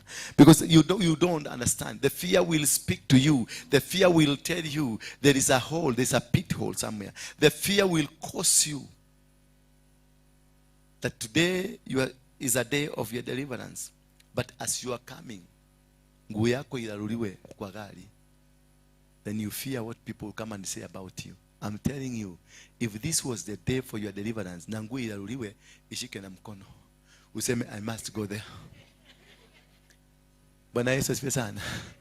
Fear will speak to you when you are coming for your deliverance and your periods will start coming out. And you didn't have anything. And the people will start, nguo imeharibika, usijali. Tell fear, I'm going. Wewe endelea kufanya kazi yako, mimi naendelea. Aibu ni kwa wao wanaona, it's not you. It is a day of your deliverance. The devil will try every tricks to stop you. The devil will try every manner of things to come and convince you, don't do this, because if you do this, this is going to happen to you. Tell the devil, you're a liar. Jesus spoke to Peter. He never spoke to Peter, but it's as though he was speaking to Peter, because the devil used Peter to speak, and he told the devil, "Get out of my back, you devil." And immediately the devil disappeared. Bwana Yesu asifiwe sana. So you must be able to understand that you must disallow fear to limit your relationship with God. You must fight it. Whether they say you're going to be sick, whether you say you're going to not, this is something that is going to happen, don't worry, let it happen as long as you're with God. Whatever they say about it, let it be. Just walk, and nothing will happen to you. Once they discover you are not coward, you are not fearing, they will run away from you. Bwana Yesu asifiwe sana. And number 3, fear fights your destiny. Some of us, we have lost our destiny because of fear. We have lost it. Tumepotea. That is why God was so perpendicular, so interested in telling Joshua that do not be afraid, nor be discouraged, nor be dismayed, for I am with you. God made sure that he made a statement, I will be walking with you. Usiogope, because what is about to happen is a destiny. It's what I promised children of Israel. This is a destiny. So do not let me down. I'm going to walk with you. I'm going to win all the battles for you. I'm going to conquer them. I'm going to destroy them. I'm going to bring them down. Oh, he told them, do not be afraid. So do not be afraid that makanjo wanakuja. Do not be afraid because of anything that is happening around you. Be strong and be courageous. Just pursue the destiny. Pursue it. Mwonga fuata tu. Hata kama kuna miba, hata kama kuna mawe. Just walk. Walk bila kuogopa. Walk bila kuogopa. Something good is ahead of you. There is something good. Do not allow anybody to come against you and your destiny. Do not allow everything. Ati kuna kitu umeficha kwa moyo wako, na hiyo kitu kumbe ndio inavunja destiny yako. Stand in and useme, nitaitoa kwa moyo wangu. I'm going to release it out. As you release it out, you become. Because that could be which is limiting you from God. That story you have, that bad statement, the testimony you have, that bad memory you have, could be what is limiting you from your God. And once you are limited from your God, you are limited from your destiny. You will not make it. You will fail at some point. Jesus stood at the cross and proclaimed his God. He told God, thank you because of what you've done. For my humanity will be saved. Just stand tall. Simama na usimame imara. Pigana vita na utashinda. Paulo amesema ya kwamba nimepigana vita vi. Hello? I fought a good fight. Of what? And what has happened? And I have finished the race. That's the mark of a true courageous man of God. That's a mark of proclaiming your God and telling your God that I have won the battle. With you, God, and with God, you can never lose any single battle. Do that which has been trampling against. Hiyo kitu ambayo umeonanga ni kama haiwezi kufanyika, ienda ukaifanyike kuanzia kesho. Nenda, go start it. Those people that have been causing you to tremble, go where they are and they will run away from you. Those people that have planned against you, just go to their plans, go sit there, and nobody will be there to stand against you, because your God is greater than them. Your God is a conqueror. Your God is a winner. Your God, whether it is a family member, just go there. Huko kwa warogi, enda huko kabisa. Kanyaga huko na ukule na wao. Na ile chakula wamepika, waambie niwekee, nipakulie, nikule. No meredi mugira lumekele. Leo nimekuja nikiwa mbaya sana. When you walk uprightly with your God, God causes them all their plans to fall. Bwana Yesu asifiwe sana.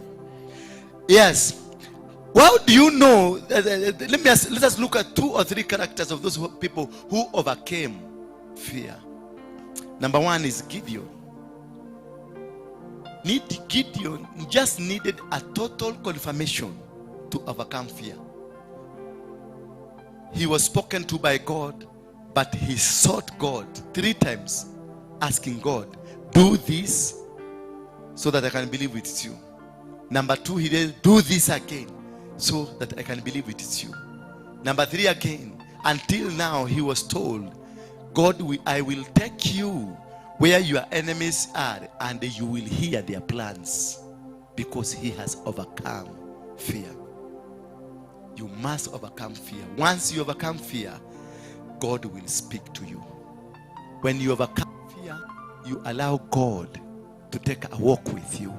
And when he takes a walk with you, it means no battle that will defeat you. Nothing that they will do that will conquer you. Nowhere they will be able to take you. You will be able to succeed. You will be able to win. And another person who won the battle is Moses.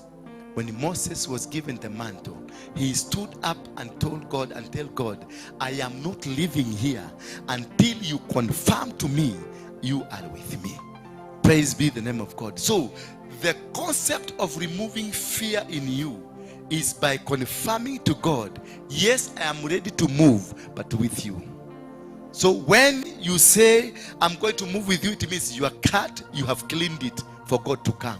So your clean heart, your desire to walk with God, your sincerity will cause God to come and walk with you. Another person is Joshua, and another person is Abraham. Praise be the name of God.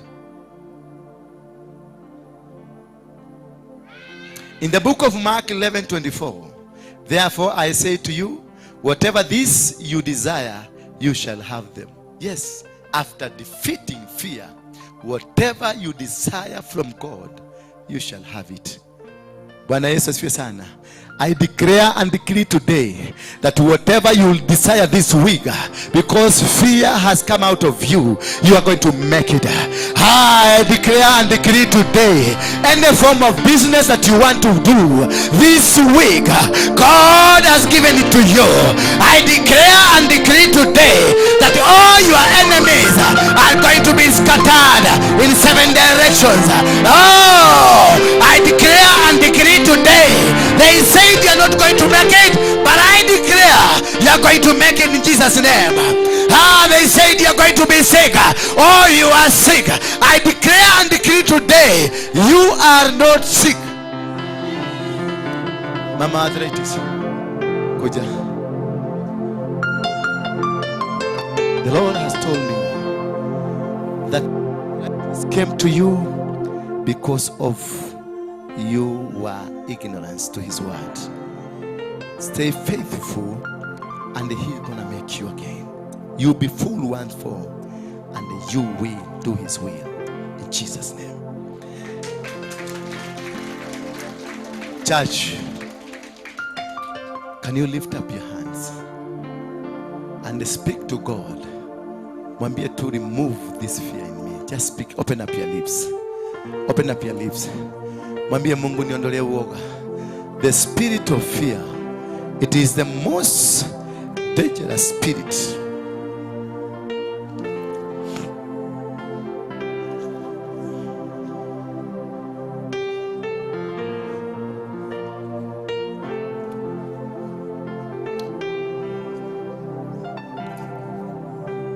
Say to him, mwambie, this has caused me to stagnate. Father, remove it to me. I declare and decree that fear will not hold me back. Oh yeah.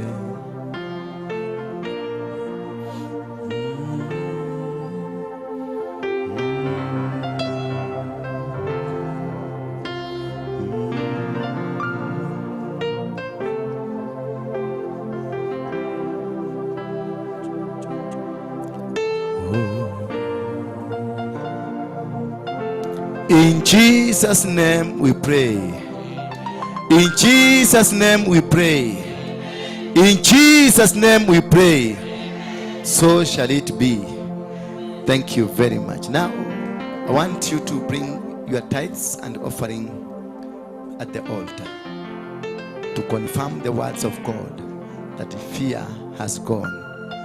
We are going to do it as a form of a sacrifice against fear. So it's not an offering. This is not an offering. Just bring it as a form of a sacrifice against fear.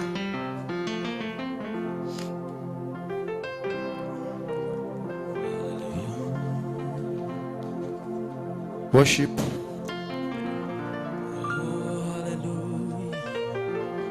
Just place it at the altar here. Bring all your envelopes here.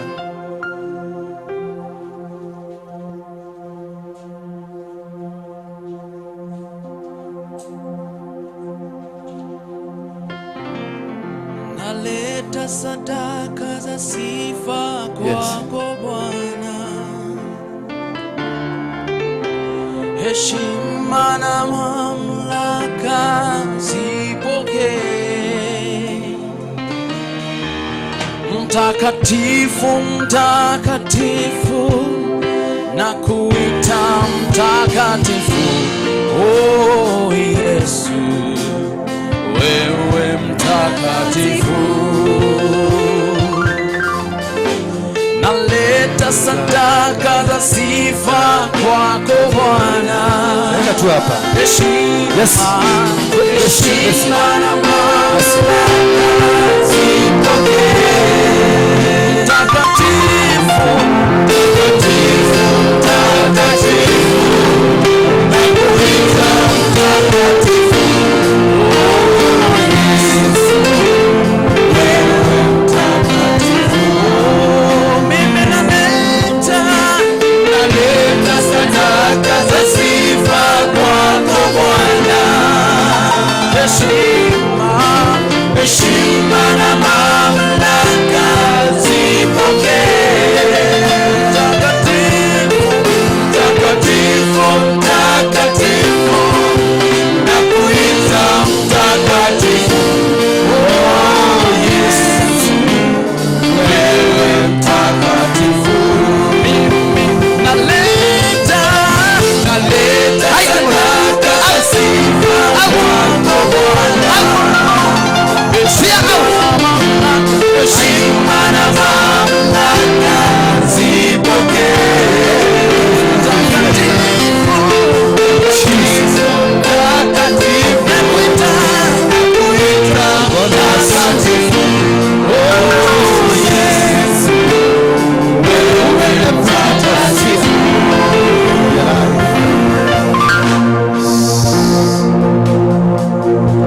Pokea sifa na utukufu na heshima Bwana. Pokea sifa na utukufu na heshima Bwana.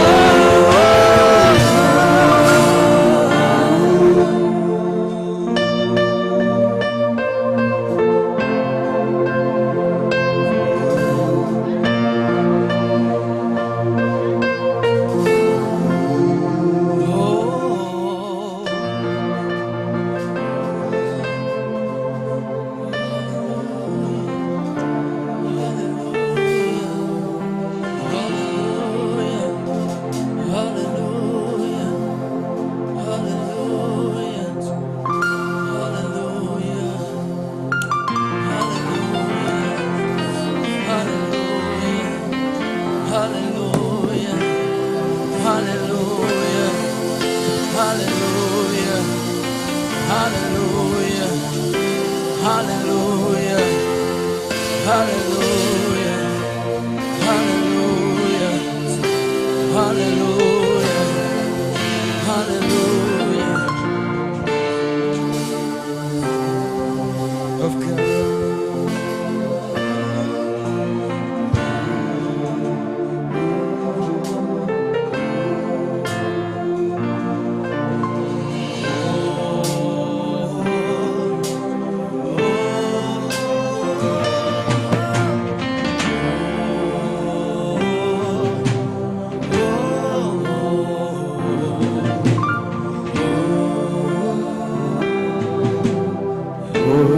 Lift up your hands. Come closer. Come closer. I want. Come closer, Kabisa. Come closer. Come on. A mic here. What? What? Ngoja kidogo. Yeah, gentlemen, stand up. Young ladies, mama. Yes, tell me your name. Aaron Joe. Aaron? Joe. Aaron Joe from where? From Ruiru.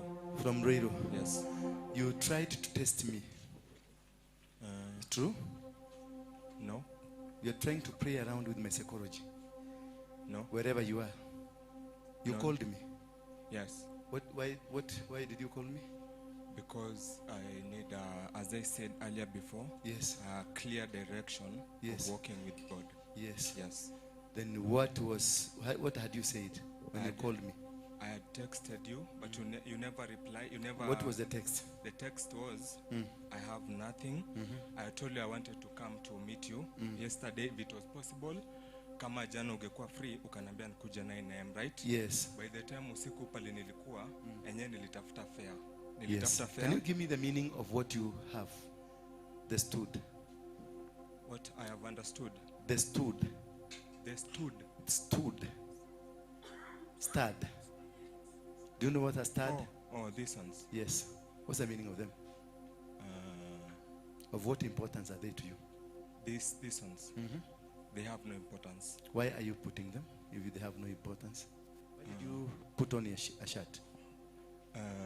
Personally. Why did you put on a shirt? I'm answering you personally, kindly, with so much respect. First, I deal with beauty, meaning to unafanya na beauty. No, answer the question. Why did you put on the shirt? Which shirt? Why did I put on my coat and my shirt myself? Why is he dressed up? To cover the body. Yes. So the reason of wearing a trouser, a shirt, is to cover your body. Yes. What is the reason of the stud? It has no big reason. So if we can remove it, it will not affect you. I don't affect Would you because mind I've not idolized them. Any tattoo. Would you mind to give them to me? Yes. Okay. Anything you ask. No, I'm no problem with you. Okay. I just want to teach you something. This belongs to women. Do you understand me? Yes. This belongs to women. And when this belongs to women, when you wear this, what kind of a picture are you portraying to everybody of us here? I can. From yes, no, okay. Not from intimidating perspective. Just we are discussing as men here and the women of God.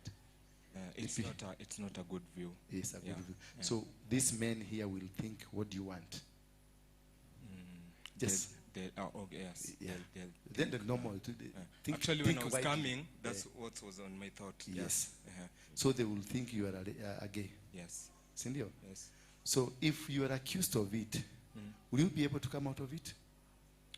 I will come out of it because I'm not one of them, and we've talked about confidence and about fear. Yes. And the reason why I came here. Yeah. In so much no, respect. These people will not talk. There's a reason why I came here. Listen first. I'm in charge here. Okay. Will these people talk to you, all of them? Not all of them. Maybe only one. Yes. Maybe me. Yes. As they go home, what will they see in you? Live, I don't fear. Wickedness and Leave evil. alone confidence. Hawa watu wote wakikuwa mieda. Wickedness Wataenda and wakisema evil. nini? Wicked and evil. Yes. Yes. That is what the most bad thing with this thing. Okay. They might not be bad, but what they portray of you, okay, nobody will be able to walk with you. Nobody will be able to trust you, not because you are bad, but because of what you are in. Okay. Because if you came here and smoked in church, have you ever smoked? Yes. Do you have a cigarette here? No. Why didn't you come with a cigarette? Because of the place that I'm going to. And why did you come with this? let me. Yeah. I'm not. We are not victimizing you. No, we are not I victimizing you. I came with the earrings. Yes. My reasons. I really wanted you to identify me because I have so much I wanted to talk about with you. Yes. So see, that's why when I came, I told the Menyalin Karibisha, I want to sit in front. Yes. So my. No. Good. Yes, my sister. Yes, don't worry. Don't worry. You're still my brother. It was not in bad No, faith no, not no, to no, drive no, no. anyone. I have no problem with you. I was worse than you. You get me? Yes. He was worse than you. This guy you see. I've seen his interviews. Yes. This guy, ule, unaona ako wapi? Eko. Ule alikuwa mganga. Uliona, umeangalia video? Kako wapi kale kasichana kangu? My little girlfriend kuja. Huyu alikuwa anakalia chapati na anapatia watu nyama. Huyu. Umeona?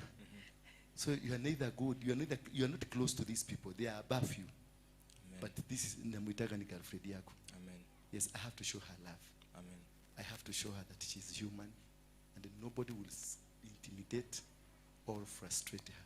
Amen. Alifanya hivyo, shetani alimtumia. Amen. Lakini I have to show her love. Amen. Umeelewa? Amen. Huyu ni mwizi wa bunduki. Amen. Huyu anafungua bunduki AK kama amefunga macho na anairudisha. Amen. Umefika hiyo level? Hapana. Huyu alikuwa mgaga. Kuja hapa wakuone vizuri. Huyu alikuwa assistant wa Maina wa Magoto. The next in power in this country. Huyu. Pa mgaga. Unaweza kufikia level yake? Huyu angekubadilisha ukue digiriri. Insi na kutume mpaka Mombasa na kurudisha huyu. Umesikia? Amen. You are not anywhere near him. Amen. But he is my friend. Amen. He is the one, he's our caretaker. Huyu amekushikia, I trust them. Ule msichana I trust. I know vile vitu alifanyia wanaume. Zile boma ameangusha ni nyingi. But I love her and I trust her. Alikuwa analalisha nyama. And I'm happy because the earrings are first of my revival, like my change, my transformation. That's why I came here to And be that's changed. why I love you and I want you to be a member here. And I will walk with you. And I'll support you. Thank you. That's what I came for. Yes. Just like Elisha, I had decided I'm not going to wherever I came. Nilikuwa nimeamua na kufuata. Hivyo ndo nilikuwa nimeamua. Thank you. Mungu is Thank my you. witness. Mpigieni makofi. Mpigieni makofi. This is the kind of people I want. Apostle. Yes. Ukiniacha mimi napotea. Ukiniacha nilikuwa nimeamua nikikaa hapa na nijiambia hata wakinivuruga wanitoe sirudi pale nimetoka. Nimeamua sitaki. Thank you.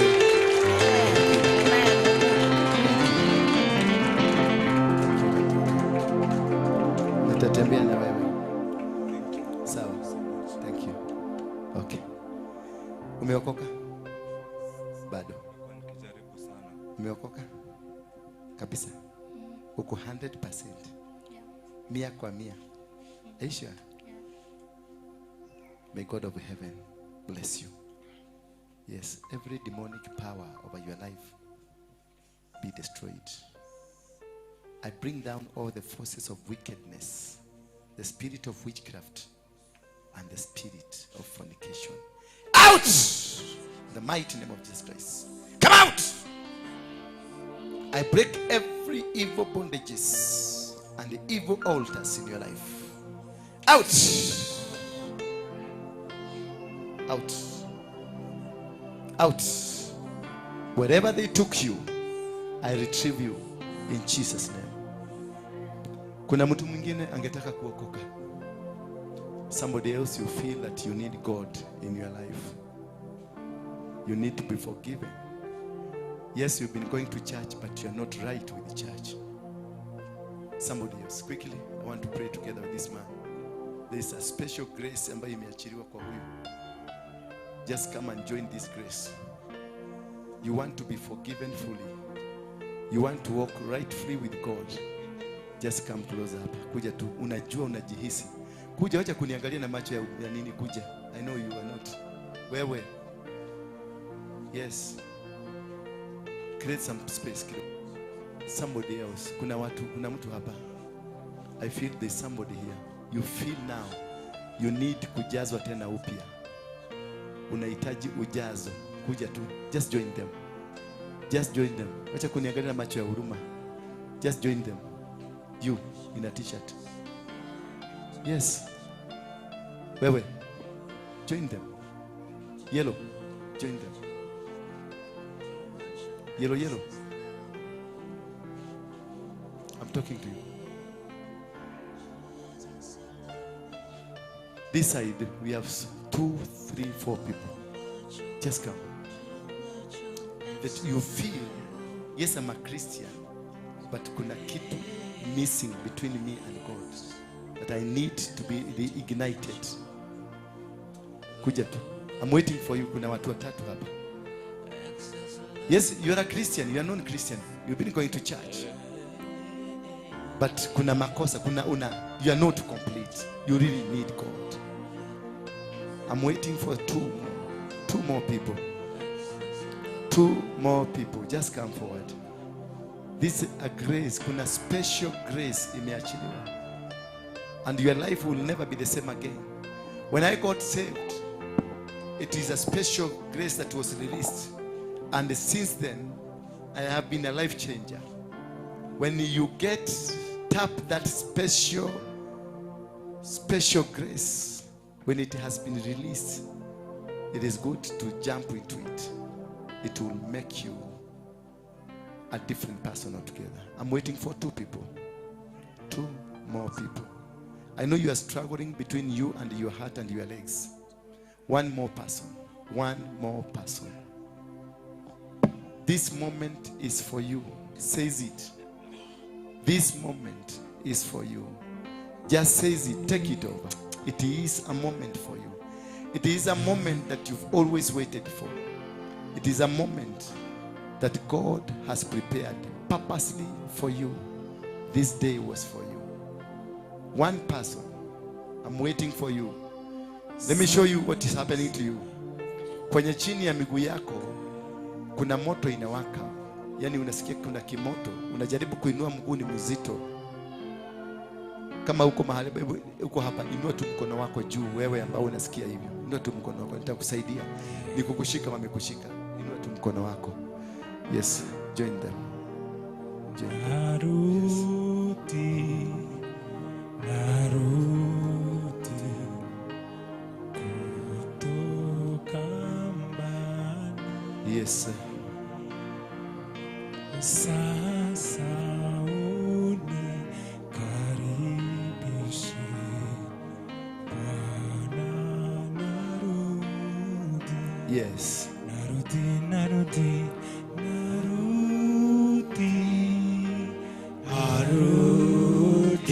Church, let's sing together. Kutoka mbali. Sasa unikaribishe. Sasa unikaribishe. Shikaneni mikono. Yes. Narudi.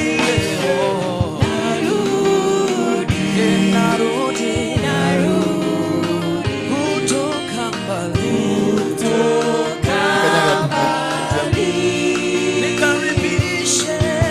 Sasa unikaribishe. Bwana wangu narudi leo. Narudi tena. Kutoka mbali.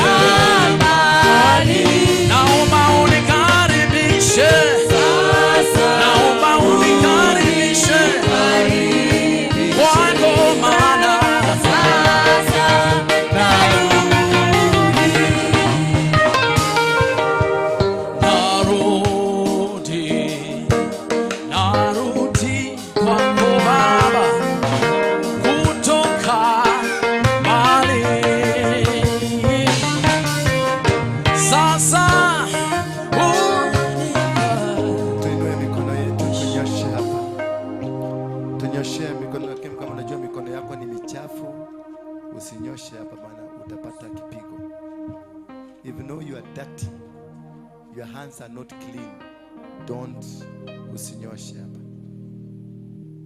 Because utapata kichapo. Najua mmezoea kule mnaenda makanisa zile mnazoea. Ukiambia inua mikono mnainua, mnakimbia kwenye madhabahu haraka haraka. This is not what you think. Hapa kuna moto utakuchoma. If you know you are clean, uinue mikono. Na kama unajua uko na periods, don't. Bwana asifiwe sana. Hapa si kule mnaendanga. Sogeni karibu.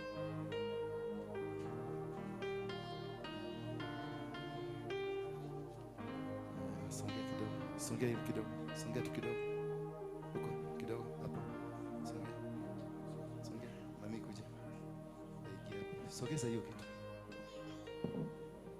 Thank you. Thank you. Kama unajua you are clean, lift up your hand here. Father, in the mighty name of Jesus Christ, I surrender these children to you. You know them by names, and you know why you brought them here. I know, Father, you're going to make them whole once more. Wameingiliwa na mapepo na wamekusanywa kwenye nyumba za kishetani. Wametumiwa vibaya, wamehangaishwa, wameinuliwa madhabahu ya shetani, madhabahu ambayo yamewasumbua tangu mwanzo wa kuzaliwa kwao. Siku hii ya leo ninawatenganisha na madhabahu yote ya kishetani. Ninawaleta kwenye nyumba yako, ukawabariki tena, ukawasaidie tena. Sasa wajaze kwa Roho yako Mtakatifu, wajaze kwa Roho Mtakatifu, wabadilishie majina yao, wabadilishie hali yao, wapatie ufunuo mpya, wapatie nguvu mpya, wakapatie Baba kuinuka. I bless your destiny in Jesus' name. Yes.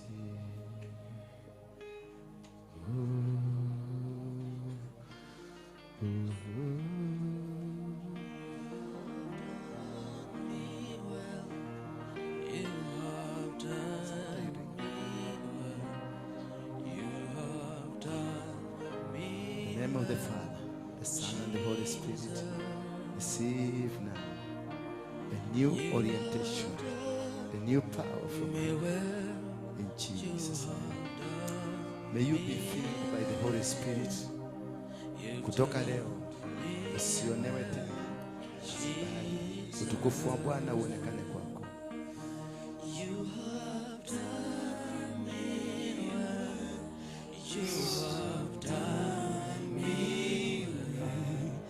You spirit of Illuminati, you have tormented this guy quite a long time. Get out in the mighty name of Jesus Christ. Loose her.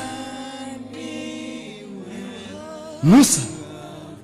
In the mighty name of Jesus Christ. You have done me well, Jesus. You've done me well, say. You have done me well. You have done me well. You have done me well, Jesus. You've done me well.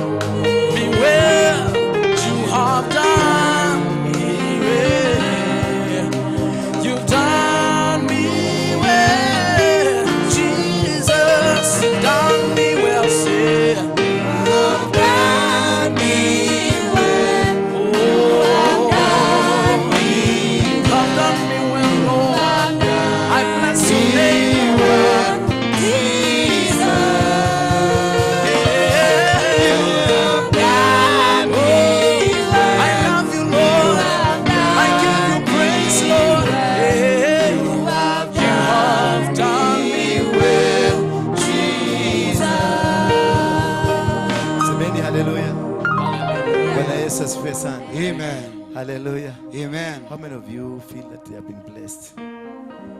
You feel that the blessings have come through. My brother, you are saved. Umeokoka. Simama tu. Pastor Ndwati. Yes. This is your son. Ukipoteza huyu na wewe ujipoteze. Yeah? Walk with him. Yes, I'll be with him. Thank you. Oh yes. And now may the grace of our Lord Jesus Christ and the love of God and the fellowship of the Holy Spirit be with us now and forevermore. Amen. Kata. Without Kogeviat. You wanted to talk to them?